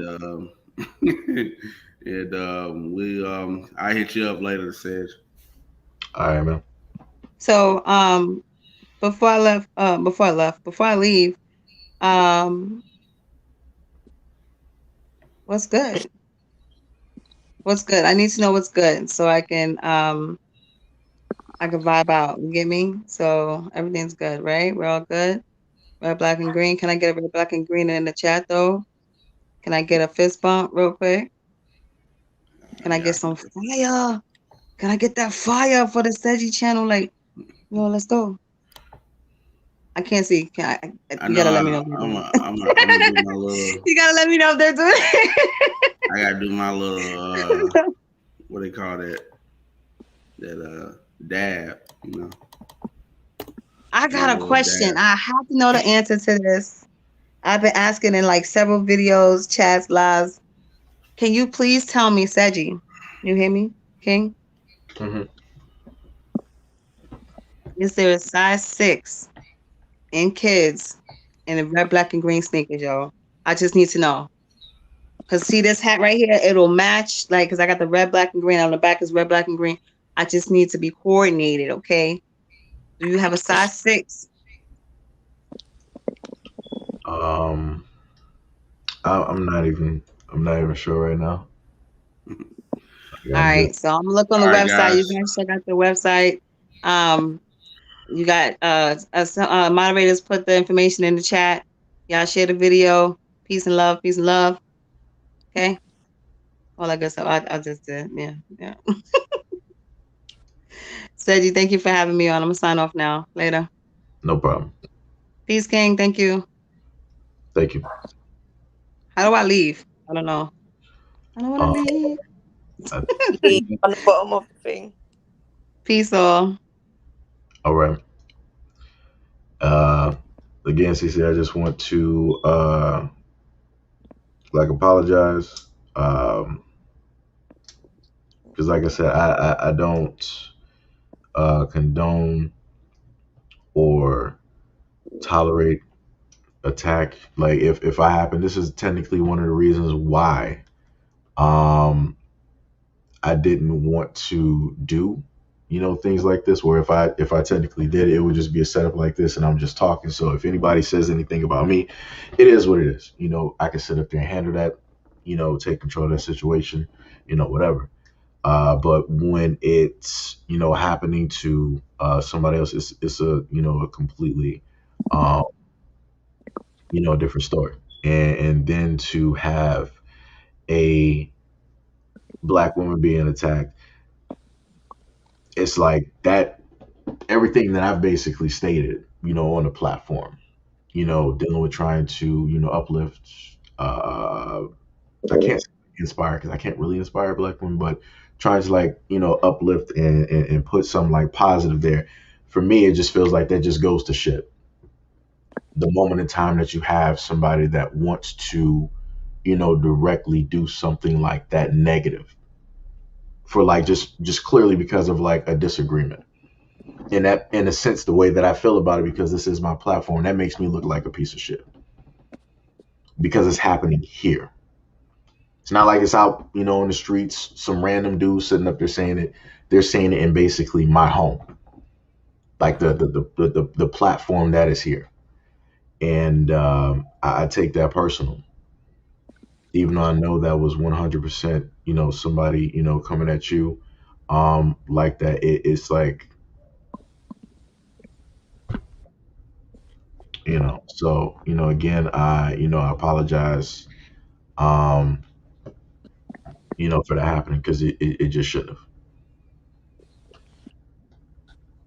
Seiji, can I just add one last thing before I tune off? I really appreciate you and I thank you. And if possible, all the deleted comments of these people that what they said, if you can restore it, that would be great. And I guess my last tune off will be a little song. Not that I can sing or nothing. We fall down, but we get up. So you need to get up. You need to keep doing what you're doing. Seriously. I appreciate you for one. I'm always gonna tune in on whatever you're saying. So you're in too deep now. You need to keep going. It's as simple as that. But keep in there. As long as you're churning out videos, I'm gonna be here watching and sharing.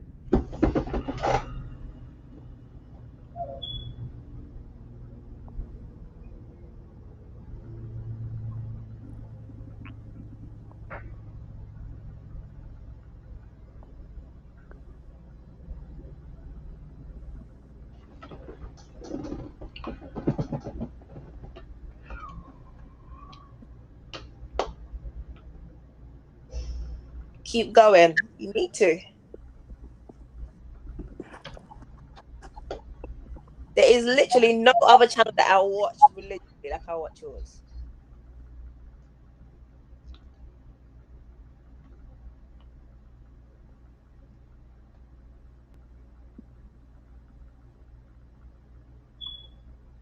Yeah. And you can't burden if somebody else has done wrong. You can't burden whatever somebody else has done. They need to carry their own crosses. It's as simple as that.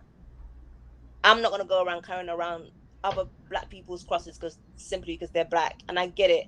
Understand your logic in terms of, it's your platform if and then you take it personally. I get that. But you can't carry on like that because it's not on your back.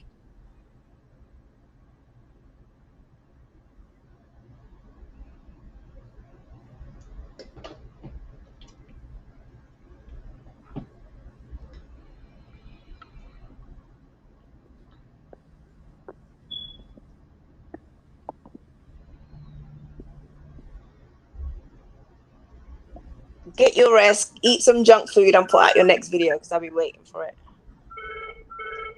Oh, 1 second. No problem.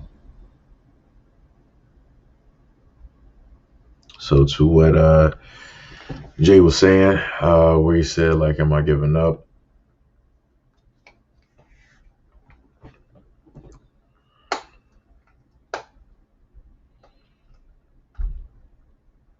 I've never technically really given up on on things, but you know, seeing things like that basically transpires. It's just like, yeah.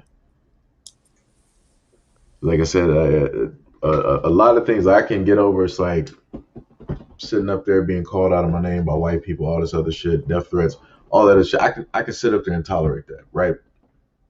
But the moment in time that you literally see your own people basically like doing this, that's the shit that basically hits completely different. And it's like my patience is super, super, super thin when it comes to that. And I guess that's because for me, I expect, just like I expect more for myself whenever I happen to do stories or different things like that. I also have that same expectation from for the people that are basically on this platform. But somebody basically told me that the moment in time that you have um, expectations, you're in a sense setting yourself up for failure. Mm-hmm. Because the only thing that you can basically expect and guarantee out of anything in life is basically things from yourself. You shouldn't technically have those same expectations from other people. So it's like, like I said, I'm just like, probably mentally at this moment in time, I probably just, you know, checked out. Uh, the most I would love to technically say is give some type of apology for the way I conducted myself, but it's like honestly, it's like I don't even care because I'm not gonna sit up there. I can't sit up here and lie about it. I can't sit up here and say that I don't feel a certain type of way about the situation and how the conversation basically switched and how all of this shit basically like transpired. I can't sit up there and like directly just like lie about it. I'm not. I'm not going to sit up there and lie about it. I'm not going to sit up there and say that I'm not showing my emotions here and all that. Fuck it. It is exactly what it is. Because seeing people basically do that, I 100% took that personally. I saw somebody in the chat be like, "Yo, don't take that, personal. Everybody's, grown adults." And even like, you stated before, CC, you were like, everybody has to bear their own cross. Like I said, I'm not disagreeing. I completely understand that. But when it's happening on something that you created in order to try to help better the community, and this is like the shit that basically happens, it's like, what's the fucking use? It's like 100%. What is the fucking use if all black people are going to do is have the same energy for like black people? We can sit up there and be like, oh, bang, bang, shoot them up, do drive-bys. on the block. We can argue. We can sit up there and have nigger moments. We can sit up there and fight. We can do all of this shit all day long. But we never have that same exact energy for the people that put us in certain, circumstances that enacted, certain things here. We never, like I said before, anybody that had all of that energy earlier on in like the whole comment section, I promise you, none of those same people, don't care if it was a moderator or not, none of those same people have that same energy for their boss. That degrades them, that belittles them, that give them a 5 cent increase when you're asking for a raise because you got kids to feed or family that depends on you.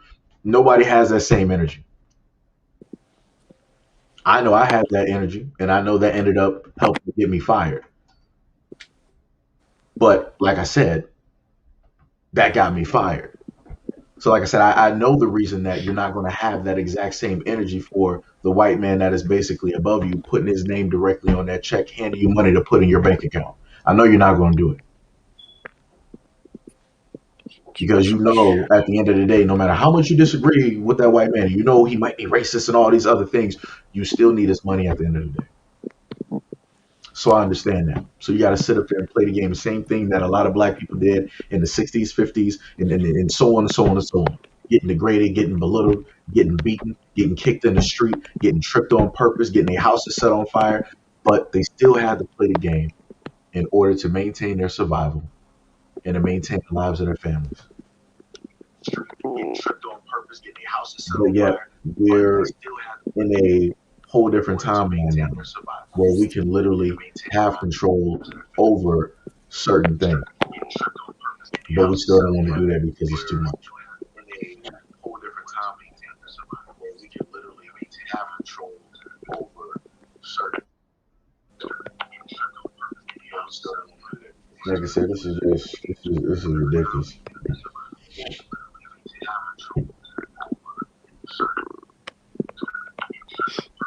Like I'm beyond disappointed. I'm beyond angry. I don't literally. I don't even know what the fuck I am.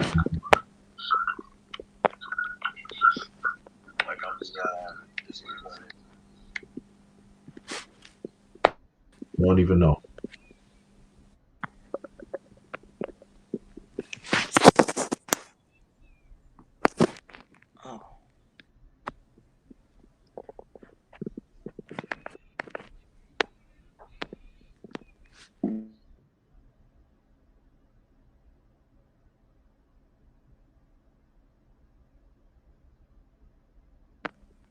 Like I said, I've sat up there and told people this before, and I'm gonna make it very clear. I'm the type of person where if you decide that you want to throw out a certain type of energy, I'm a vessel at the end of the day.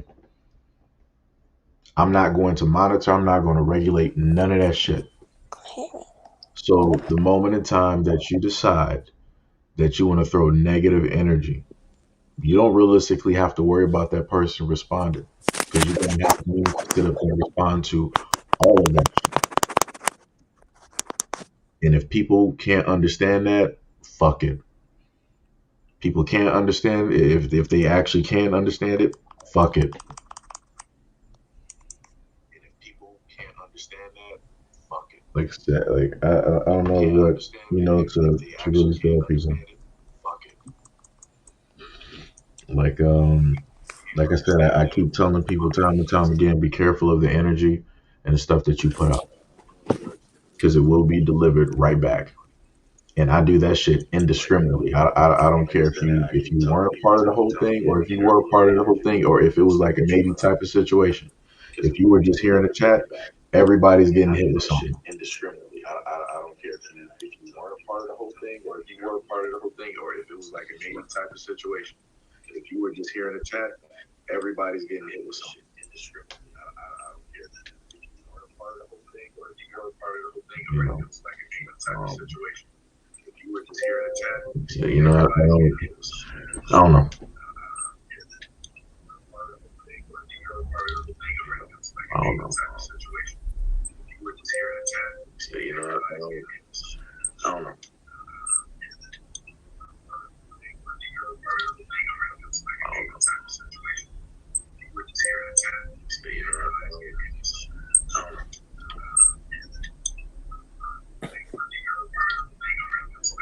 I can tell you this. The way my mind is, I millennium. I can't even sit up there and tell you I can tell you this.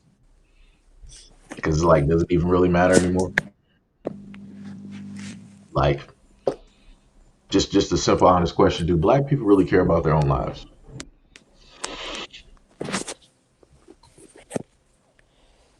Do Black people really value the community, history, spirituality, native tongue, families, any of that? That's basically what I state to the whole, Pookie and Ray Ray, like question. Because at the end of the day, it doesn't matter like what I feel if they belong here or not. The fact is that they're still here and that they're still able to do the things that they're doing because Black people allow it. Nobody else allows it. Black people allow it. You don't see Pookie and Ray Rays in the suburbs, in the Asian community, in the Jewish community, in the Arab community, in the Chinese community, in the Latin community. You don't see them there.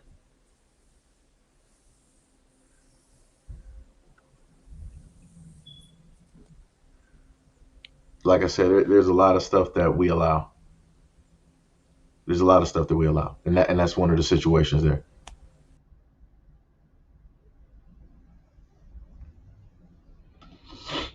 You know,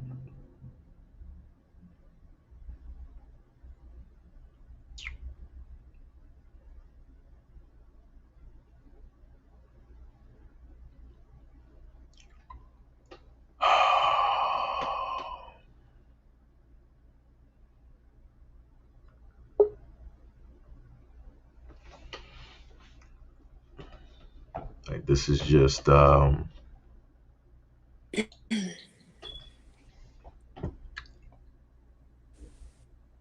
something. I'm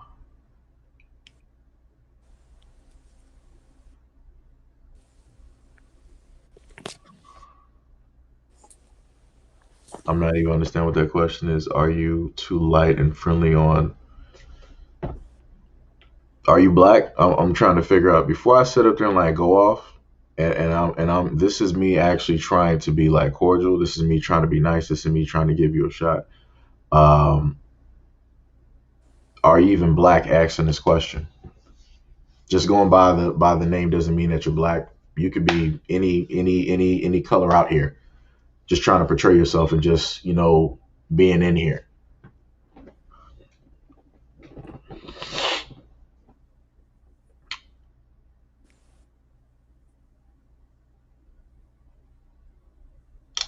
All right. Anybody can type that. Anybody can type that. What I'm sitting up there saying is, you see me directly right here. No mistaking about it. I'm Black. Voice, skin, everything. So, like I said, just there's a lot of people that say Black Lives Matter and they're not Black. You got Rachel Dolezal that sat up there and said that she was a Black woman and she's not even Black. She has two white parents. So, you know, when I start seeing some nonsensical questions, I got to start looking at you sideways because those are some nonsensical ass questions. Like, are you too light on the Pookie and Ray Rays and the? Obviously, you haven't been here long enough, so you can go do your research. I got two channels. You can pick any which one, and you can decide to look at the content there. And if you feel that I'm being too light directly on them, then you have your answer. If you did your research and you find some other shit up there, then you have your answer as well. I'm not going to sit up there and answer a question like this, like that. That's ridiculous. If people really want to know the answer about how I feel about certain things, you would take out the time of your life instead of watching like TV shows and like all the other bullshit. If you really want to know the answer about somebody, you would actually take the time to study them. Because you can't tell me that you've been here for like 3 years, 2 years, or a year, and you're asking a question like that. I watch your hold on. Let me see this. Now this is when it gets start getting to nonsense. I watch your videos. I know you don't like them. So what were you asking a question for? That now that just seems like a dumbass answer. Like this is when I start sitting up there. getting pissed. I'm pretty sure that that's fair to say. Because when people ask dumbass questions, they already know the answer to it. Now you're just doing shit for completely no reason at all.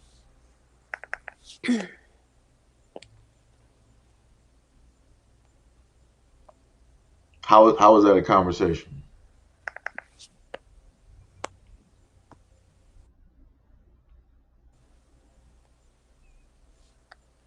How was that a conversation?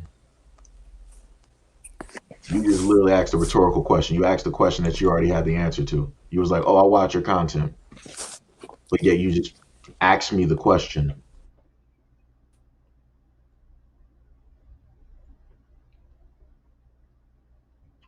All right. Um.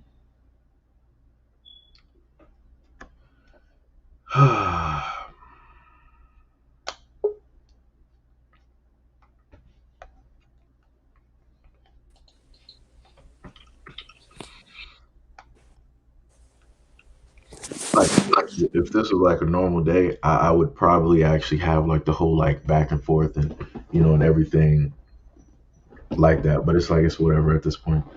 So you can just keep writing in the chat. It's like I said, it's whatever.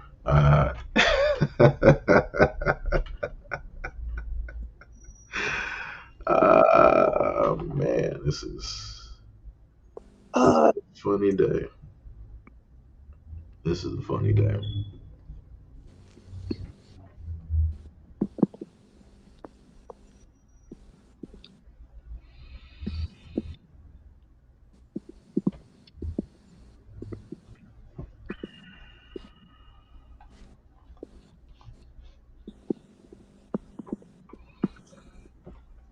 Oh, Cece, I wasn't trying to like keep you here and nothing. This is just I'm just sitting up here just pondering some stuff. No, I'm listening. You know. I just want you to keep going, seriously. And I really want to apologize just to you, and your co-host, is it Lotus? And that's it. Nothing else. No, it's cool. Like I said before, I let the whole thing roll because I completely understood, why it is that you said. That's why I didn't say anything. I didn't mute you. I didn't like try to be like, all right, let me sit up there and like try to get her out here and all this. I ain't do none of that. Like I said, you have full fledged right. The same thing I would have sat up there and did if somebody said something sideways to me. I would start sitting up there going off people on in the comment section automatically. Seiji, the thing is, I've come to expect the worst from black people, and often they deliver just that. So I'm not surprised. So I'm at the ready all the time, unfortunately. Unfortunately, that's how I'm going to move, because I'm going to expect them to attack me. So I'm going to be ready to deliver the counter attack back. They often do that. And they will often come through with their delivery of fuckery. Unfortunately, if you know our people, you know that's exactly how they're going to act. It's almost predictable. Like I said, I and apologize to you. I don't want, because you're so mellow, you're so calm, you're so level-headed, and I apologize if my reaction impacted on your. It must have, and I apologize.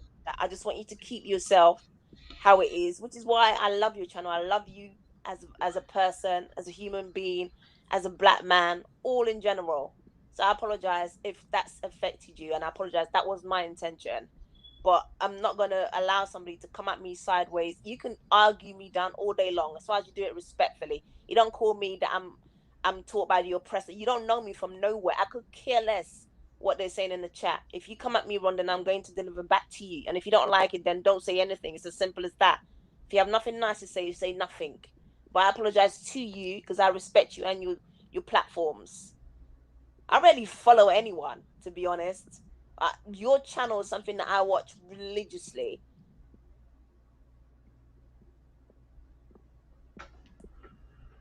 Unfortunately, you're going to have those jokers. There's always going to be infiltrators. That's what they are. They have to move exactly how their DNA is. You can't help that. And please don't put that on your back. And I get it. You want to take, say yes, it's your platform. You don't want people to behave that way. People are going to act how they're going to act, unfortunately. Me included.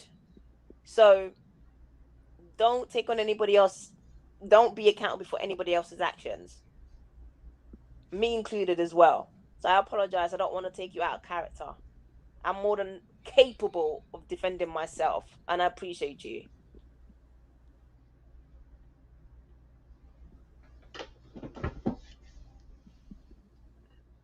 You know, like I said, much love and appreciation. Um, thank you for just even being a part of, the whole, conversation for, what was it about? Like, technically, I want to say it was about, like 4 hours, and whatnot.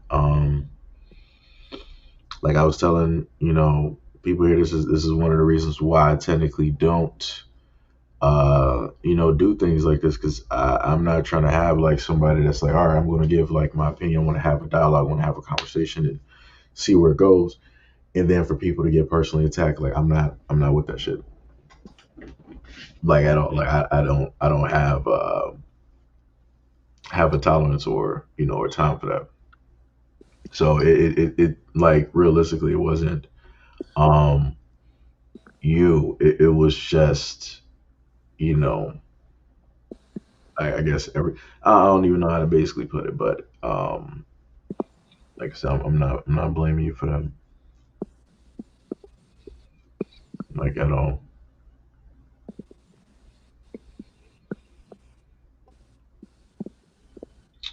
This is something completely different here.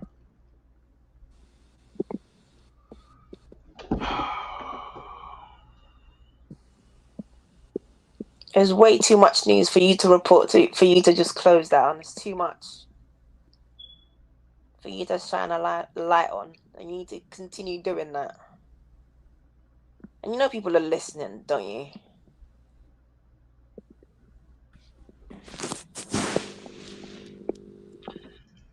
Um,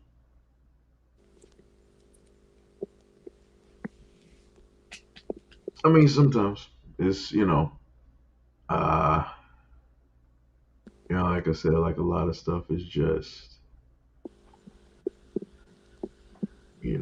it just ends up being like an emotionally draining thing, and you just get to a point where it's like, oh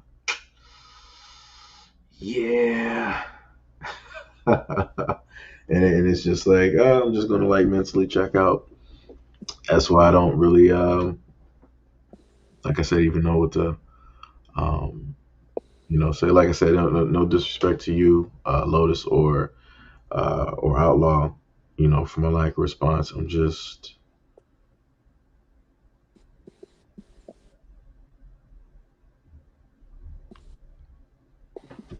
like I said, all I can do is technically like laugh and shit at this moment in time. But you know, it's okay to have like, oh, I thought I could hear echo. It's Oh, okay. that was probably I got the No, no, volume up. it's fine. It's fine. I can't hear it anymore. I think it might be in my head. Don't worry. Don't mind. It's okay to always have. Sometimes it's good to have an outburst. It's good to kind of release and let your toxicity out. It's healthy, actually. I see it that way. Because when you bottle stuff up, that's how you overreact, and then you go crazy. And I don't know, you might start killing people. Who knows? I won't go to that extent, but who knows? But Right. technically, if you're bottling things in, then when you react, you're gonna be way above the threshold that you should be in. So it's a good thing. At least I see it that way. I like to see things in the brighter side. Right. It's a good thing to sometimes release and then you rewind and start again.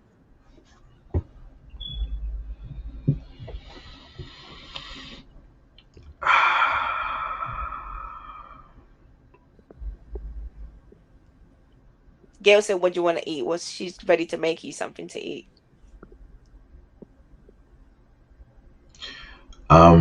I'm actually at the point where I'm just like past being angry. I'm not even hungry. Oh, Like it's just a very like calm type of anger. So that's why I was telling Millennial, I'm trying to manage as best as possible. to like not even sit up there and go off because it would pretty much wreck everything. And it's like I would just have the attitude like I got right now where I'm like, I just don't care. Whatever happens is whatever happens.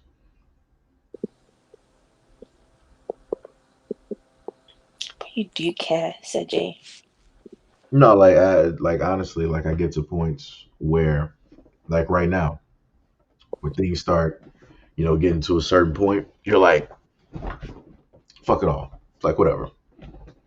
It's like fuck it. It happens, like every once in a while. Once like things start hitting, like a certain level, because you do your best to try to manage your energy and all of that stuff, internally. Because what a lot of people don't understand is that when you do stories, at least for me, certain things stay and they don't leave.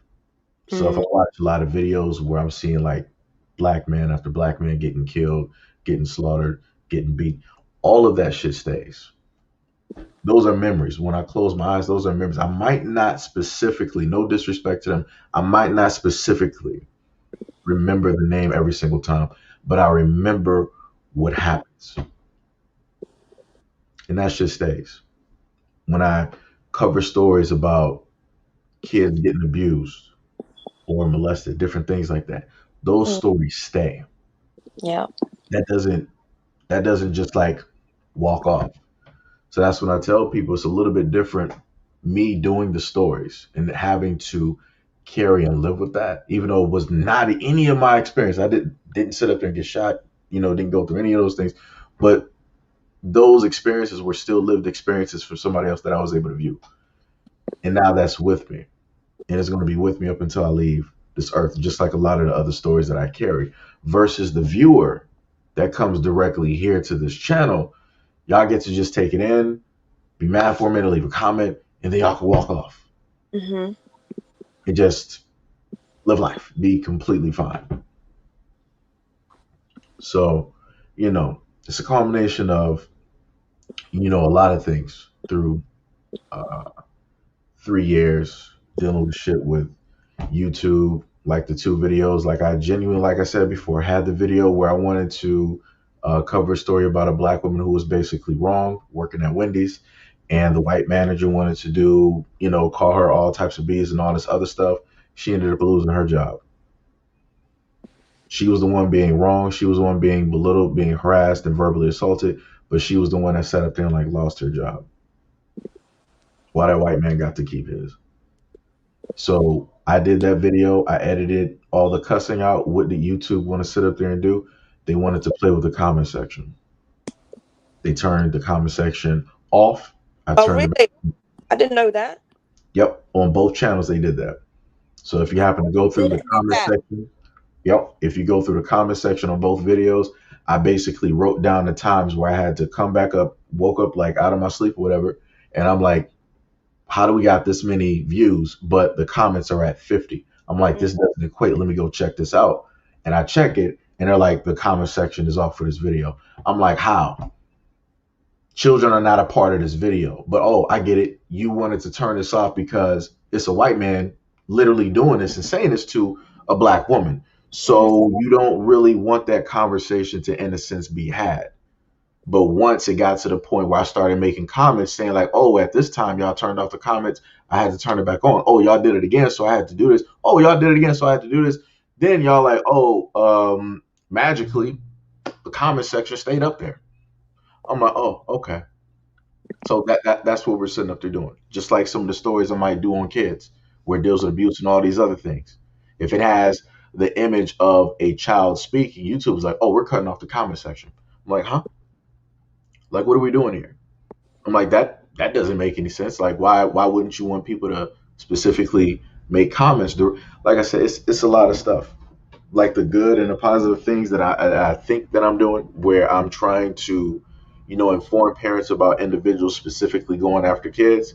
YouTube in a sense, well, at least for one video, YouTube wanted to have a problem with that, and that's why the channel got striked.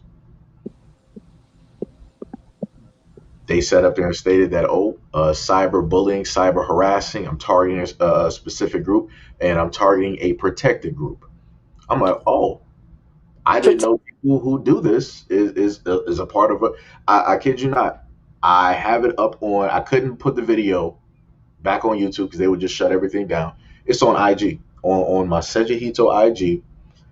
I literally have it up there along with both of the messages that YouTube sent me.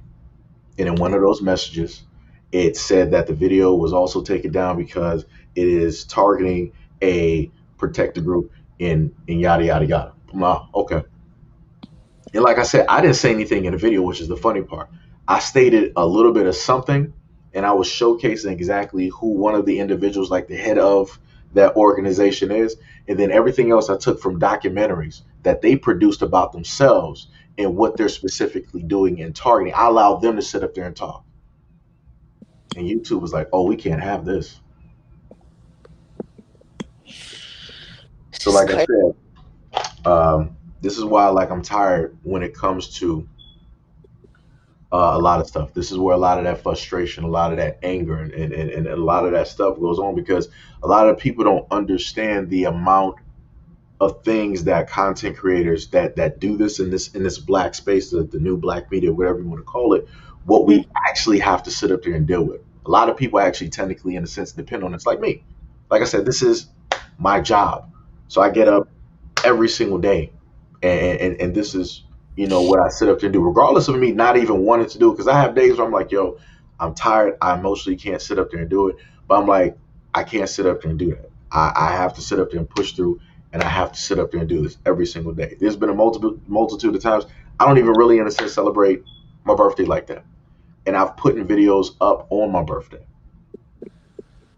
because I'm like, yo, the birthday is just like, it's whatever. Realistically, I should celebrate myself every single day that I'm alive and breathing. So I'm going to, keep doing what I'm supposed to be doing. That's why, I was saying before, like, for me, this is a job, because this is something that, I don't, have whatever, destiny that's out there. I decided to make something for myself. I'm not going to wait for somebody out there to basically tell me, like, all right, this is what you're supposed to do. I'm going to make a lane for myself, which I did, and I'm going to work that up until I come to whatever that destiny or that destination is, where this is the road that I'm now supposed to take. I'm not at that point yet. So, this is why, I said, for me, it's like, it's in a sense, a job, because I don't have a boss to tell me, like, all right, you got to work this, you got 9, 8, 10 hours. This is what you're going to sit up there and get paid, every 2 weeks or whatever it is. I have to literally do all that myself. Nobody's telling me, like, yo, Seiji, you got to wake up, you got to do these videos, you got to edit these videos, you got to look up these stories, you got to do this consistently every single day. Like, literally, in order for a YouTuber to sit up there and make, at least in this space, to, like, make money, you have to consistently put out news. Because the content that I have, in a sense, is not like evergreen content.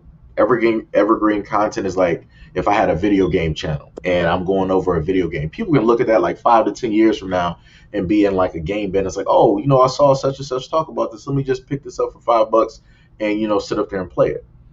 But 5 years from now, nobody's going to be looking at the old news that I sat up there and did. They're not going to be looking at that, really, unless it just so happens to pique their interest because how the image basically looks. So in order for any black media content creator to realistically make anything, to actually like support themselves, they have to sit up there and put out a lot.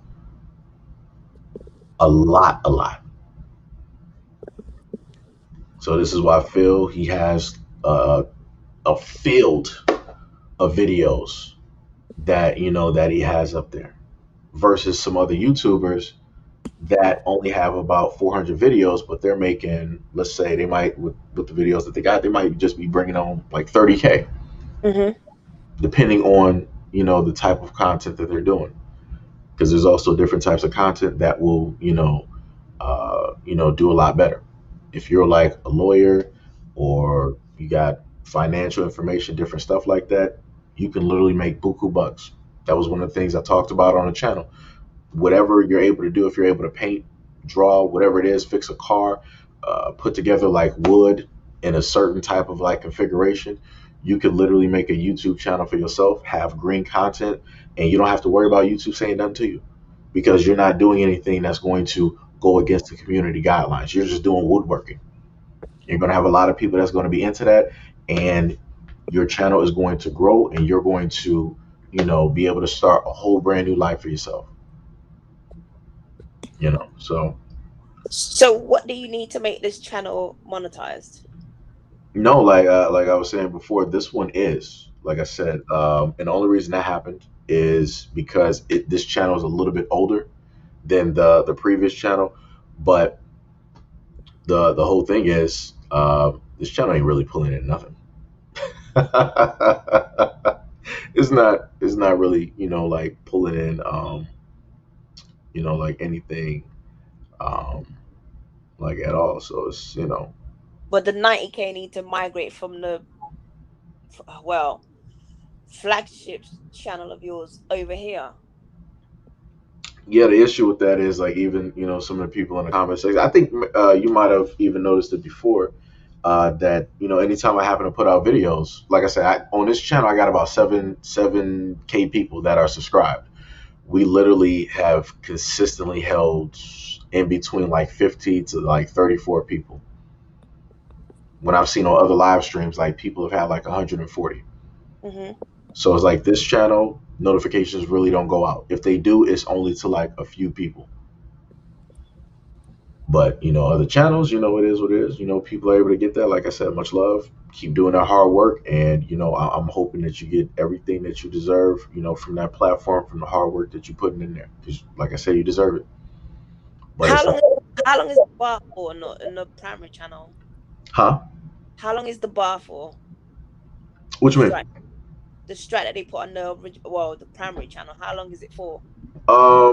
Well, the like basically, so how it works is that you get like a certain like number, like it's basically like baseball. So what YouTube did the first time, because they were trying to do this before. This is a okay. So this is basically what they do with like black content creators, right? That are in the space of doing with the news, racism, and all this other stuff in the country. So they'll go through your content and they'll specifically try to find something. So what YouTube did, we're in 2021. They went back to a video in 2019 and they were like, all right, we're going to strike your channel. We're going to, you're not going to be able to upload for a week. I was like, okay, fine. I was still, monetized. Everything was fine. All right, it's a week. No problem. I'll just sit up there and, upload some stuff on the other channel for a minute, let people, still get the news and see that. I'll start uploading some stuff on, IG and different things like that. Kind of, gives a little bit of free space. So went back to it. After that was done, everything was completely fine and dandy. Literally, this is what they do every single time because it's the second time that they've done this to my channel. Right before you're off that strike, they will hurry up and have somebody manually go through the channel, or I'm not sure how the flag selection works. They'll be like, oh, wait a minute, you're about to be off of that strike? Let's add another one up there. Guess what? We just found another video. Now we're really going to sit up there and strike you. Now you're not able to do it. You already was on a 1 week suspension. Wow, we got 2 weeks. So altogether, that's like 3 weeks now that you basically got hit. So when you can't upload on your channel for 3 weeks, the normal views that you have in a 48-hour period basically dip down. When your views basically dip down, that basically means that nobody's watching the videos anywhere on YouTube.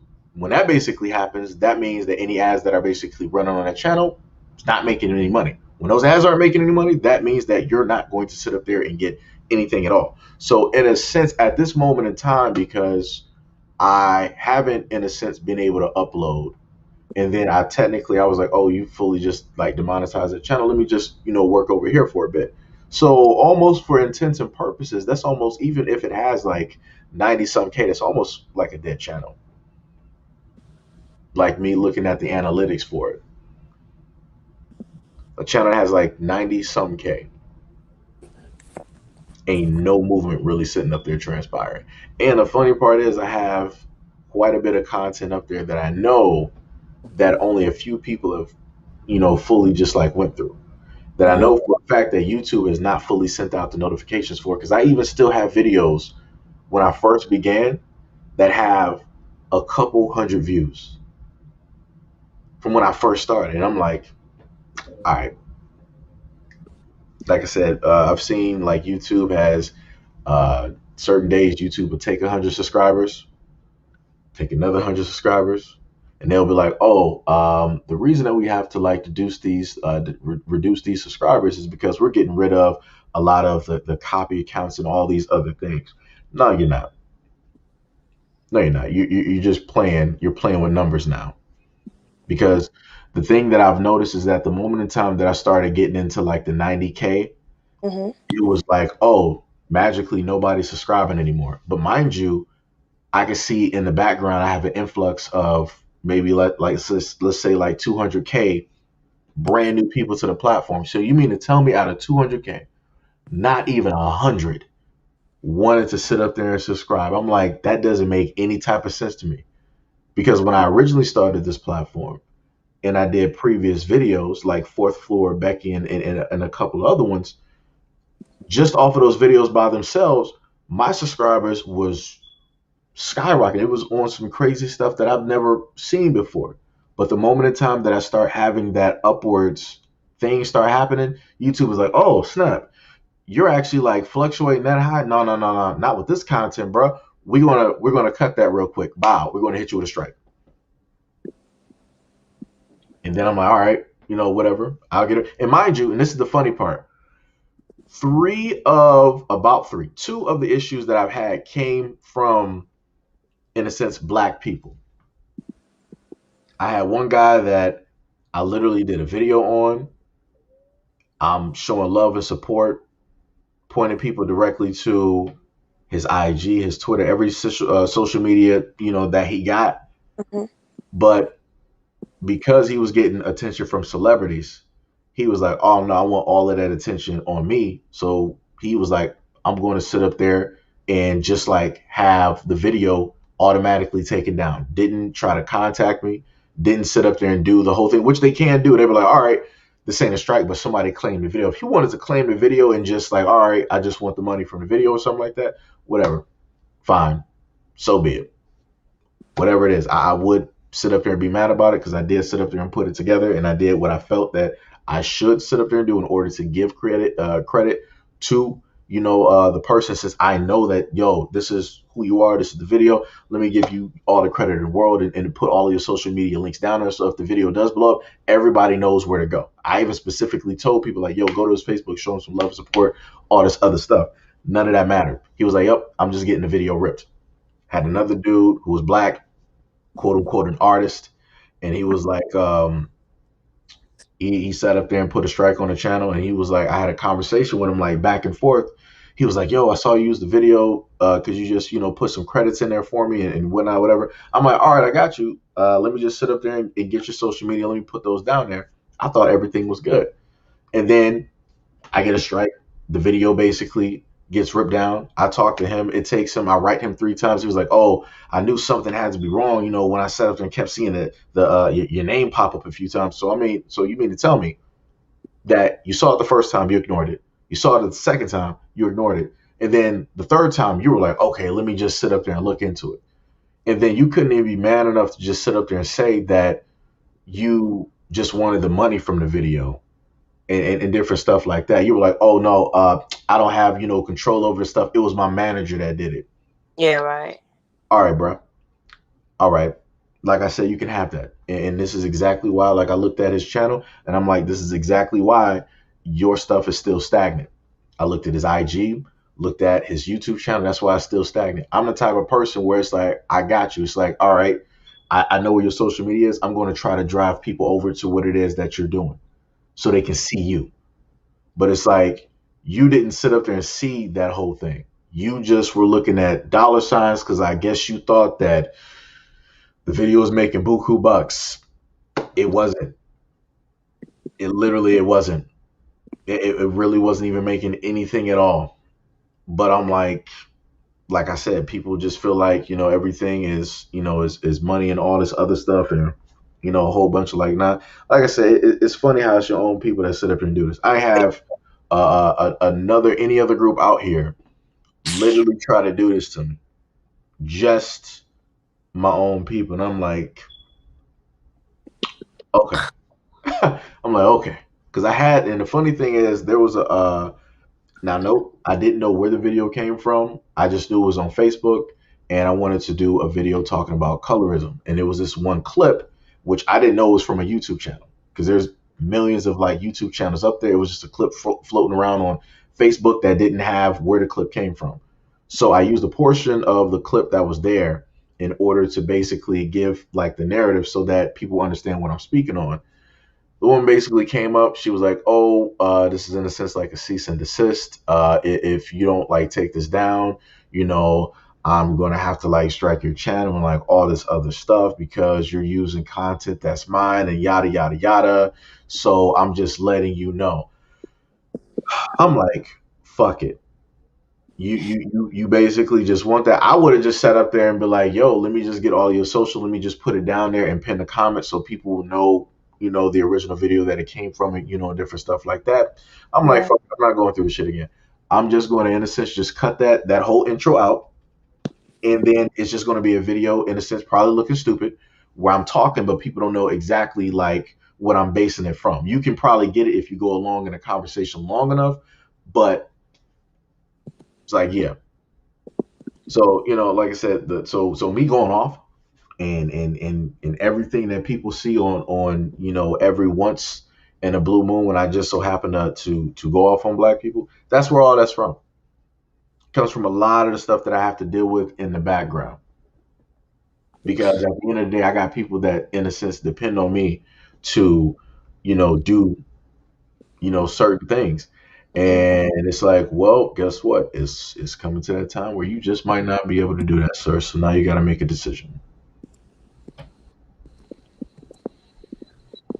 So it's like, in a sense, that's out of my hands.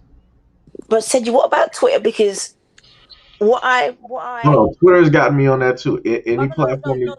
In terms of getting your original channel back, the 90K channel back, or 95. No, no, no. It's no, no, no. It's back. It's just not monetized. I have to, technically wait. But the thing is, even waiting, which is in a sense like a 30-day period, you starting from like the ground up. So that means I have to overwork in order to try to get into that position again where, in a sense, I'm able to pay bills.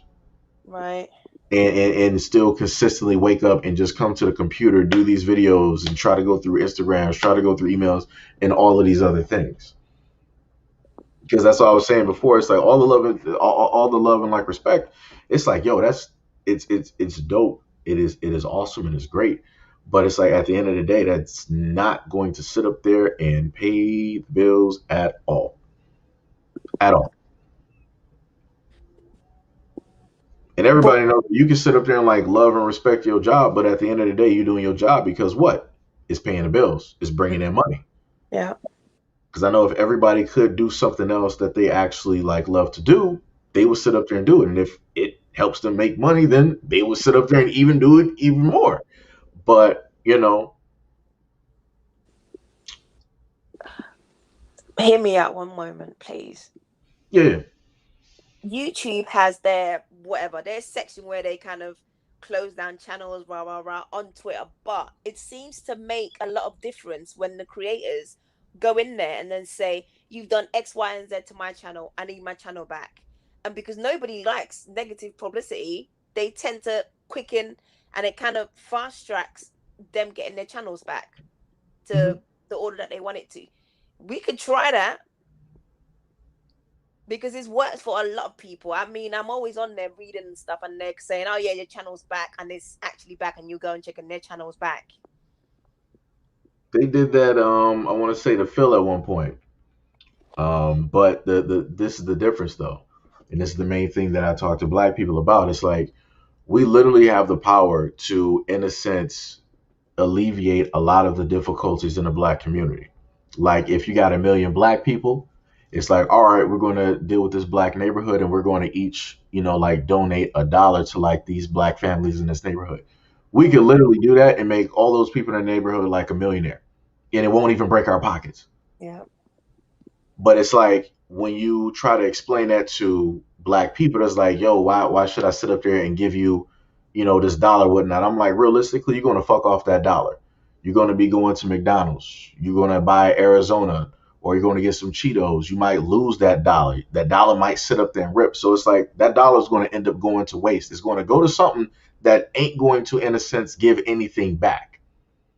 Versus putting a dollar and investing it into something that can, in a sense, not it just inform you or give something back, but it's giving something back to like a lot of other people.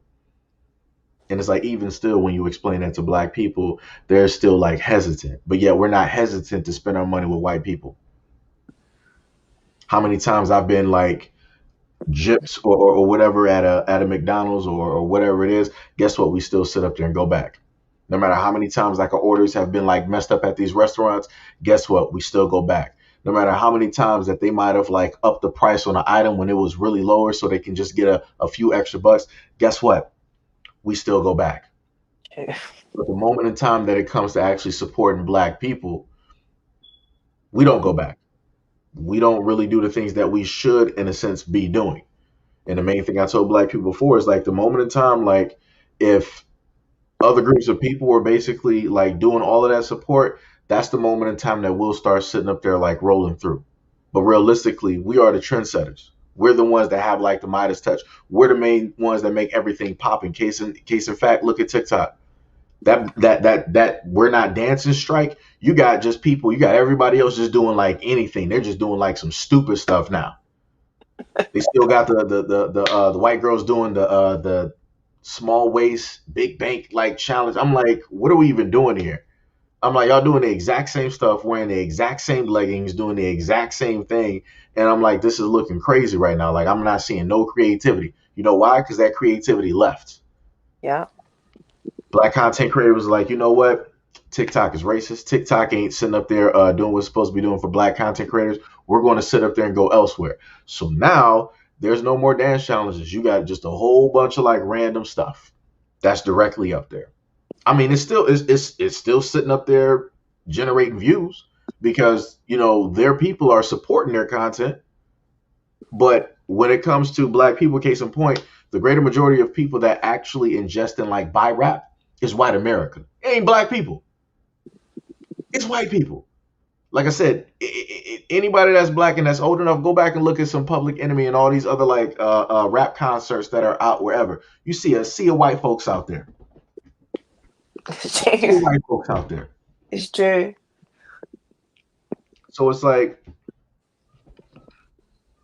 like I said, if black people really want stuff to, in a sense, like take place and to be done, and we want to alleviate a certain type of stuff transpire, we got to sit up there and start supporting, our own people, ourselves, and different things like that. But when you say that, a lot of people want to start saying that you're basically a racist, or what about this group of people? Other groups of people ain't my problem. Right. Like y'all got your whole communities, y'all got laws and all these other things that are basically set up. Black people, no matter what other group can sit up there and say that their plight is the same as black people, is completely different, because still to this day in the United States of America, black people are not fighting, in a sense, to get all of this money. We're still wanting to be recognized as human beings. I'm not even sure if people even realize that out of the whole world. Black people are not realized as being human beings. We're still seen less than dogs. So this is why you have man's best friend. And then you got black people. So, like I said, it's like I said, it's just crazy. And then the thing with like Twitter, that comes back to the support. In order for that to work, it's like I could sit up there and go to YouTube right now on their Twitter, but like, yo, we need to have a conversation, about it. They ain't gonna care. If I had like a following like Phil or some other people out here, it's like, all right, I could put out that message to people, and people will just like roll up real quick and things will end up getting done. But it's like, when you have a channel like mine that's, in a sense, small, YouTube is like, oh, just do whatever to that channel. We'll just like get to the point where he doesn't want to do it anymore. We'll just start pulling videos, erasing content. We'll just get him to that point, because they know at the end of the day they're controlling like a lot of the notifications. So this is This is why y'all don't see a lot of the videos. I see some people like, yo, Seiji, I didn't even know you put out videos. Like, yo, you put out like 8 videos. I'm looking at videos that I didn't even know that you put out. And these were like months ago. I'm like, yeah, on an old channel, what YouTube has done now, because I haven't put out content, they started pushing the older videos. I'm talking about videos from like 2 years ago that I'm seeing people like just now leaving comments on. I'm like, wow. So when I was monetized and I was consistently putting out content, y'all didn't want to push none of those videos. But now when I can't make money off of any of the content that I've spent time and energy and effort into, now y'all want to sit up there and push it because y'all can sit up there and pocket that money and run those ads on that stuff. You don't have to worry about paying me. I'm like, okay, I see it. Like I said, if I had another avenue and another route, I would easily sit up there and take it. But at the end of the day, that will come down to black people actually wanting to, fully support. And it's like, it is, what it is at this moment in time. Oh my, crazy. Because like I've been hit on IG. IG has either blocked videos that I've put up, or they've like stopped people from even viewing them. Facebook has done the exact same thing where they were like, oh, we can't put this up there. It goes against the community guidelines. Twitter has also done that as well. So pretty much almost the main basic social media platforms that everybody's used, I've had issues every now and then. I've even had like a community, I think, strike on my Facebook because they were like, oh, you this picture goes against the community guidelines. I had a picture because somebody was like, oh, Europeans are the main ones that have blue eyes and brown hair. I'm like, oh, really? Let me show you some beautiful Aboriginal children that have the blonde hair or sandy blonde hair with blue eyes or green eyes. Set up there and put that directly up there. Somebody reported it. They were like, oh, this goes against the community guidelines because we wanted to try to state something about the kids. I'm like, okay, whatever. They tried to get me on something else. It was like, oh, you got a picture up here of the KKK. We're going. It's not a strike on the Facebook guidelines, but we're going to take down this image. I'm like, okay. I'm like, all right. So we're just gonna, keep going here.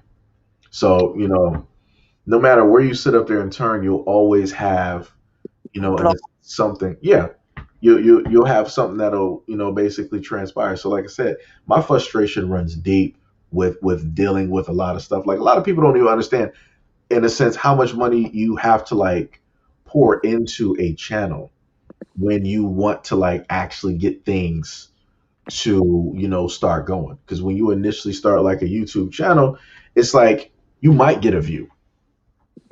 You might. So then you have to, take other avenues to help to like jumpstart that.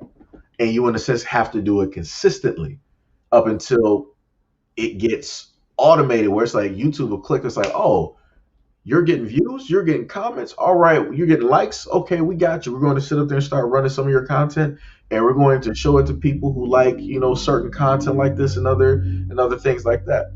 I used to have my YouTube videos at a point where if I saw one of my videos, if I stayed directly on my channel, I played one of my videos on the whole other side, I would start to see at least 5, 6, 7, or maybe 10 of the videos right there. YouTube was like, you know what? We did that before. What we're going to do now, you're not even going to see none of those videos on the side. It's not even going to be in a whole like recommended list. And if it is recommended, it's going to be down in like the 20s. You're not going to see it, anywhere in like the 1s or the 5s or the 10s or different things. So it's like I've seen a variety of things that, that transpire. And I know a lot of people happen to state that, oh, well, you can go to like Black Enough, right? Which is a black platform that Dr. Boyce Watkins created. The problem with that is that you would actually need black people to start to venture over to a lot of these black platforms and actually stay there for a while so that all of that money and that revenue, because the businesses do pay attention, when they see wherever black people go, that's where the money will follow. So if all of the TikTokers, if a lot of the black YouTubers went onto these black platforms, a lot of that money will start to leave YouTube. What YouTube will sit up there and do, they'll be like, oh, we really love, black people and stuff like that. So we're going to show appreciation. We're going to have a black side to YouTube, or we're going to really highlight black content creators. And they're going to, this is when businesses are like, oh, we're losing money. We got to really start sitting up there doing something to bring, all of our money back. Oh, I'm sorry. I mean, all of the black people back. Right. And, like I said, you got TikTok right now. Supposedly they're trying to work on a black side of TikTok where, I guess it'll give those content creators like some credit and all. I'm like, it's far too late for that. Like I said, anybody that's black, just get off TikTok. It's that simple. Go, just put it on YouTube. Put it on YouTube. Put it on IG. You can monetize your IG, but it's just in a different way. Go put it on Facebook. You can sit up there and make a Facebook community page, put all your dances up there, and I'm pretty sure those will move like wildfire because it's entertainment at the end of the day. It's nothing that's abrasive. It's not anything that's in a sense going to rub people the wrong way. My content is going to rub people the wrong way. Facebook page got people that wanted to start spamming stuff. It's like, oh, you keep talking about white people doing all these crimes, but what about this, and this? I'm like, that's great. I wonder how much time you spend in order to get all that. We can go historically. That's the clear cut difference. I can literally sit up there and go historically, like I stated to people before. Nobody white has a book like this where it literally talks about black people destroying their towns and their cities and hanging them for no reason. White people don't got a book like this where it talks about the color of law, where in the United States you had certain laws that segregated you on purpose, that redlined you from buying a house in better neighborhoods in order to also depreciate the value of your neighborhood and your area. Therefore, meaning that if you're in a certain type of low income area, that means that state funds and all these federal funds, you're going to get a lot less versus the white areas that are rich and they have the white picket fence and the Johns and the Stevens and the Smiths. They're going to sit up there and get hundreds of thousands of dollars, if not millions of dollars, so that their kids got the best schools, they got the best hospitals, they got the best daycare centers, they got the best everything there. White people don't got a book like this where it talks about the medical issues that black people have had to face, where malpractice is a common occurrence, where black people had to be experiments, where you got black women, in order to figure out how certain things work with women, they would do live surgeries on black women and they would cut them open to see how different things work, test and poke and prod while that black woman is still alive. White people don't have history in books like that. So they can state that, oh, if you're talking about race, you're just being racist. And no, you're the originators. You're the ones that basically started this whole main thing. And now when you're starting to catch fire and you don't want to sit up there and hold your feet to the concrete, now you want to sit up there and switch up the whole game. You want to move the goalpost now because everybody caught on to what it is that you're doing. Like I said, this is why YouTube is doing some of the things that they're deciding to do, where they want to sit up there and hit black content creators, but they're smart and they're slick. So what they'll sit up there and do is, it's not just black content creators. We're also doing this to our own people too, but you're using them as a sacrifice to justify the means. You're willing to sacrifice a few of yours just to get a few hundred or 1,000 of ours. That's all you're sitting up there doing. Exactly. It's madness, boy. Yep.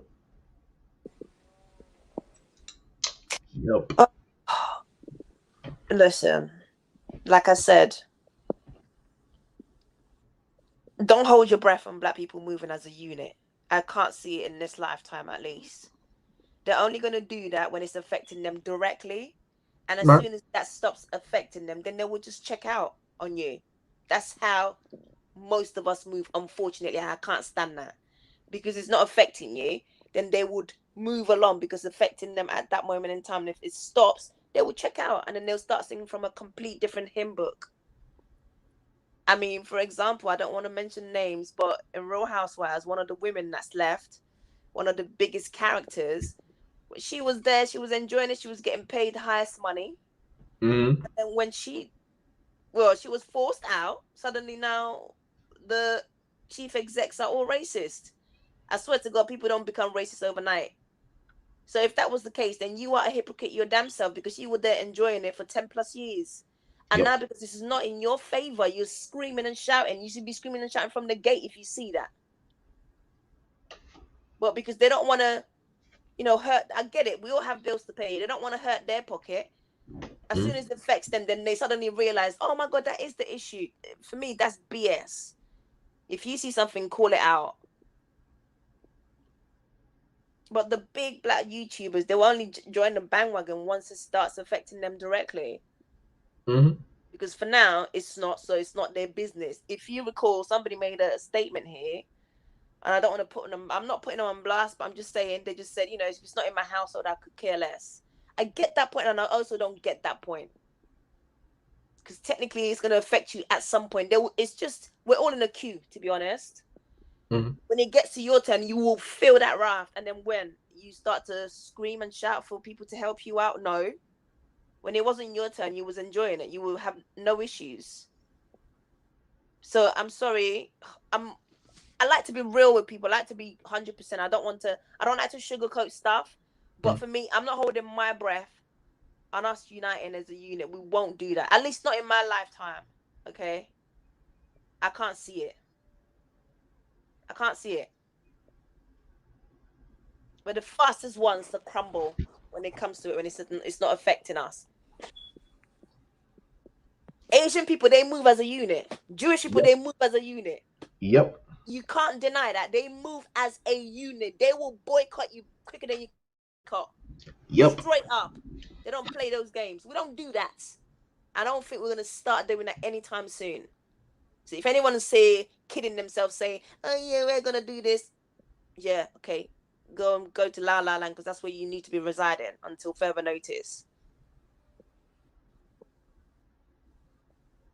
There's a big black YouTuber here. I don't want to put her name out because she's known for striking people, so I'm not going to do that, and I don't want any other issues on your pipeline.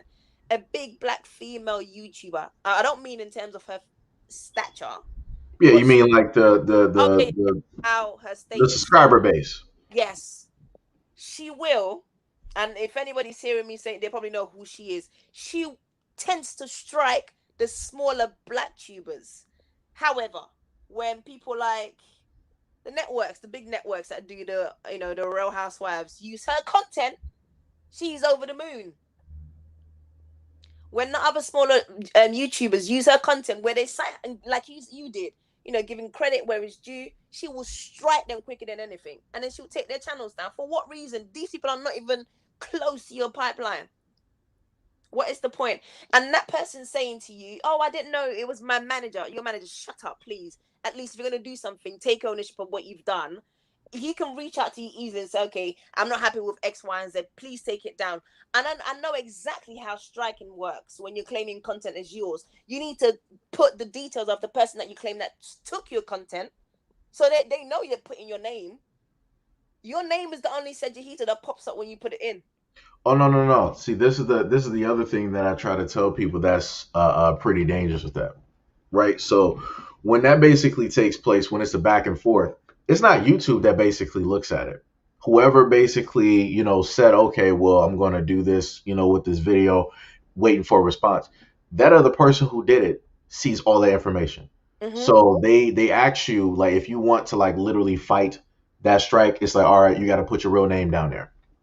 You got to put where you live. You got to put all of this very important information. YouTube ain't monitoring and looking at that. It's the whole other side that's sitting up there doing that. And that's the most dangerous thing about that, because if you're putting that information out there and you're handing it over to somebody, you don't know who that person is. You don't know what they're going to do with that information.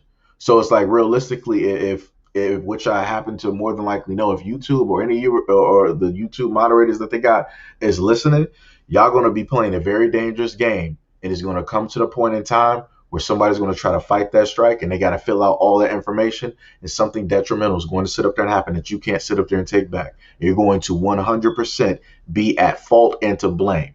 And it's going to be something that you're not going to be able to come back from. So any of those moderators that's normally like watching my channel behind the scenes, because what a lot of people don't know, right? In order for, I've changed, right, how the speech. And how, like, I might say, like, flying solo, right? In terms of somebody basically doing something to themselves, which out in public and and stuff like that. Or I might say statutory offenses when it comes to teachers doing stuff with students. You have to change the verbiage in order for the algorithm not to really be like, okay, we're going to demonetize this video. You're not going to be able to really make any money from this video at all. Like I've literally done videos before where we're like, all right, your video got about 15, 30K. Guess what? You made $1. I'm like, huh? I'm like, let me let me try to figure out these numbers. So I'm like, 30K, the video's yellow, and you're like, this is $1. Where the fuck did the money go? I'm like, what is really going on here? And I'm like, and they'll do stuff like that. Like I literally have videos that I have not even put up yet because they have them marked yellow, which means that those videos ain't really going to make nothing once you guys happen to see them. And some of those videos, if you ever have a YouTube channel and you start doing content like this and one of your videos are yellow, allow YouTube, put it as unavailable or private, send it to a review.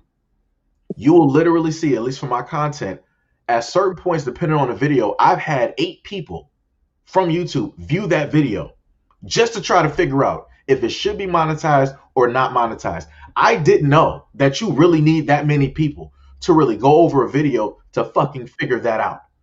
If I'm not showing the violence that is basically there, if I'm not sitting up there saying anything that really people shouldn't, grown adults shouldn't be really getting offended by, if I'm not talking about a specific group, if I switched all the words around, realistically, I did everything that fits within the realm of the guidelines, the video should be green. But leave it up to the people that's coming through to sit up there and check the video in the background. They're like, you know what? We're going to wait and hold this video for a minute. So if you decide to put it out there, it's going to be yellow. So just to let you know, you're not really going to make any money at all. YouTube might make the money, but you're not really going to make any money. So we're going to still hold that in review to figure out if, we got our think tank. So we got to really figure out if this video should be, green or not, so that you can actually make something from it. That's basically what they do. And this is why you see a lot of content creators be like, all right, this is my Cash App. This is where the Patreon is. This is where the PayPal is. This is why people sit up there and try to point you into a multitude of other directions. Like if you really love the content, if you really want to support that content creator, they'll push you to those other links because YouTube does stuff like this behind the scenes. They will basically, in a sense, keep money from you. And for that circumstance, suing is not going to do anything, because they have a certain type of guidelines. They got rules and regulations, and they can switch those at any time. And they've literally done it consistently year after year, or a few months after a few months. They'll sit up there and change it. And this is when you start seeing YouTubers make videos like, yo, I don't know what I'm going to do with my content. At any moment in time, YouTube can basically like shut it down and take down everything that I set up there and built, and yada, yada, yada, and all this other stuff.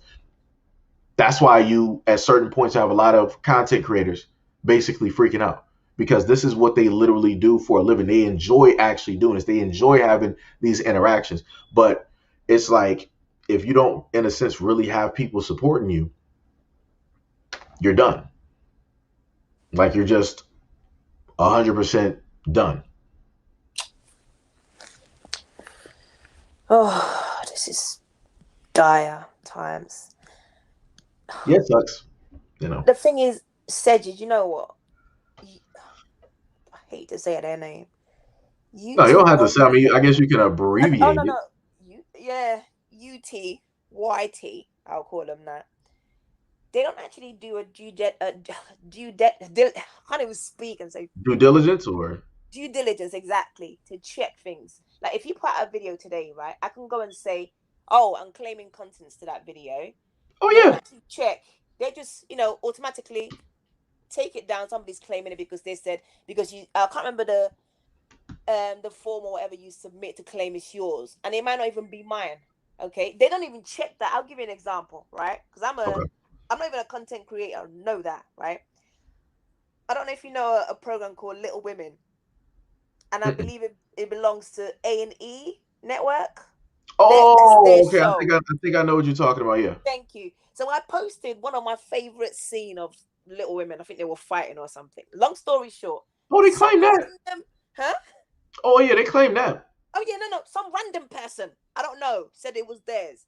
This is A&E, because when Oh you post yeah. something, it will tell you and say, this belongs to Bravo, this belongs to V, whoever, because it will automatically recognize it's their content. Some random, no one, nobody, right? So this theirs. YouTube took it down. I said to them, hold on, this is A&E's content, please. This person is saying that Little Women belongs to them. Who are they? So I went to Twitter. It actually, that's what I said to you, try Twitter, because compared to you, I'm nobody. You have like 90 something K. Twitter does work. Trust and believe me, I was bombarding them, going nuts.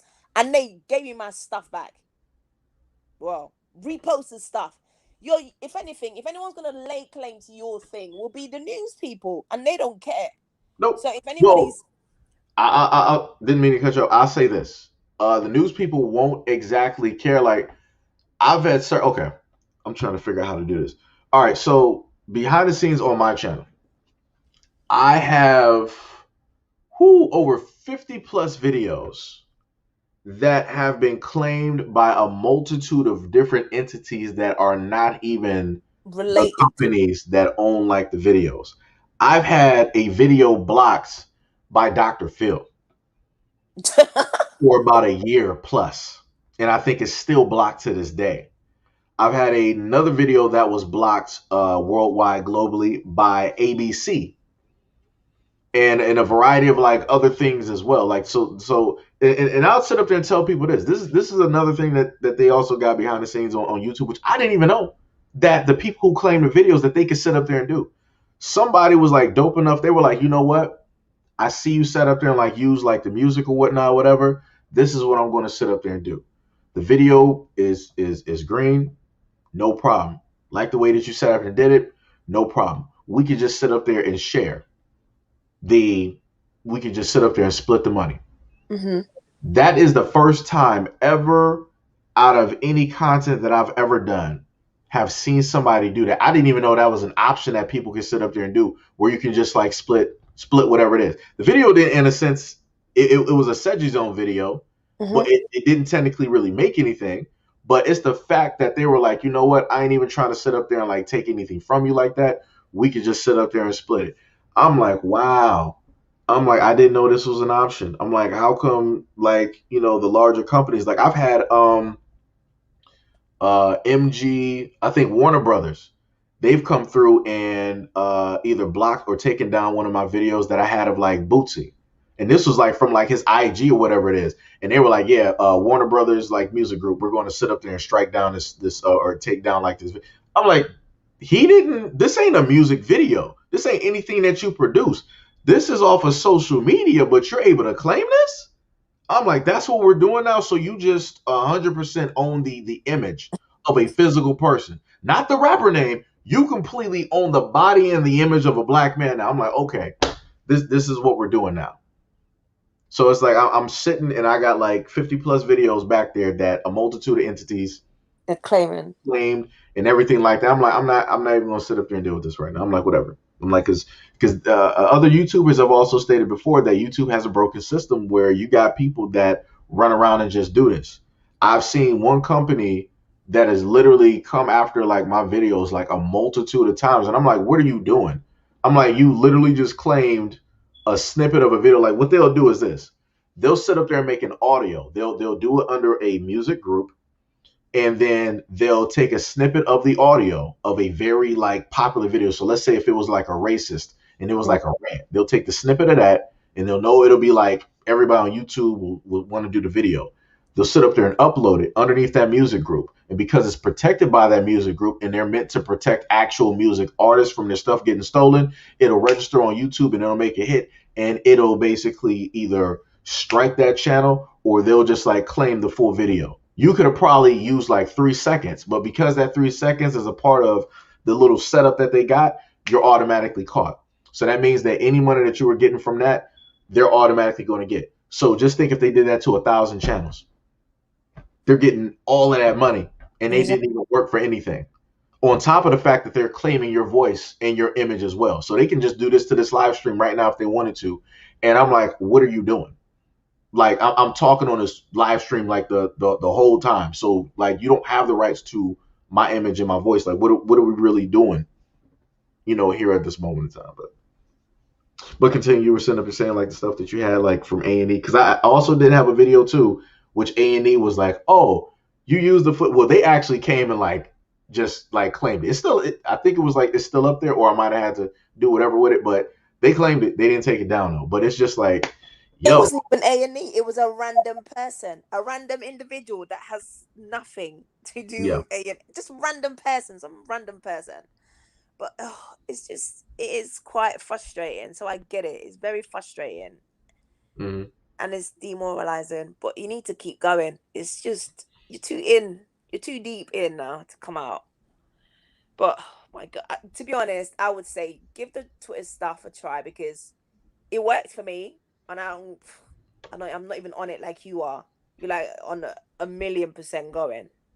So give the Twitter thing a try and see how you get on with it. If it's not going to make stuff worse. And the thing is, unfortunately, if somebody does claim you stuff, because if you want to challenge it, then you, like you said, you have to give your private details, and which puts a lot of people off because you don't want a random individual you don't even know if they mean well to have your details of where you live, your phone number, your email, everything, basically your full name. Nobody yep, wants to do that, So I get it, and that's going to put anybody off. And you might say, I don't want to provide my details to somebody. And you've seen videos all over YouTube where they're, putting out people's informations just because they can. And I don't know who the hell is allowing that to happen, where they're just making live videos and listing the people that don't have they have issues with, and saying, oh, this is their address, this is that, knowing this day and age people are crazy of what they hmm could be doing people's addresses and stuff. So yeah, people would then say, okay, I'm just gonna let this fight go, but it's not fair at all. yeah, If you're an original creator like yourself, it's not fair for you. And it is, yeah, it's upsetting, but you just have to keep marching on. yeah. Just I not think trying what to it like is, march somebody into a suggested, huh. just to let you know, a couple of little infos that came in your chat. Somebody suggested that you maybe take a quick break, maybe do the things that you really love. You like gaming, we can game. I mean, you have a lot of gamers, like especially like The Sims. People do The Sims, and I know you like your particular games, but you could do that. I mean, it can release some stress, and we can join you. I love it. And somebody else. Oh, is it Haiku or Hiku? I Yeah, think his yeah. grandmother's I taken mean, ill or you something. could probably just call him like outlaw. That's Outlaw, apparently his grandmother's sick out of the blue, so he left. So I don't know if you caught that. But he said he I had to didn't check know. out because his grandmother's something's wrong with her. Hopefully she's all good. But Yeah, yeah, I I gotta mean, probably call him and don't see what's totally going quit. on. I mean, you could take a step back for a quick minute. We're still See, gonna I be can't. here. Like that's the thing. Like, If you take a see, step back, you might not step back in. Is that what you're I thinking? I would love like at a if I was like a Corey Kenshin, that'd be dope. Like Corey Kenshin, I'm not sure if a lot of people know who that is. I Dope don't even dude. Hard. Oh, you don't know who that is? know. I Yo, told you, listen, I don't watch everyone on this YouTube. no, Trust no, me. like it's not like it's like it's video game content, but like when I mean the amount of like time, energy, and effort that he puts into like his craft and everything that he created, he deserves every single thing. Like I want that dude to be like a hundred millionaire. That's not even a word, but you know what I'm saying. Like have hundreds of like millions of dollars because it's like he's a one man army. He edits, he uploads, and everything like that. And the videos that he does, like he might take like for let's say like for like YouTubers. Mm-hmm. Uh, for me, for instance, I've had times where, and I kid you not, I've created because I was trying to go by what people were like watching. I'm like, all right, I'll do like a 5 minute video to see if people watch it. I look at the analytics. It's like, oh, people only watching 3 to 2 minutes. I'm like, all right, so let me just do a video that's 2 minutes. All right, well, people are watching a minute and 50. I'm like, all right, I got y'all now. I got you. Short, attention span. Y'all just want like quick bites. Let me do a 40-second video. Kid you not, people watch like 15 seconds. I'm like, what the fuck is happening here? It's like I don't even know what to even do right now. Like I've had videos where that are like 5 minutes, but it took me 3 to 4 hours to actually do Mm-hmm. because I'm doing like a lot of like the editing and I got to make sure things show up at a specific word or a specific start. I gotta take out a lot of the breathing, or if I messed up on something and I got to re-go over it like 4 times. Like it's a lot of stuff. This is why certain videos where people say like, "Yo, man, I love the Seiji zone" and different stuff like that. That took me hours to do. That lit like for certain things where I would have like the pictures, like showing up like as I'm talking and it's hitting like certain, things and whatnot.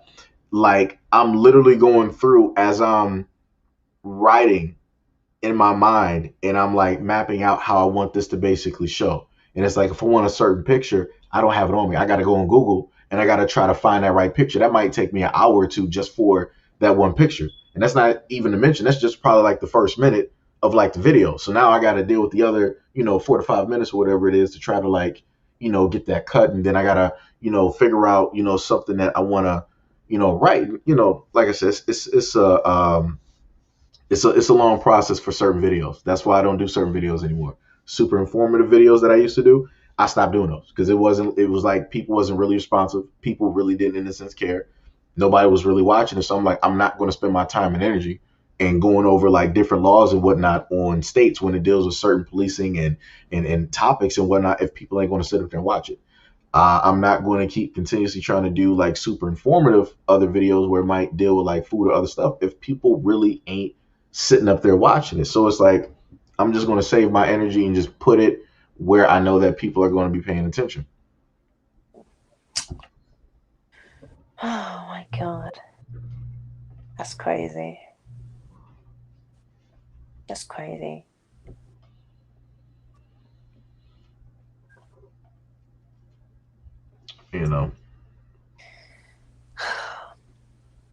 I know the 10-minute clips, it take hours to do. And some people don't get that because they think it's that quick to put it out. But I appreciate everything you put out. I really do. I've watched so many of your videos multiple times over. Go back for the ones that I haven't seen. I think I've caught up. I think first time I started watching your channel, I basically lived on your channel, just watching videos, clips after clips, going back, making comments, and then looking at the videos like, I don't know, 2 years old, a year old. But I don't even know how I came across your channel. It just happened to just pop up and then was hooked ever since. And I can count on probably one hand on one foot, all my fingers, how many people I watch. My patience level is not that as you've experienced today earlier. It's not as paper thin, feather thin. So I can't, if somebody, I mean, even if I like somebody, if I feel like something that they're doing is not sitting right with me, I'll still, tell them as politely as I can. But, oh my God, that's crazy. I just don't want you to check out completely. No, like when I happen to say that it was like, like mentally I'm just, not there. That's just a lot of, how do I even explain that one? I'm not even sure if I can even like put it into word. It's not like exactly an out of body experience, but it's like mentally, it's not like you're really there at the same time. I don't know. It's something just like a little bit different. Like I said, it's like when you see, like I said, I'm used to having other ethnicities like coming here and they're like, oh, Seiji, all this stuff you're saying, like you're racist, you're this, you're that. Literally heard that from like a multitude of groups. Even had black people try to sit up there and tell me that underneath certain videos. I'm like, okay, fine, whatever. If you feel that I'm racist, why are you trying to have a conversation with me in the comment section? Like you would, I'm not trying to have a conversation with a KKK member and with individuals from any of these other hate groups. I'm not trying to sit up there and do that. I mind my business. I've seen some of those individuals, like they got YouTube channels that are still up there. Do whatever you do. Whatever's make you money, go ahead and do it. I'm going to stay in my spot. As long as I'm here and you're not bothering me, we're all good. Have no problem. Go do whatever it is that you do. I'm not trying to search you. I'm not trying to find you. I'm not trying to have any type of conversation. I'm not trying to change your mind on how it is that you feel with black people. Go do you. Be the best version of you on YouTube and showcase everybody, exactly who and what you are. No problem at all. But it's like when it comes to seeing my own people basically say that, it really hits me the wrong way, and it's like that's when I start sitting up there seeing like red, and I'm like, we're not even about to do this right now. I'm like, we're not even about to do this because I've gotten to the point where I would just go off on black people. I'm like, all right, everybody's about to catch it. I don't even care who it is. I'm just fully going off. I don't give a fuck who it is, whatnot, whatever. I don't care what age ranges are even here. Everybody's sitting up there catching it. And then I sat up there and got to the point where just like it was like one of the guys that tried to have some type of like debate or whatever it was, and like two or three or whatever streams it was. I was like, you know what? I don't got time to be like wasting energy on you when there's a lot of like racist and other individuals that I need to be sitting up there talking to, that I need to be like focused on and whatnot. Like you're in a sense like a waste of time for me. Like it's not even gonna go nowhere. If you already got too many black men sitting up there having disagreements, and then bang bang bang bang bang, everybody loses. If I don't survive, people burying me. If you survive, guess what? You're going to be sitting up there getting judged. You're going to more than likely get time. You're going to be in there, and the real losers is not you, but it's the people that's associated. So that's your friends, that's your family, and maybe even your kids. So it's like both families are basically hurt at the end of the day, just over a disagreement that two black men set up in hand. It's like I don't got time for that. I don't. I literally, I do not. So I'm like, I ain't gonna do it. I'll sit up there and take another role, though. I'll sit up there and teach you how to sit up there and make money, how to sit up there and do better than what I'm doing right now. Give you all the positive energy and whatnot. And if you still want to sit up there and say some negative stuff, like I said, that's on you. And that's how I sat up there and went about that situation. After I did it, he completely shut the fuck up and he left out the chat. I'm like, well, I guess you didn't want to hear nothing positive. I guess you just wanted all of that negative rah rah rah rah rah rah type of shit. And I'm like, I wasn't feeding into that. I'm like, I'm done. I'm done. Well, Seiji, I could definitely tell you for my own stuff. I can't speak for anybody else. Your patience level is so much better than mine. What happened? Huh? What happened? I said your patience level is so much better than mine. And additionally, how you deal with BS is not the way I deal with it. I mean, you rise above it. Me, I will go straight to hell with BS. Oh no, I'm right there with you. Oh no, no. Don't I've let seen this. how you deal with it. I've seen how you do. When you make your videos, you channel it right. Me, I couldn't do what you do because I'll be fighting with the whole world, and I know it's just not going to be practical for me. So that's why I try to remove myself, and I only do what I feel like I need to do. But the way you challenge BS, it's not the way I would challenge it. And to be honest, if I could, when you look at stuff and you feel like you need to pick out the good bits of stuff, I would like to. I know what my flaws are. I'm not in denial about it. I wish I could overlook bullshit. I wish I could let it roll over my shoulders. My mom said that to me. You're gonna be your own death, but that's fine. I'm happy to go down like that way. It's not a great thing, but it's just in my fibers. I can't change that. Some things you can change about yourself, some things you can't. So when I do see people that react like you do, I will think to myself, God, I wish I had that trait. I don't have it. Because I feel like the need to fight every fight. And I know that will bring me to some type of end. But I'm happy to. Sometimes you kind of accept your faith. Like if you're going straight to hell, you be like, okay, fine. Let me just be the baddest I can be. What's the point? Because I'm going to hell anyway. What am I doing? Yep. So I wish that I can react to stuff differently sometimes, but it's not in me. I can't do that. Cannot change my DNA. I can't change my fibers within myself. That's why I said just be you. That's a good trait that you have. When you make your videos and then you challenge people. I think, wow, I wish I could do that. I can't do that. Me, I'll be making a petty video talking about your whole loved ones and your dead ones and your kids and your unborn kids, and I know that's extreme, but unfortunately that's the way I can deal with it.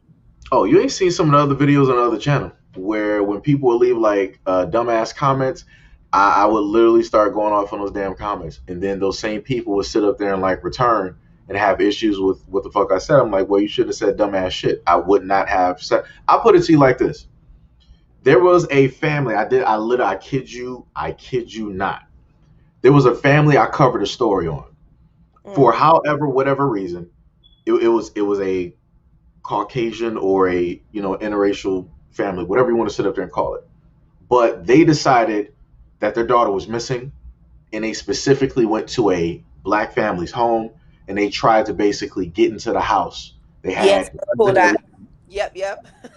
Kid you not, that family, the wife, out of all people, the wife and then the husband came underneath that video in the comment section and started talking all types of shit, telling me I don't know what the fuck I'm talking I about. recall that. You're doing all this and all of that. Kid you not, they started trying to delete some of their comments. I'm like, oh, so we're deleting comments. You're I acting was like you shut didn't sit back up there and though. do nothing. You're right. Huh? I still shut back at them. Seriously, you didn't even have to say nothing because you know the ones that ride with you, they're all gonna just fight your back. You don't even need to say one thing. You don't need to say nothing. The ones that support you will come with no freaking issue. Like for example, you know, was it yesterday that you did your live? That's why I came in. When I came in, I was like, you don't have a live. This guy don't sleep. You're the hardest working person I know on this YouTube, right? And when I saw that you were live again from yesterday, that person that mentioned and said, "Oh, your smoke alarm is going off," and then I made a little joke because I tried to be a bit light with people because I know I could take it there, and I tried to keep myself as light as possible unless I'm driven to the top. And they said, "Oh, just so you know, just saying your smoke alarm is going off." So I made that little comment and said, seeing as it's caught your attention, run in some coins so you can go and get some batteries. Oh yeah, I That's saw that. what's Yeah. bothering you. Exactly. That's what I was saying. Because I will catch these people out and just tell them about themselves. But you know, that family, I record that video clear as day because everybody was just shooting back at them. You don't even need to say anything. I saw what some of the people were sitting up there saying, but I'm like, okay, well, you specifically wanted to come at me as if I didn't go over the story, as if I didn't see the videos. I'm like, I got you. Let me go back over your comments and then let me play the video footage that will then suit those comments. And I'm like, at the end of the day, if you would have just like left me alone, I'll stop sitting up there making videos. I don't have to sit up there and focus on you. But you decided to come out of your way, knowing the fact that you got a lawyer that's supposed to be representing you, that you're not even supposed to be really saying shit. You're not supposed to be in a comment. If there are things taking place legally, you're not supposed to be coming onto social media and stating anything. Any lawyer will sit up there and tell you, they'll tell you to shut the fuck up. Let's just get to court. Let's get all this aired out. After all of this is aired out, then you can sit up there and say whatever you want to. You're still in the process. They're still trying to get things together. I'm like, you dumbass. You do realize that anything that you say here and that they're able to see, the defense or whoever it is that's for the black family, they can basically use what you're saying. Because I got you recorded. It's in 4K. It's in 4K. The wife and a husband there. I'm like, yo, they can literally come to this channel and see what it is that you're saying, dummy.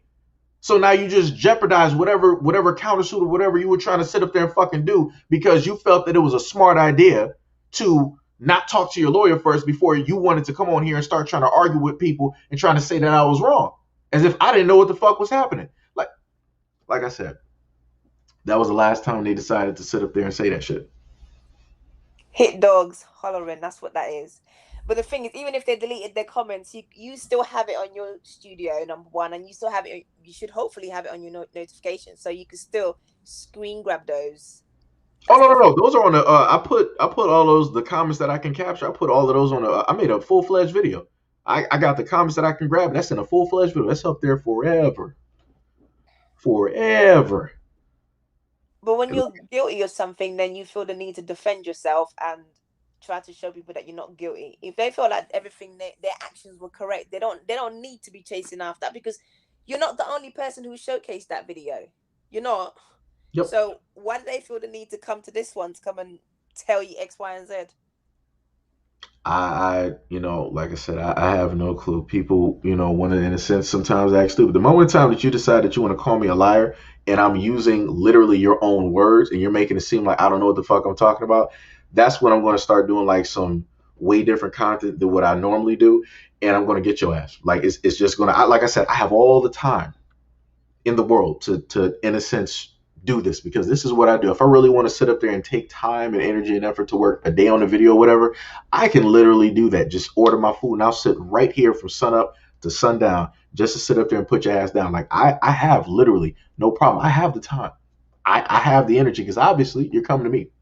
You could be anywhere else in the world on YouTube, but you decided to come to me. So I'm going to give you the attention that you're exactly looking for. Like I said, that's what, in a sense, a person who has a home, that's what they should do, for their guests. Like, you're going to give them that attention. You're going to make sure everything is right, that they got a nice chair, a table, all the silverware. So when they sit at my table, I'm going to make sure they're going to have the nicest silverware so they can eat a nice pile of shit. And that's exactly what's going to happen. You call shit, you're going to be sitting up there eating shit. So trust me, I am right there with you when you're talking about like cutthroat and different things like that. Cause the older content, I would just rage. It was nothing but like heart and like rage in those videos. Me hollering and screaming directly at the screen. That's exactly what it was. Somebody said something in a comment. I was going off on the whole family. I was going through all types of history, talking about the Caucasus Mountains, sitting up there talking about where people came from in Europe, started mentioning the Black Plague and how 2/3 of Europeans started sitting up there dying, started listing how a lot of the Europeans that are quote unquote the explorers and conquistadors were really the child chasers, the murderers and the rapists that they basically sent over there because Europe wanted to cleanse their bloodline, therefore getting it, freeing a lot of those people from those prisons and those jails and sending them elsewhere because they thought that, oh well, we'll send them in the ocean, the sharks will get them, or they'll just fall off the edge of the earth. No, they ain't fall. They sat up there and hit North America, which they weren't supposed to hit because I could have sworn last time I checked they were looking for India. But whatever it is, they ended up hitting North America, and they luckily survived the harsh winters due by way of the actual indigenous people that are there, and not the $5 Indians that basically exist at this moment in time. Because the original Native Americans are black people. Mm-hmm. So like I said, it's amazing. Seeing in a lot of that whatnot that stuff basically take place. It's crazy. It's pretty crazy. You remind me so much of Everyone Hates Angel. That's my dude. I'm actually subscribed to him on Patreon.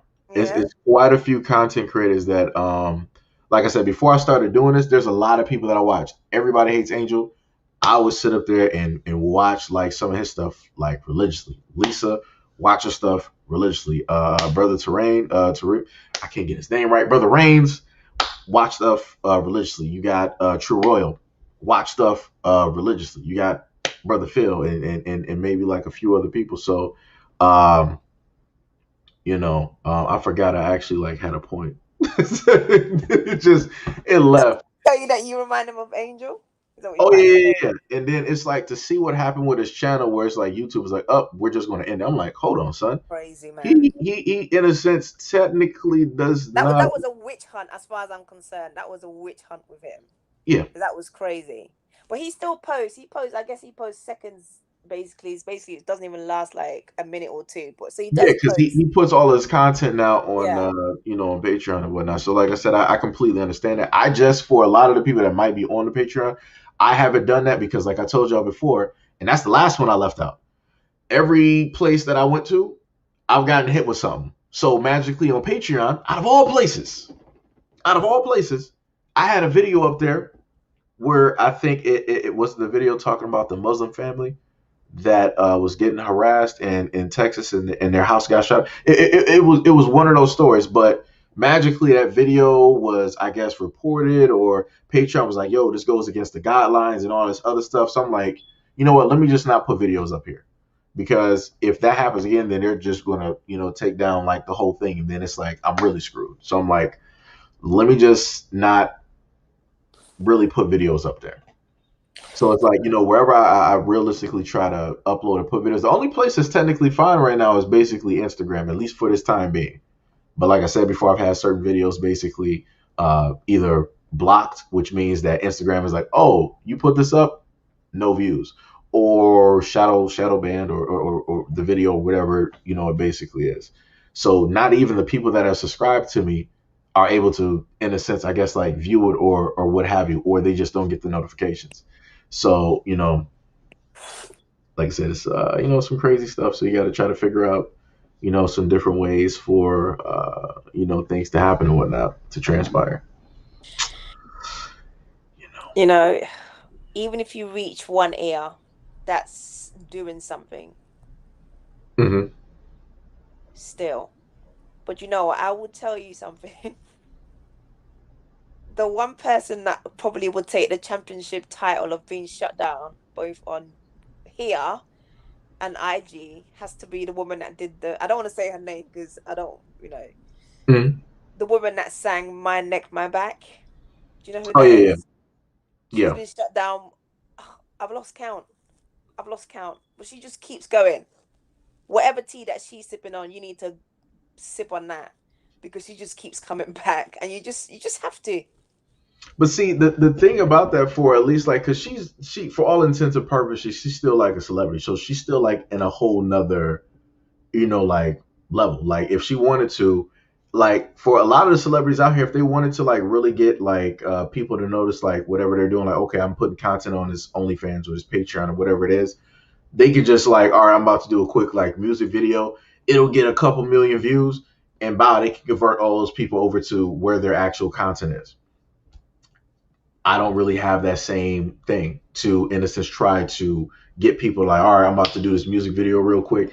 And then, all of those people are going to shoot over to this other spot where I got, my stuff at. I can't even get half or a third of the people on the original channel to basically Migrate over. to here, or to even for the most part, if I put it like this, if I have 90K, 90 plus K on the other channel, at least like when I release a video, I should automatically have on almost every video at least a starting of like 15K that basically show up. So that at least means that some of the notifications are going out. But that's not even what happens. And I'm like, what am I supposed to do with it? Like I can't even, I'm doing videos and I want to specifically, target the people that are subscribed to the channel so that we can have those interactions. We can have those talks. They can see a lot of this news. The video's not even going to them. The videos are going to be shown to people that are not even subscribed or don't even want to subscribe to the channel. And I'm like, what am I really supposed to do with that? It's like I can't even do anything. So it's like, like I said, her stuff keeps getting like shut down. She is able to convert a lot of people from like whatever place. Maybe she got a Twitter, IG, whatever, so she can shoot out a quick message. People are like, oh, her page got shut down again. Bye. All right, we got you. We're going to send like 100K back over to like the new spot and get you like back up and running. But Like, you know what? You do know that YT also manipulates your subs. oh They yeah, can, they can I've already seen them. I've seen them like I was telling you before, and some of the people here might know might know what I'm talking about because some of the people in the chat have been unsubscribed. I've Oh seen yeah. people actually get unsubscribed in the back analytics where it's like, okay, you lost 100 here, you lost 5 here. I'm like, how do you even lose people off of a video? I'm like, that is mind-boggling to me right there. Like that doesn't even make sense. I'm like, all right, they might have been with the previous president that was in office. All right, so be it. I get that. But I'm like, 100, 200. I'm like, how? Like, what is going on here? Where these people are just magically just like leaving? I'm like, no, that's nonsense. Have you thought? I know Bigos really. Oh, they got their own issues, but a lot of people are migrating to that. Have you thought of that? Wait, Because which it's one? monetized. Bigo, BIGO. Oh, yeah, I know what you're talking about. They're On a all on few. there and they're making money. I don't know if you've thought of that because if we can move there, we can move there. It's a matter of just getting the app, and that's not a problem for us to get the app. Do you know? I actually got the app just for that woman I just spoke about. Yeah. Like I Just to have a watch lot her. of different. I'm at actually on like a lot of different places. There's Do I even still have the site even up? What was it's I might just do another video about it, but there's quite a few places that I'm basically on. But it's like the thing I was mentioning to you earlier. It's the whole thing of like I could pretty much say like, all right, we got like 43 people here, like at least the main ones that have like been here, like a lot of the moderators. It's like, all right, if I say like, all right, I'm basically over here, I can sit up there and say like, all right, the moderators will, like pull up and and things like that. But to like get everybody else, it's like it don't really happen. Like I can't even like we got 42 people here, but the majority of the people that's been talking are people that are consistently basically a part of the live streams like every day or whenever I happen to do them, or it's like it's moderated. So it's like you see like a sea of blue, like like directly on the screen. But the moderators only make up a certain percentage of the people that are actually like the 41 that's watching. So you got all these other people that's like watching and not really wanting to like engage. So it's like if I, in a sense, can't do anything to actually engage those people and actually want them to talk, I know that I'm not going to be able to convert those people to like a whole other platform. You know. Hey, what is up, Katara? What is happening? Katara was like, "Do you have merch?" Yeah, I do. I do. I mean, the link is like it's always like been up there and whatnot, but Zaire, yo, what is up? What is up, man? He was like, "What about Twitch or Philip channel? I like what you do, but don't give." Well, I can't even sit up there and see that real quick. He said, "But don't give up on yourself." No, it's like a whole thing of just being, like tired of, like a lot of stuff. It's not, in a sense, giving up. It's like, you get to a point where it's like everything, it's like playing Jenga. It's like you're being as careful as possible. You're not trying to like knock over the block. You basically built like a skyscraper. But it's that one block that's in the damn middle where you have to like kind of flick it and then the side pieces start moving and it's like, oh shit. It's like, okay.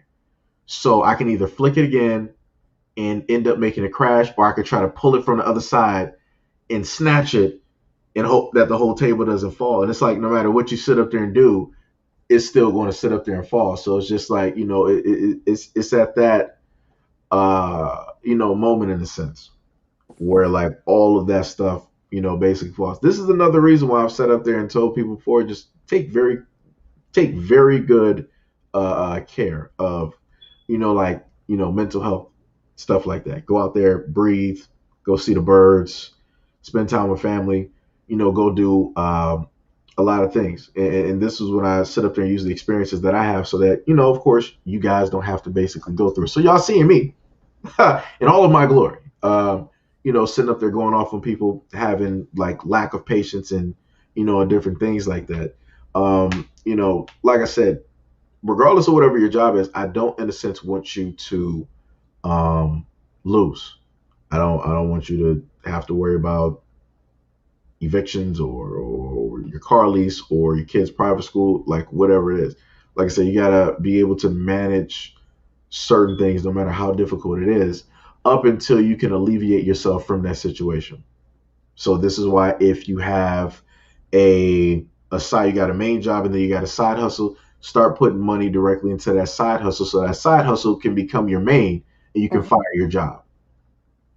Like that's the one thing that I would love for a lot of people to just sit up there and do. It might take you a bit depending on what it is that your side hustle is, but it'll get to that point where it'll out the money there for your side hustle will outweigh the money that you're getting from your job, and you can be like, you know what, I don't like the way that y'all been treating me.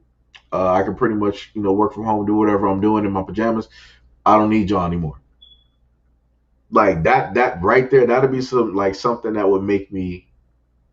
I can't even put into words the amount of happiness that I would basically have from people being able to basically do that and whatnot. Like I said, being able to do that, it will take a lot of like weight. Yeah, take a lot of stuff off your shoulders because you don't have to clock in no more. Like I used to work late nights. Mm-hmm.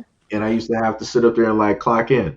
I've had nights where I had to work like 13, almost close to 16 hours because the job was like, oh, you're supposed to, like, y'all started at 6, even though our real time start is at like 10 at night. They're like, oh, you started at 6 and then y'all supposed to leave at 3. But we got what's called mandatory which is full on bullshit, mandatory overtime, and it's legal and you have to sit up there and do it because if you don't, you can, insubordination and you can get fired. I'm like, all right, so if it's mandatory, everybody's going to be working.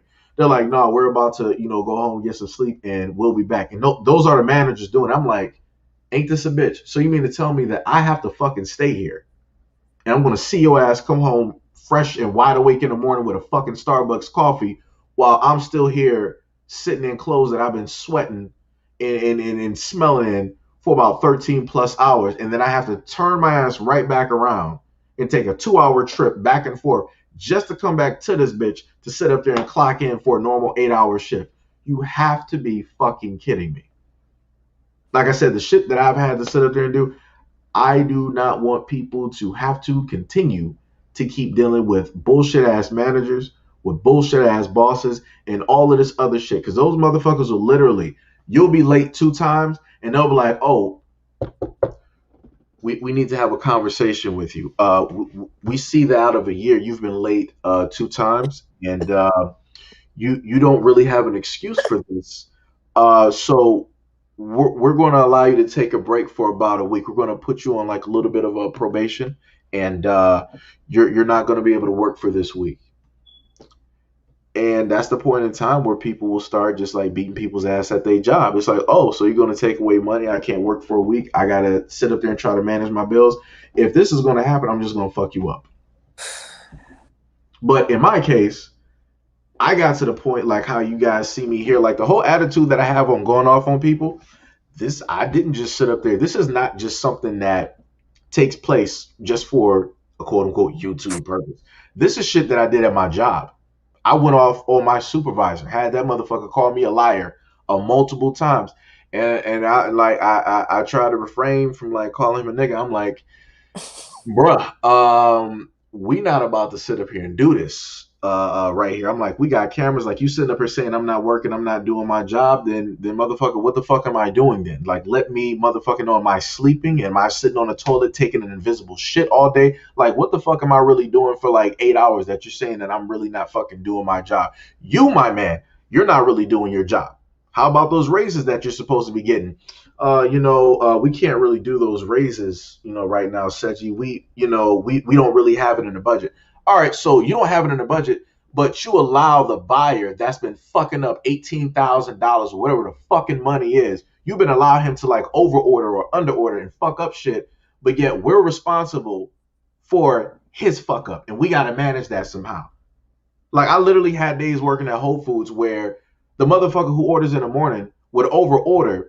So some of the days that we had short days, meaning that we only had, instead of having a full team, we might have had 2 or 3 people. 2 or 3 people got to unpack 23 motherfucking pallets.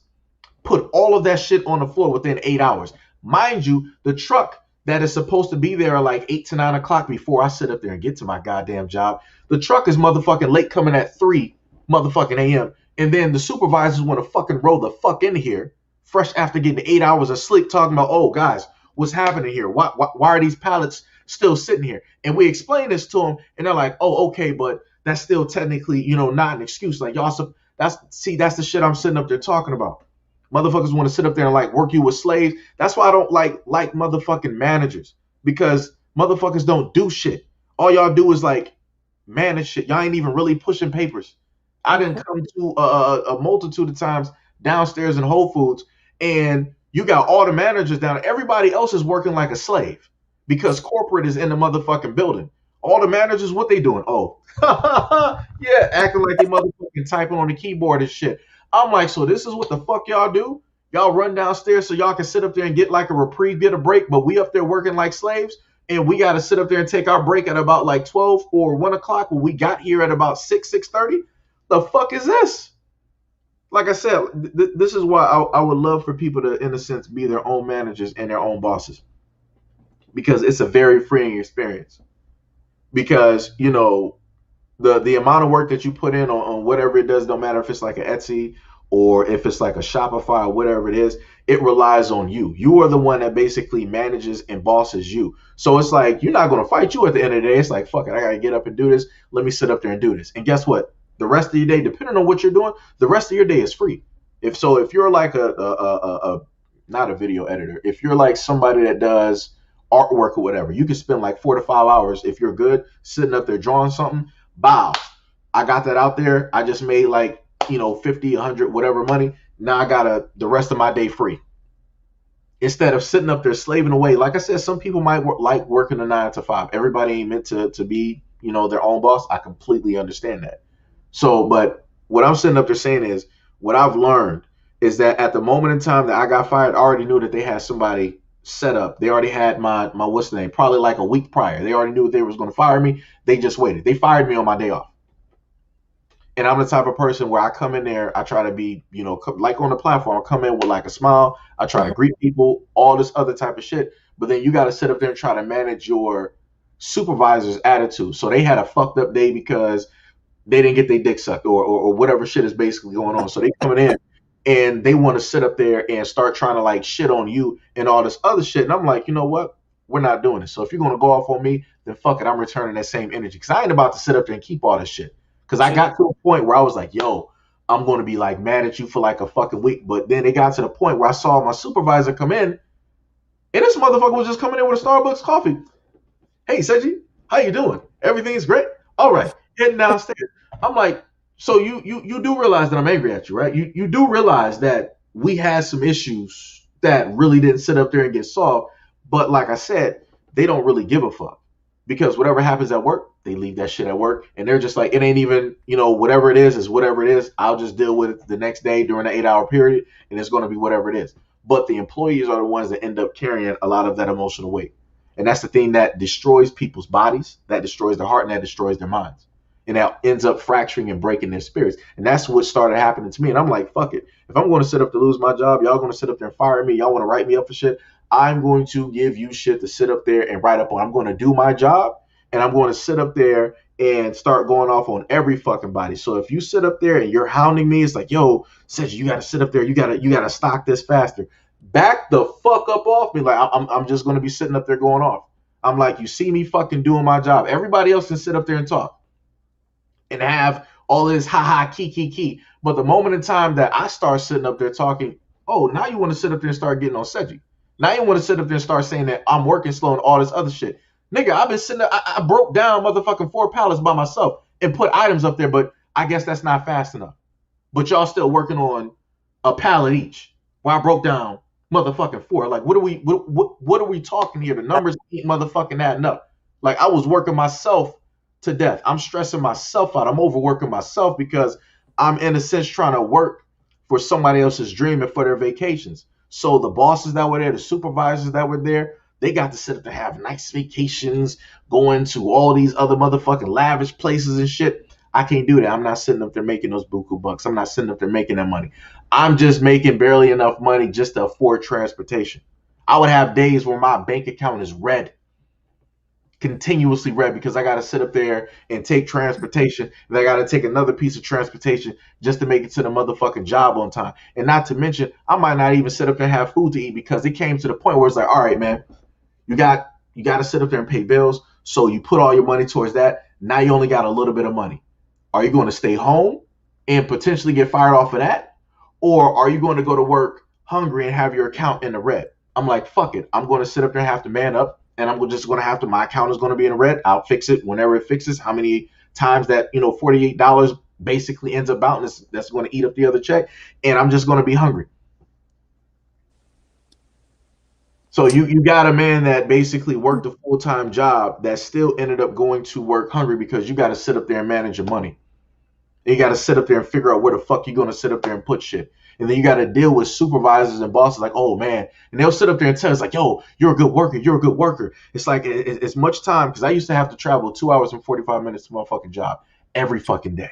Oh my And they're god. like, oh, you're a great worker and all this other stuff. It's like, yo, if I was in your shoes and traveling that distance, I would never sit up there and fucking do it. So if you know that you got a good ass worker that's loyal, that's willing to sit up there and make this trip, and he's telling you like, yo, I love this job, even though I have my disagreements with people, I love this job, I love sitting up to being here, I love the interaction. Y'all be like, oh well, you were late these times. Remember this time that you took transportation and you didn't really like call us back to let us know? That didn't really sit with us well. So, we're going to have to let you go. Mind you, like I said, dealing with Whole Foods. These motherfuckers here would have instances, like I said, I work stock, so I get to see a lot of stuff, right? So I got to work in the dairy section and different things like that. So I'm helping like one of the workers in the dairy section. I kid you not, I'm pulling out stuff. If like let's say we're in July right now, I'm in the dairy section pulling out stuff in the dairy section that was from June, meaning that that shit is like it has mold growing on the outside of a closed product. You know how old some shit has to fucking be for mold to start fucking growing on that? And Right. then you got other items that are spoiled, like you would have Jellos or whatever it is that's basically spoiled, or they weren't like rotated because when you work in uh, in like the store, you work in as a grocery clerk, you got to rotate the items. So Right. it's basically how they sit up there and put it, your oldest oldest to like newest. Yeah. Respect your elders, as they would say. So anything that's older that's about to expire, you put that to the front so buyers will basically pick that Yeah. up. So all the new stuff is in the back. Like if something is about to expire in like about a month or two, you put that to the front versus the stuff that's going to be expire in like 7 months. So you're trying to get all of the old stuff out. But Right.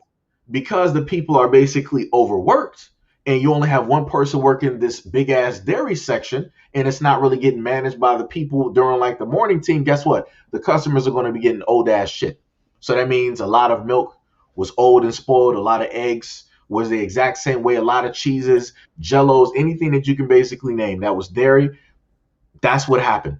And you don't want that shit to happen because people can get deathly ill if they happen to ingest any of that shit.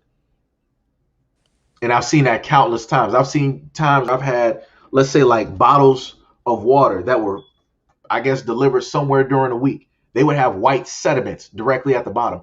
Water is not supposed to have that. So that means that that water has been treated and there's a chemical that has been poured directly into that water, which is causing that sediment to be in about 20 to 40 different bottles. You can't save that. I mean, you can't, you're not supposed to have that on the shelf. That's defective. That's not good. Nobody's supposed to be drinking that. But yet the overnight team was in a sense getting blamed for that. Like I pointed it out, and then the jackass supervisor came up. He was like, "Yo, nobody saw this. Who put this up here? It's like overnight. Like what's going on?" I'm like, "Oh no. Check your daytime. Check the morning and check the motherfucking daytime because they're supposed to be checking and restocking and looking at all of this shit." Because what a lot of people don't understand is what these jobs like to do is they don't really give a damn about what the morning and the day shift does. If there's an overnight team, everything will fall on the overnight every single time because that's exactly what I've seen happen. And it's the craziest fucking shit. Like I said, a lot of these jobs are the utmost goddamn ungrateful pieces of shit that I've ever seen in my life. And then on top of that, you got ungrateful fucking ass customers who want to like fucking. I can't tell you like how many times that I've seen a Caucasian woman come in there drunk. She driving like her Mercedes, whatever nice car that she got. She coming in there and she's drunk, and I'm sitting up there like this. I'm like, I need an adult because I'm like, I'm not dealing with this. I'm like, this is a drunk Caucasian woman. I'm a black man at the end of the day. Somebody else come deal with this. I'm like, ma'am, I'm going to look for a manager directly for you because I'm like, I'm not doing this. And I told him like, yo, and I was real. I don't even care how I sound. I'm like, yo, I'm black. I'm a black man at the end of the day. This is an alabaster woman. She is drunk. I'm not doing this, son. It ain't happening. You can fire me right now. I ain't sitting up there doing it. Like I said, I learn lessons. I know history. I learn lessons. I don't care if people feel like that's racist or whatever it is. Like I said, you go sit up there and try to fight some sexual harassment cases if you want to. Go try that shit if you want to. If you feel like I'm being racist or biased or whatever fucking shit it is, go do that. Go right ahead and do that. Good luck. Because I promise you, I'll sit up there and you'll be like 20 to 50 in jail. That's the fuck you're going to sit up there and you're going to get some time. So, like I said, it's a lot of instances, that like transpired, directly at that store that I was seeing like mismanagement and a lot of other things. And it's amazing to see supervisors that's really not doing like the job that they're supposed to be doing, getting on a high horse, talking about that they're doing everything for you guys to represent. It like, yo, it was to the point where the overnight team wouldn't get no respect, where when everybody else would get celebrated, we would just basically get the scraps. So if they had a whole like buffet of like food and shit, everybody from the morning and daytime would get all of these shit. We would literally get scraps like we're dogs. Gosh. If it was time to like, oh, we got t-shirts for like team, team member t-shirts and stuff like that, magically they didn't have none for us. Like it was a lot of like fucked up shit that happened. And this is why like the overnight team, like we really was just like, yo, fuck all this shit, because like y'all don't really give a damn. And it was like the moment in time that we in a sense did that as a team, that's when we're like, you know what, we got you guys, we don't want you to feel like underappreciated. So we're going to have such and such basically take your sizes for the t-shirts and everything else, so that you guys can get the stuff that you need to get, and we're going to make sure to save food for you whenever we have a celebration. So within that part, at least, what I'm trying to show to a lot of the people that are here is that the moment in time, even if it's a small group, when people basically come together and they're like, yo, we're going to be on one accord, we can disagree about whatever it is, but on this one topic, this is where we're going to be, and we're going to sit up there and go about this one way, and that's it. We're not deviating from this. We're not moving from this. So if we want to sit up there and let's say like boycott Wendy's because of boycott Wendy's forever, because of how that black woman was basically treated on the video and how she got fired while her white manager still kept his job, boycott Wendy's forever. Stop going there. Go to anybody else. I'm not going to stop you from sitting up there. I'm not trying to stop you from going to fast food, but you don't got to go there. Realistically, I would like it better if we technically, in a sense, don't do the whole fast food thing, because, like I said, you already know I order like Uber Eats all the time. But it is exactly what in a sense it is at that moment in time. I'm not ordering Wendy's though. I'm not ordering Wendy's though. So I'm just saying, it's like we really need to like be on like one type of vision to to get stuff done. Like I said, all of my experiences, like I don't want y'all to sit up there and be going through that shit.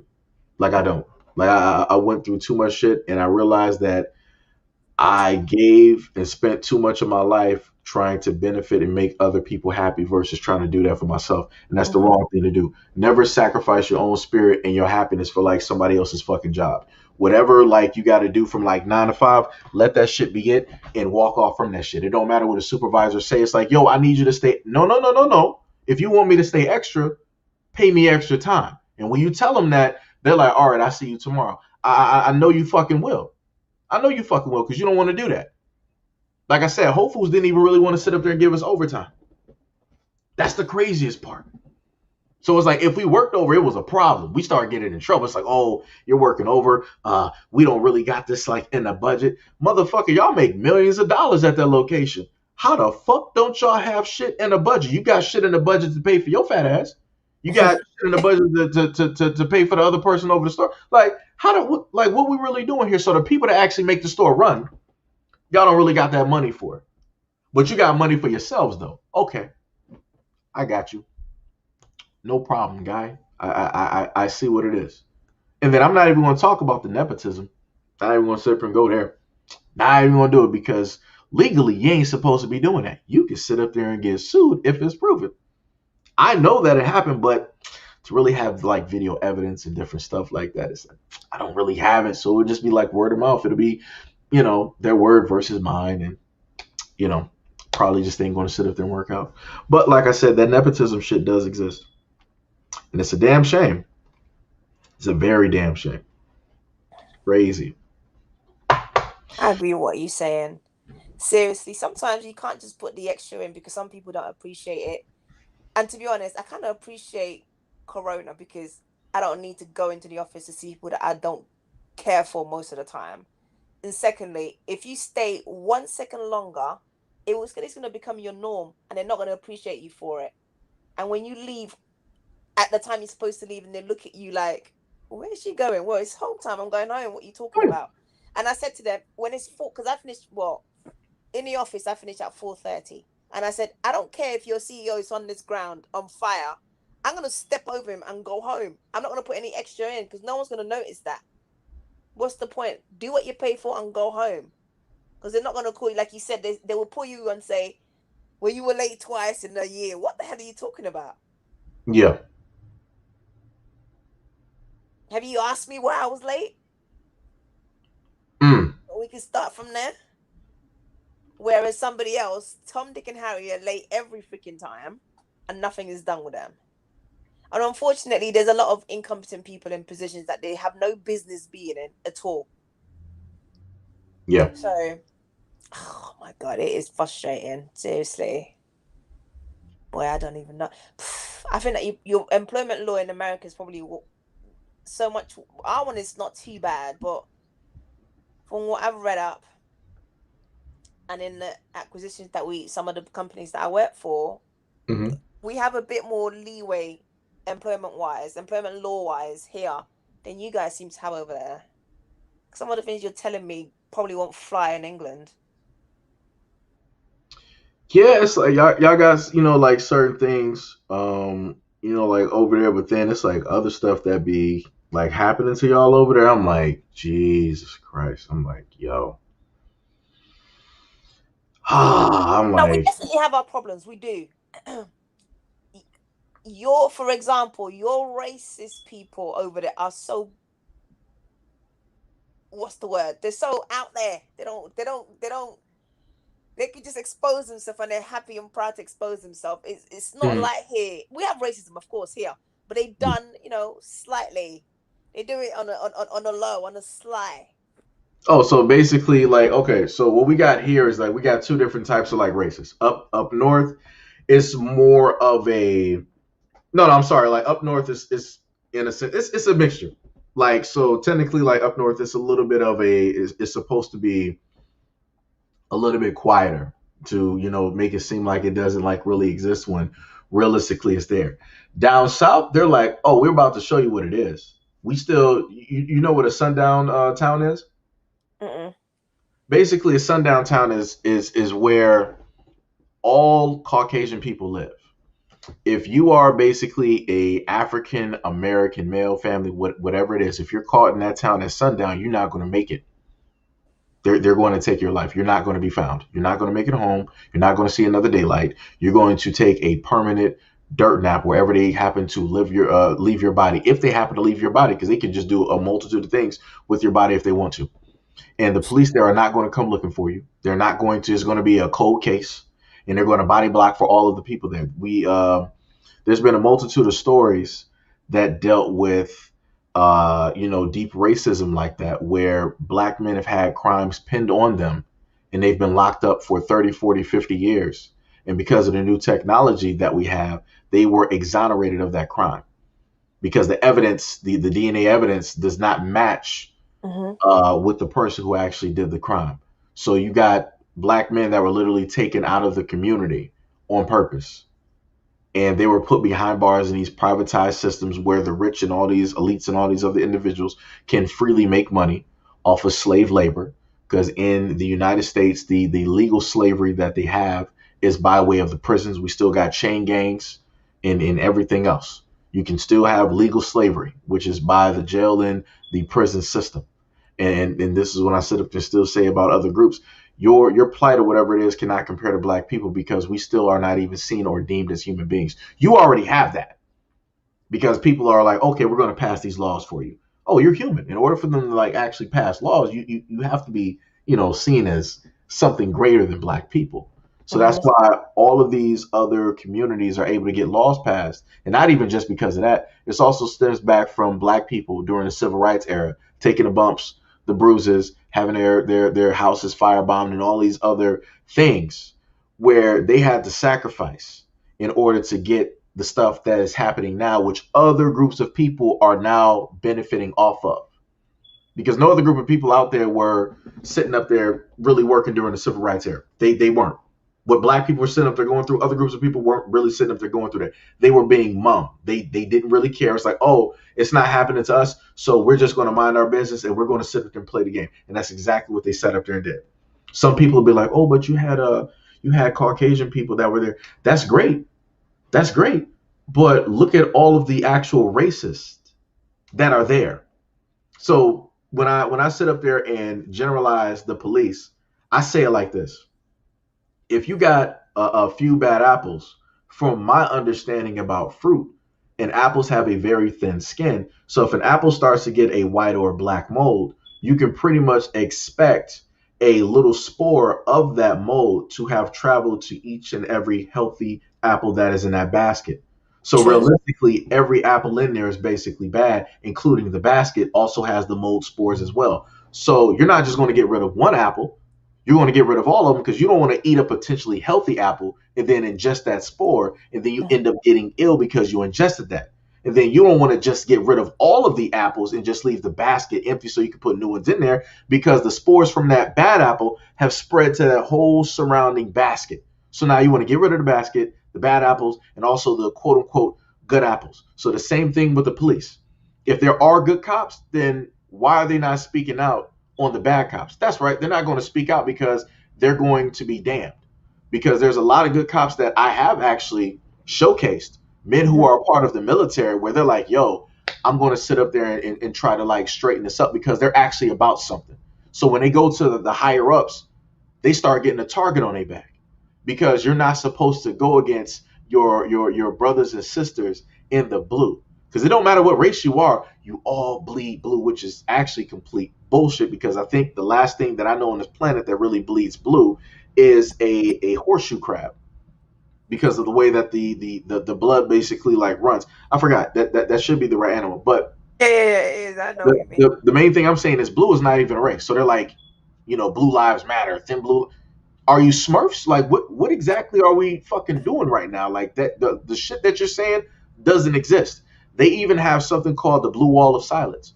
I've covered videos where there's been a lot of women who have been on a police force where they have been harassed and assaulted by a lot of these cops and a lot of these higher ups. And what they sit up there and do is that they cover and they back up every other person that's there. So you're allowing all of this to sit up there and run rampant. So not only do you have all this harassment going towards women, and you also got a lot of these cops harassing black women as well. They sit up there and stop them and they quote unquote search them, right? It's just that one male cop and that one woman, they got her handcuffed. Oh, let me sit up here and like, search you, make sure, you don't have any weapons. Let me go directly under your bra and into your underwear. So you got all of that invasive stuff happening. So not only does that happen to women, I've also done a story where there was a black man that was sodomized by the cops as well. And he was also stripped naked. Then you also have the same thing that happens to kids. But these are the good cops that everybody says, oh, you can't sit up there and say like all cops are bad. Then why are there still bad cops if we have so many good cops? That's because they're complicit. So because they're complicit, because they're silent, because they're not speaking out, that makes them just as bad, if not worse. Because they can see what's happening, they know what's going on, and they don't want to do nothing about it. Because they don't want to jeopardize their position. They don't want to have a target put on their back because they're doing the logical and the right thing. This is why I say all cops in America are all the same. Even if there's black cops out, it's all the same. If you're not sitting up there using what you have to basically out a lot of those negative cops, then what are we doing here? Go find another job. If you're a cop and you're sitting up there saying it's hard being a cop, who told you to sit up there and pick that profession? You could have been a chef. You could have been an MLB player. You could have been an NBA player playing in the D or the G League. You could have been a soccer player. You could do anything else that you wanted to do, but you decided to sit up there and sign your name on a goddamn dotted line, knowing that chances are a lot of the majority of people out here do not like cops, don't respect cops, and cops have a history of abusing their power and their authority. Too many videos I've done where American cops, alabaster men, are sitting up there literally planting drugs on black men that they arrested. But I'll have cop supporters be like, oh yeah, we got some bad apples, but that doesn't represent all. So where's the rest of them at? Where the good cops at to stop these drugs from being planted? You got one alabaster cop. He basically did this. They're looking back over about 200 to like 500 different stops that he did where he stated that he found drugs. Because cops literally carry ghost guns on them that they sit up there and plant on scenes. They sit up there and carry like a lot of drugs on them. They'll have like a little baggie of weed, little baggie of all this other stuff that they get from the evidence room. It's like, oh, I got to sit up there and meet this quota, or I got to sit up there and do this so I won't sit up there and get reprimanded or whatever it is. So they sit up there and set up whatever black person that they can so that they can seem like they're a good boy, that they're doing that job that they're supposed to be doing. I can't tell you how many times I was with one of my friends during the time, and we would consistently get stopped in Oak Park, Michigan, in Southfield. We would just continuously get stopped. And it was always an alabaster cop, and he would always have that type of attitude as if we were up to something. I've had a time where I was with my friends and we were going to like the east side because he was dating a girl during the time we're seeing her. And we were in my friend's Lincoln. We don't do anything. We don't smoke. If people do drink, it's at home. We don't have any open containers, nothing. So you see like this unmarked car just like roll up to a corner, skirt, and then they just stop and we stop. So it's like, okay, we're just going to sit up there and let them go. So they sat there. We're looking at them. They're looking at us. We looking at them. They're looking at us. So then they were like, click, click. They turned on like that light. They sat up there and waved it a couple of times. They sat up there and made like a quick, like speedy turn. And then they came to the side of the car. Everybody piled out. And then another car came up. Everybody get out of the car. Hands behind your back. All this other stuff. So all of my friends are basically just like we're in a sense like caught. But I'm like, hold on, like, yo, sir, what do we do? Like, what's actually going on? What is the stop about? Nobody wanted to sit up and say nothing. Had a white dude that was there, and I'm looking directly at him. I'm like, yo, like, what's happening? Like, what's going on? This dude is like acting like I don't even exist. I'm like, I know this motherfucker see me. I'm like, you just put me in cuffs. I'm like, bro, I'm like, I can't sit up there and move. I'm not trying to sit up there and get shot. So one of the black dudes, he was like, all right, we had to pull you over because a car matching the your description, committed some type of act. That's the usual shit. But I'm like, so you're saying it's a Lincoln, but what's the specific color? And you were like, it's a dark Lincoln, and it has a dark top. I'm like, you can't tell colors? I'm like, bro, this is a white Lincoln, very dark top. But yet you're going through and like they're going through all of our bags. Like literally, we have game systems with us. So during this time, we got like Game Cubes, PS2s, stuff like that on. It's like ain't nobody carrying nothing. And they sitting up here like really trying to spend time going through stuff. Motherfucker, you're not finding shit. Good luck. The only way you find something is if you sit up there and plan it. And then it was like they let us go and all this other stuff and didn't say nothing. I'm like, So okay. you basically had a scene from Boys in the Hood, Ricky and Trey. Oh my god, that's crazy. Like that stuff is not funny. Like I can't like I kid you not. It's Huh? not. Like I would have times when I was younger, like if at any point in time we were getting like stopped and it was night.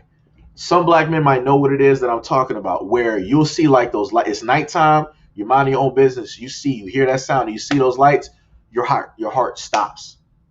I can't explain to people what that feeling is. Literally, your life stops and everything fucking slows down. It's like, shit, your hands are like sitting up there sweating. You're nervous because you don't know what type of cop that you're going to get. You don't know if he's going to have an attitude, if it's going to be the good cop, bad cop type thing. You don't know if he's going to roll up to the car. Like, what are you doing? Where are you sitting up there going? Because cops will do that. They'll literally roll up to the car automatically with their gun out, waving it directly at you. So it's like you're automatically in a fight or flight type of mode. True. And this is something that they automatically try to activate so that they can get you to sit up there and act wrong so that they can sit up there and shoot you. And this is the type of feeling that a lot of black men and a lot of black boys go through. No other race, in a sense, like really in a sense, knows that. Like that's I really feel like that's something that has been like passed down DNA wise. Like you have like certain cats, like house cats or whatever, they don't really like water. But you have other cats that do. They don't even mind it. They're sitting up there frolicking, doing whatever they catching fish and all that other stuff. So, during let's say like the travels of like some of the slave ships that were, supposedly transporting, millions of black people. It was stated that some of the black people jumped directly into the water in order to escape that long travel, so they wouldn't have to incur all of that bullshit that's going to sit up there and happen, or other people just lost their lives directly at sea. So a lot of trauma, in a sense, from basically seeing that, I feel is in a sense passed down. Like for me, I don't, in a sense, know how to swim. I can't explain to you why. I like water, but it's just like, yo, swimming, water. We got some. We got to have a conversation about this first. And it's like a lot of. I feel like a lot of those traumas are in a sense like passed down to, other generations because of the things that those generations were, able to witness during those times. It's just like how dogs are trained, right, in order to be obedient. They're not automatically like that. Like dogs are wild. They'll do whatever, they want to sit up there and do. But over time, you sit up there, you start to beat them, you start to do a variety of things. When they act up, I'm going to hit you. I'm going to hit you with the electric chain, all this stuff. So when you sit up there and keep doing that, that's going to be within the DNA of that dog. They're like, all right, this is what I got to sit up there and act like. So then once they start having kids, it starts to get easier and easier to basically breed them that way. So therefore, you don't have to use all of that torture anymore. The same thing with the indigenous black people that were here that were made to be forever slaves. At a moment in time, people were on chains working on plantations and all this other stuff. But then it got to the point where they had black people trained so well, where they enforced, like, put so much trauma on them that they were like, you know what, we don't even got to put you on chains anymore. You know what, we don't even have to put the barbed wire anymore because we know that you're not going to run. Yeah. Oh, it's mad. It's madness, man.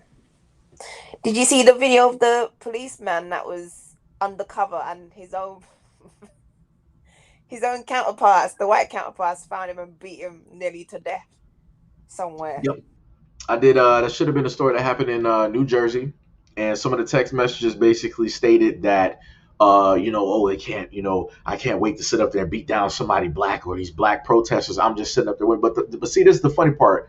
Going back to what you were saying before when it dealt with like George Floyd and, how it's basically being seen because you had, those people act out. What a lot of people don't know about a lot of these protests, and I covered this in a video with the percentages. You got 90+% of protests that were actually peaceful. These were black protests, peaceful, nothing sitting up there happened, but the media won't sit up there and show that. They'll sit up there and show the ones where people are acting out. But the thing that people don't know, just like taking case in point, the story that you brought up, where you had an undercover cop amongst protesters. He was there to incite, to sit up there. He wasn't there to sit up there and stop things before it happened. He was specifically there to cause anarchy, to cause chaos to take place. So a lot of these people that you happen to see that start like throwing bricks, like I said, all it takes is one person to start a fire, and then everything is burning down. So that's what a lot of those undercover cops are there to do. Just like undercover cops are drug dealers in the black communities, and they get these drugs from a lot of the drug houses that they sit up there and raid. They be having us in lockup and all this other stuff, tons of weed, all this other stuff along with the money. They'll sit up there and take that. Other cops will know that they're taking it, and they'll go and resell it to the same people that they just basically took it from. So so the cops, the good guys, are basically now the plug. And it's like a lot of people don't even sit up there and realize the type of games that's sitting up there going on. Like some of these drug dealers out here are actually cops, but they're just working on the side to sit up there and make more money. Because I did a story about one cop that went into the evidence room and he took a lot of the weed that was there and a lot of the vape pens, and he packaged that stuff up and he gave it to his girlfriend. They were sitting up there like reselling it. A lot of cops do that on the side. You had some cops that had an excess of 300 grand from a lot of all the stuff that they seized. He was sitting up there selling stuff on the side, upwards of like 300 and something grand that he wasn't even able to claim on his taxes. That's how he ended up getting caught. So they're literally going back to the same communities that they terrorized and going back and making money off of them. And it's like people don't even know it. So, like I said, I got a lot of problems with cops. A lot of other individuals who are from, a multitude of other communities, they're not going to understand it because they don't, go through it. So this is why the Alabaster people, they're like, oh, all cops this and the Blue Lives Matter. And I'm like, you're right. I got you. You're right. All of those lives matter. You know what? But when it comes to a point in time, and it will, that they're going to sit up there and start coming to your doorstep. Little Timmy is going to sit up there and get shot down. Little Susan is going to sit up there and get abused and touched on by one of those cops. Your wife is the same thing is going to happen to your wife. They're going to sit up there and start coming towards your family because you allowed your dragons and your dogs to sit up there and run free in the black community for so long that they're uncontrollable, unmanageable, and you can't sit up there and rein them in anymore. So the moment of time that those dragons come through and burn everything down in the black community, they're going to sit up there and remember where home is. And they're going to sit up there and go back and attack the people that trained them. You're not going to be able to do nothing about it. So all of this fear that a lot of Alabaster people have about, oh, you know, it's a race war coming. It's a race war coming. When you're the only one basically throwing energy in the universe trying to get that to come forth. You're the main one sitting up there. My great grandpappy told me that there was going to be a race war sitting up there coming in. You know, we got to be prepared. No, it's not. It's going to be you. It's going to be self versus self. The situation that you created, you're going to be the exact same victim of. Everybody has their turn on the wheel, and your turn is coming right back up. And it's going to be a nice turn. I'm going to be sitting there eating popcorn, having bologna sandwiches. I'm going to be sitting up there having a barbecue. I'm going to have a good old ball. Everybody's going to get their turn, it's true. Like I said, they don't even understand it. You want to sit up there and think that you like the chosen people out here because of a lot of the power and a lot of the knowledge and stuff that you basically took from Africa, from a lot of the scholars that we basically had there. We taught you how to bathe. Because what a lot of them don't even understand is like, how do you have wash days? I need somebody to like explain it to. If anybody is Caucasian in this chat, explain to me how the fuck y'all got wash days. Why is that even a thing? So they have a day that they just wash, and the rest of the days they don't wash. 1 out of 6 days, or out of 7 days, 1 day, wash day. And you got one. I might happen to put that video up, or I might put it on IG. There was one Alabaster woman. She got on a radio show. She was like, "Yeah, I just jump in the shower, I wash my hair, and then I jump out." I'm like, "Hold on, wait. So you don't wash your face, you don't wash under your arms, you don't wash any of the other important areas. You're like, I'm just going to jump in for my hair, and I'm jumping out." Woo! What we doing? What we doing here? So are you just Febrezing yourself like the whole day when you walk out to smell like spring, when really you smell like an open trash can and an old fish tank mixed with bologna water? What realistically are we doing at this moment in time? Like that doesn't make any sense. Hygiene is not really good. Like I said before, the Moors came through Europe and they sat up there and lit up the streets. And they sat up there and taught you how to sit up there and separate your dead from your livestock, from yourselves. They imparted a lot of wisdom and knowledge directly onto you. A lot of the greatest scholars that you got, Aristotle and Plato and all of these other motherfuckers, y'all went down to Africa to sit up there and get taught by greatness, by gods. And then you decided to go back up to like Europe, like, oh, I had an epiphany. The earth is round, the universe, and all of this other shit.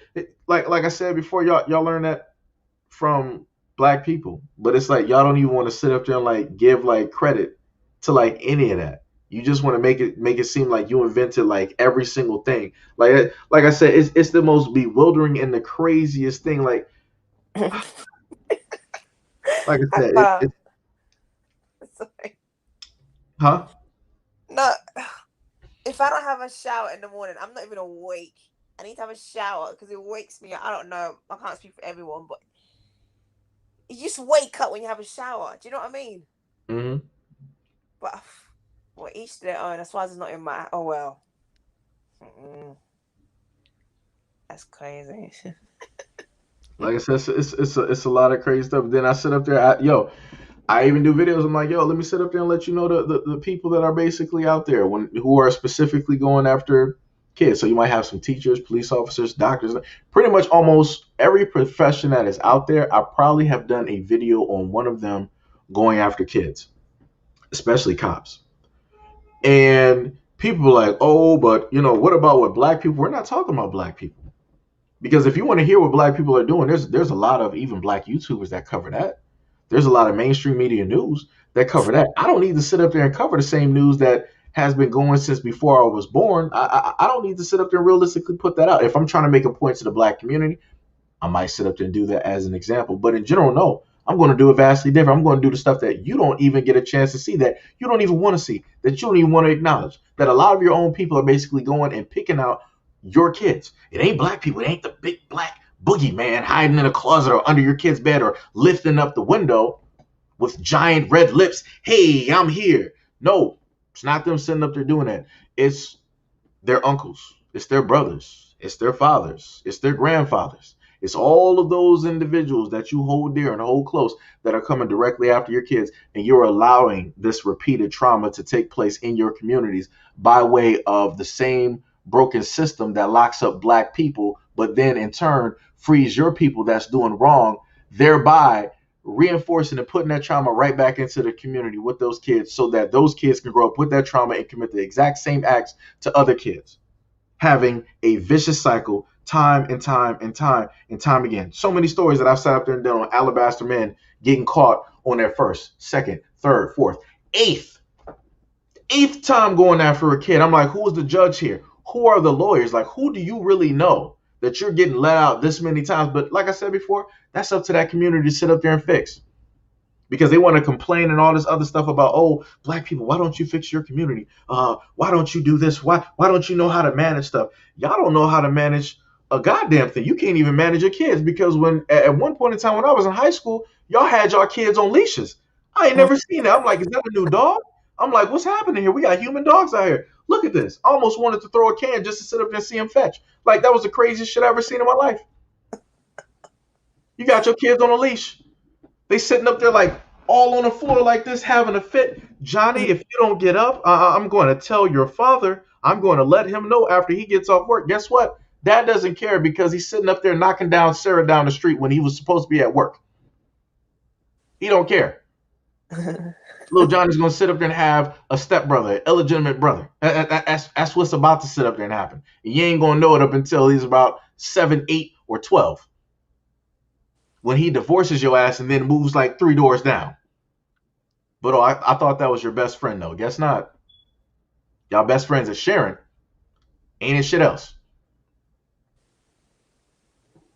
Like But some of them say to us that we don't wash our hair every day, but they don't have a shower every day. I mean, what is the freaking logic? They don't see the connection when you're sweating and you're gathering sweat and you're gathering dust wherever you go, and your private parts are sweating, and then you want to wash your hair every day, then you don't want to wash those parts every day. It's not gelling. It's not making any type of sense. But they don't understand how our hair works anyway, so they don't get that part. For them, I guess. Yeah, like for us, our hair is like I basically put it to the effect of like being like a tree. Like we have, whatever conditioners or whatever it is, basically on the ground on the scalp, and then we have like the little branches, leaves or whatever, basically growing directly up. Our hair is the only hair that basically like stands up and tries to like catch the sun. Like our hair defies like gravity. Like it's literally going to like every different angle. Everybody else is just like the hair is just like down on the ground. That's pretty much it. So it's like the oil is supposed to be there to basically protect our hair from like the weather and all of this other stuff. Oil for them is not good because it makes their hair clumpy and all this other stuff. So this is why they have products like Dial soap and other types of soap that strips all of that oil so that their hair can just be, I guess, fine and in some type of a natural state. Like I said, you do that to like black hair, it's going to be brittle, and you start picking it out, it's going to start sounding like firecrackers. Like it's going to sound kind of rough. It's going to be like you're trying to run a comb through carpet. It's going to be kind of tough. Like, so we have to moisturize and put a lot of stuff in our hair to retain a lot of that softness that we have and whatnot. But like I said, just like the the BMI charts, like the BMI charts for them is vastly different. That's like a European standard. That's not going to match up with a lot of black women because black women are built differently. Everybody is not built equally. And that is clear cut a case in fact when you happen to go look at some old advertisements for alabaster women back in the 1950s. The shape that they technically have versus the shape that some of the black women had during that time is not equal.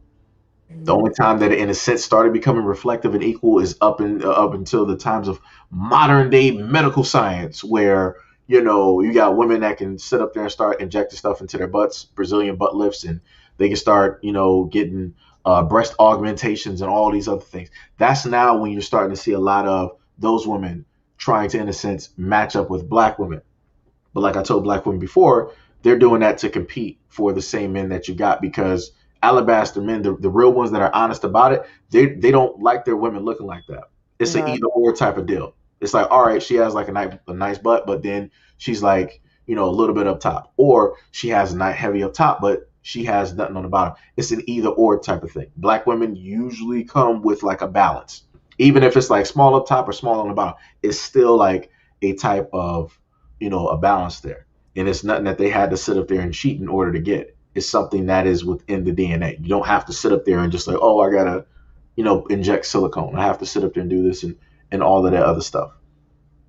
Like I said, you can go to a lot of African countries where you got tribes of women that have very large butts. I'm like, wow. I'm like, how? Like, what genes is happening? And then on top of that, it's like you can see in like a lot of the tribes that are there in Africa, when it comes to nudity or partial nudity, like it's a natural thing. It's in some instances like it's celebrated, and you'll see a lot of the black women there. They have very like beautiful shapes and and different things like that. And then when you do a contrast and you look at other groups of women out there, it's not really the exact same when it shows up. So like I said, this is not me sitting up there trying to talk down other groups of women. Realistically, other groups of women, in a sense, are not my concern. My mother is black at the end of the day. So if I happen to say, Happy Mother's Day to all the black mothers, don't be rolling up to my channel talking about why does it only have to be about black mothers? Why does it have to always be about race? Every race has a mother. Well, tell every race to fucking deal with that shit.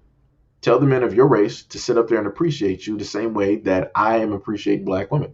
Don't be rolling up here trying to sit up there and tell me that you, as whatever group that you are, that I need to sit up there and switch the way that I'm sitting up there saying, no, go tell your sons, your ungrateful sons, your ungrateful husbands, or soon to be ex-husbands, whatever the hell you got in your community. Go tell them to sit up there and make a platform and to start sitting up there speaking up and to speak up for you. And that's something that I've had to do on this platform before. I've had to put a lot of those women.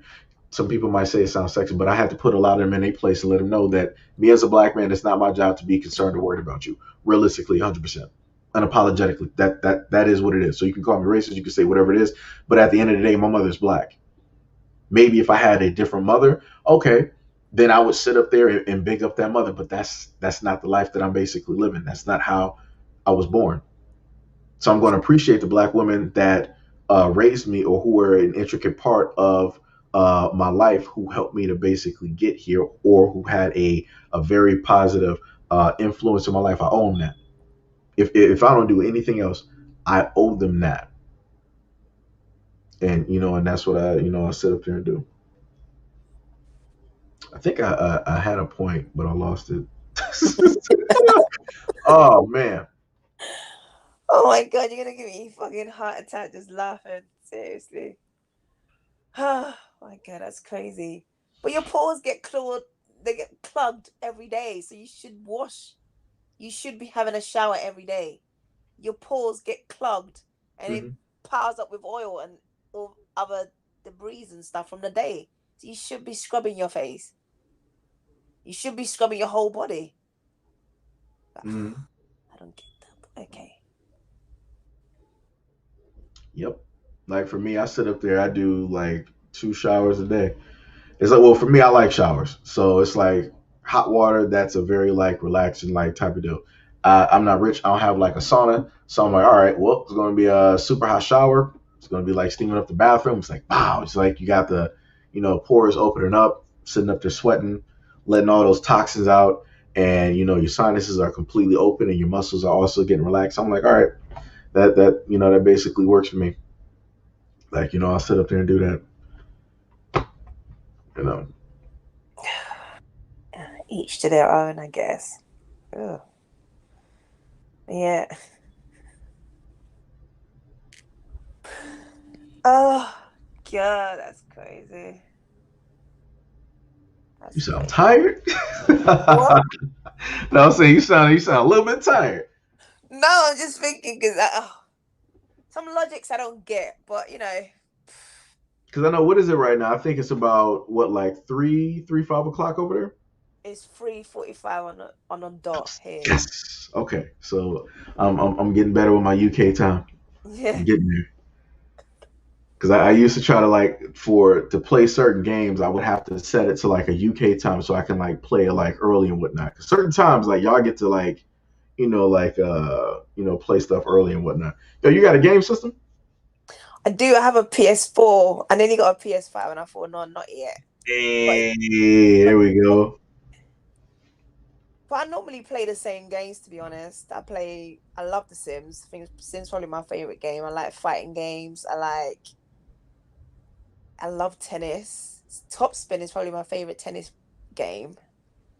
And of course, I love I've never sport. technically really got into that game, but You it know what? looks good. The It Sims is looks good though. actually very healthy because what I do to channel my anger, if somebody pisses me off, I go and make a sim and call it by their name and kill the sim. So that way I Yeah. don't need to do it in real life. It's pretty, what's the word? It's a weird kind of a therapeutic thing to do. So maybe make a sim if you do play Sims Hmm. and then kill them off. You might feel better. Name it YT. What games have I played where I make characters? Well, for me, it's mostly shooters. So Halo is going to be coming out this year. So, depending on basically what happens with this, y'all will basically see me on Halo and whatnot. I'll just play it directly on the channel. Like I saw somebody earlier was like, "Yo, said you why don't you just like do like a whole nother channel?" I got about 4 channels total. I got a channel where I was trying to do some music stuff to like relax people and whatnot. So you And have then two I other got, channels apart from these two? huh? Did you say you have another 2 extra YouTube channels? Yeah, ain't nothing really happening with those though. Okay.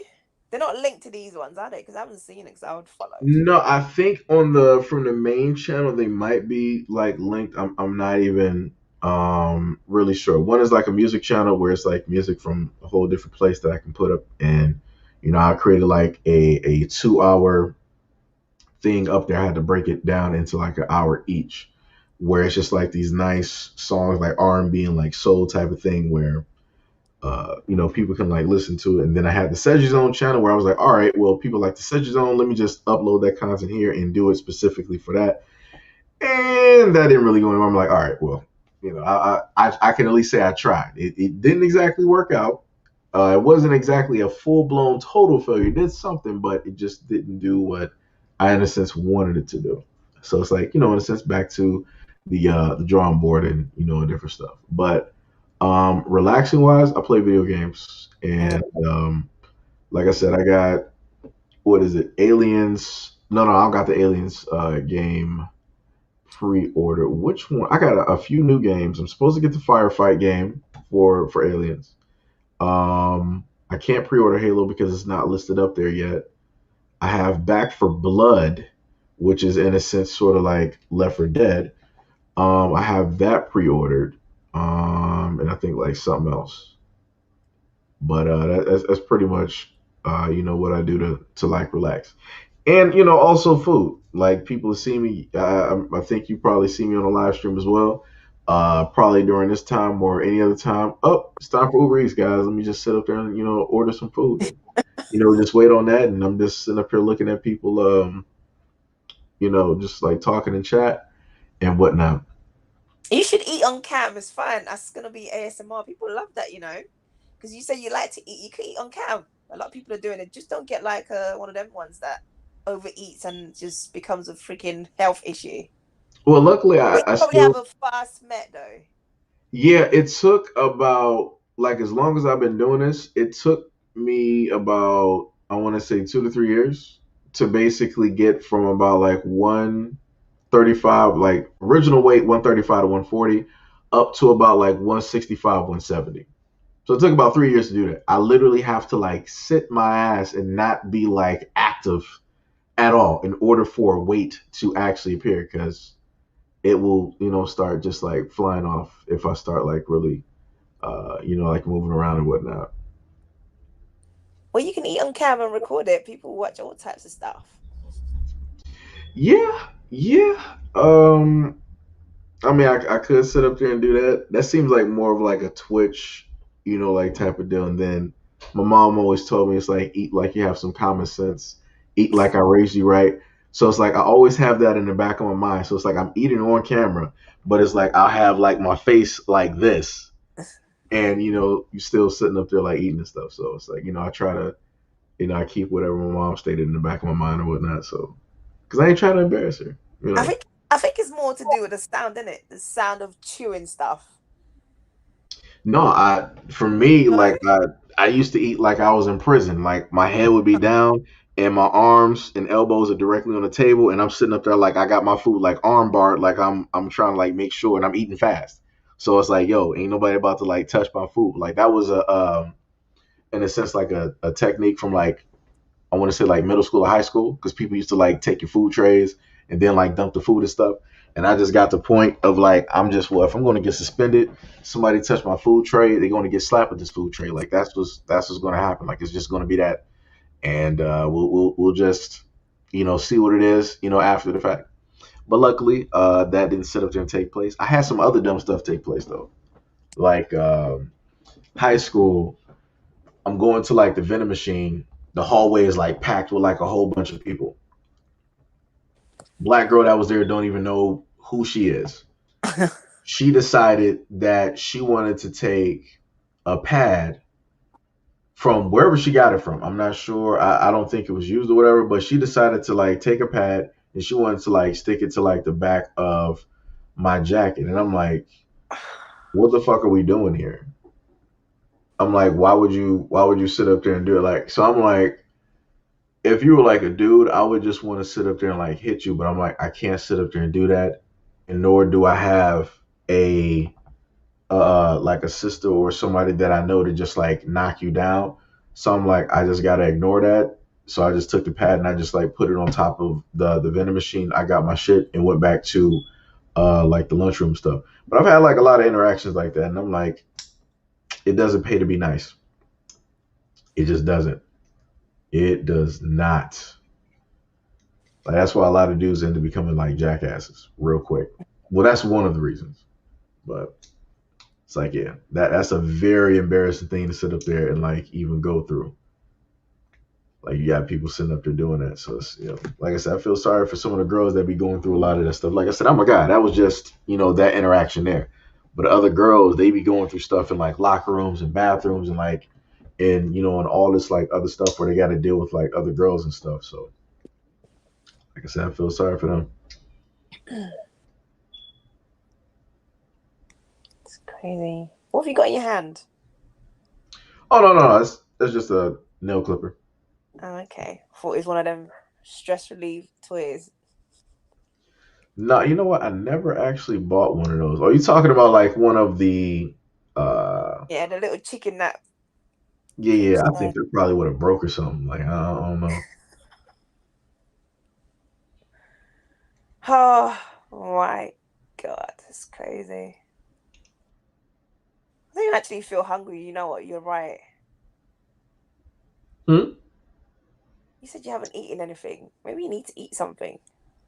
Usually, well, if the stream is like normal, usually if I'm like laughing with y'all and different stuff like that, uh, that's the energy. Like I don't really need to eat because my body is like it's just focused on like that laughing and like all the other stuff. So I don't really feel like hungry or whatever. So I probably have some water or whatever it is. If I'm angry, yeah, that's just going to take some time because like I'm not going to really feel like eating at that time because yet again because of that energy and stuff. So it's like that's basically taking up the place of being hungry. It's starting to come back there because I'm relaxing a little bit more instead of being full fledged a calm type of like anger. So you know.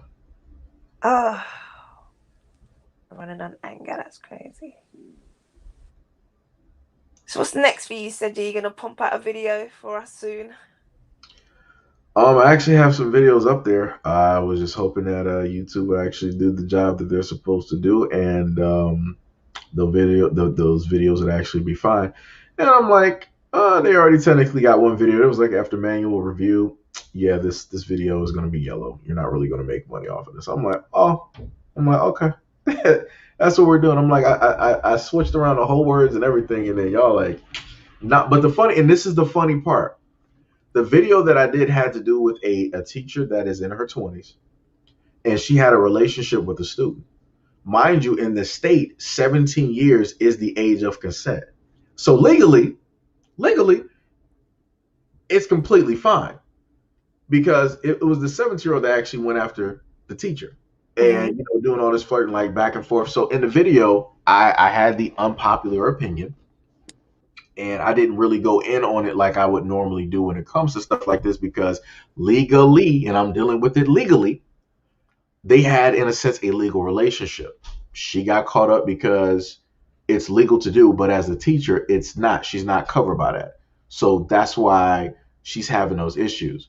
And then the other reason she's having the issue is because the student decided to secretly record her while things happen on school grounds and whatnot. And it went through different students, and then magically a superintendent saw the video, which I want to know what type of uh, studying that he did in order to actually, like find that video. Mm-hmm. You know, so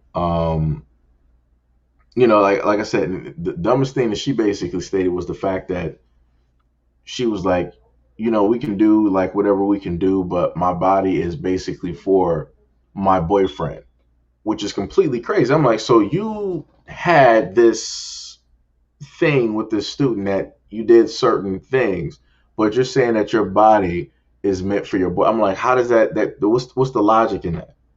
I'm like, that doesn't even make any sense. I'm like, that's the stupidest thing. I'm like, give them both time. That's what I set up to give them both time for sitting up there being stupid. For one, the kid wanted to sit up there and show off the videos, and number two, the teacher already knew what she was doing was wrong. And then on top of that, you got an adult boyfriend, but you decided to still sit up there and do this.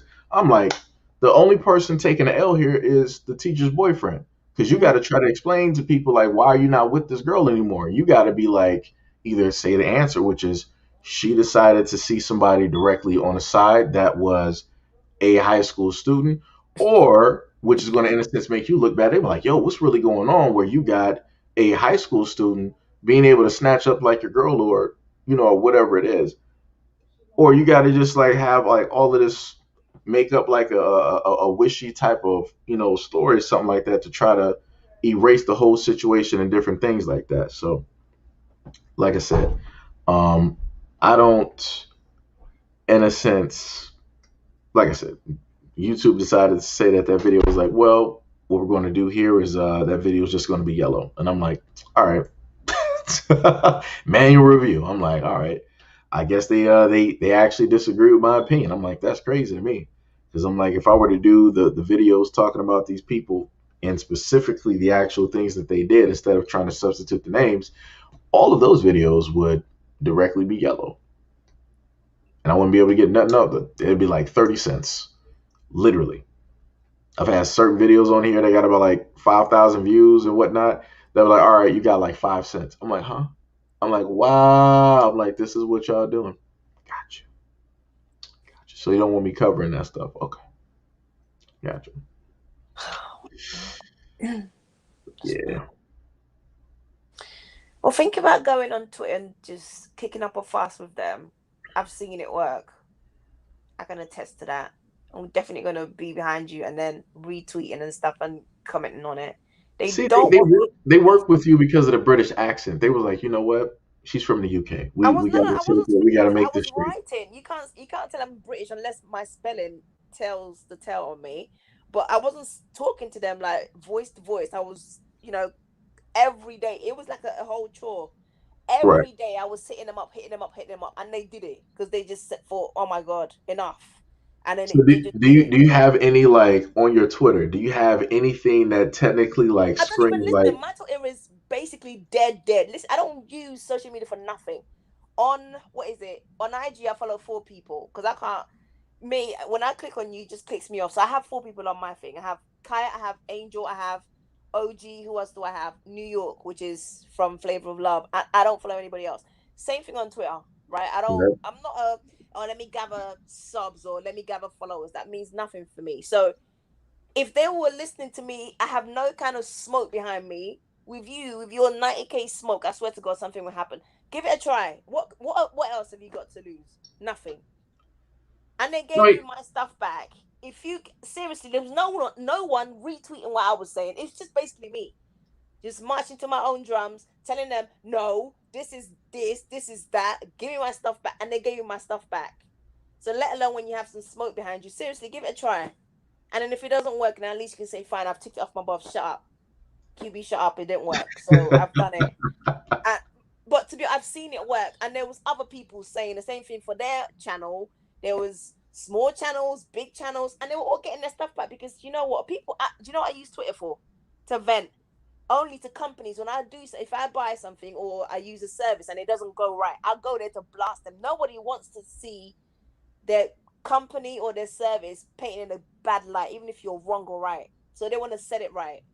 right. Like when I bought stuff from Macy's and it didn't come, I think it must have been when pandemic hit, and of course everything was kind of halted.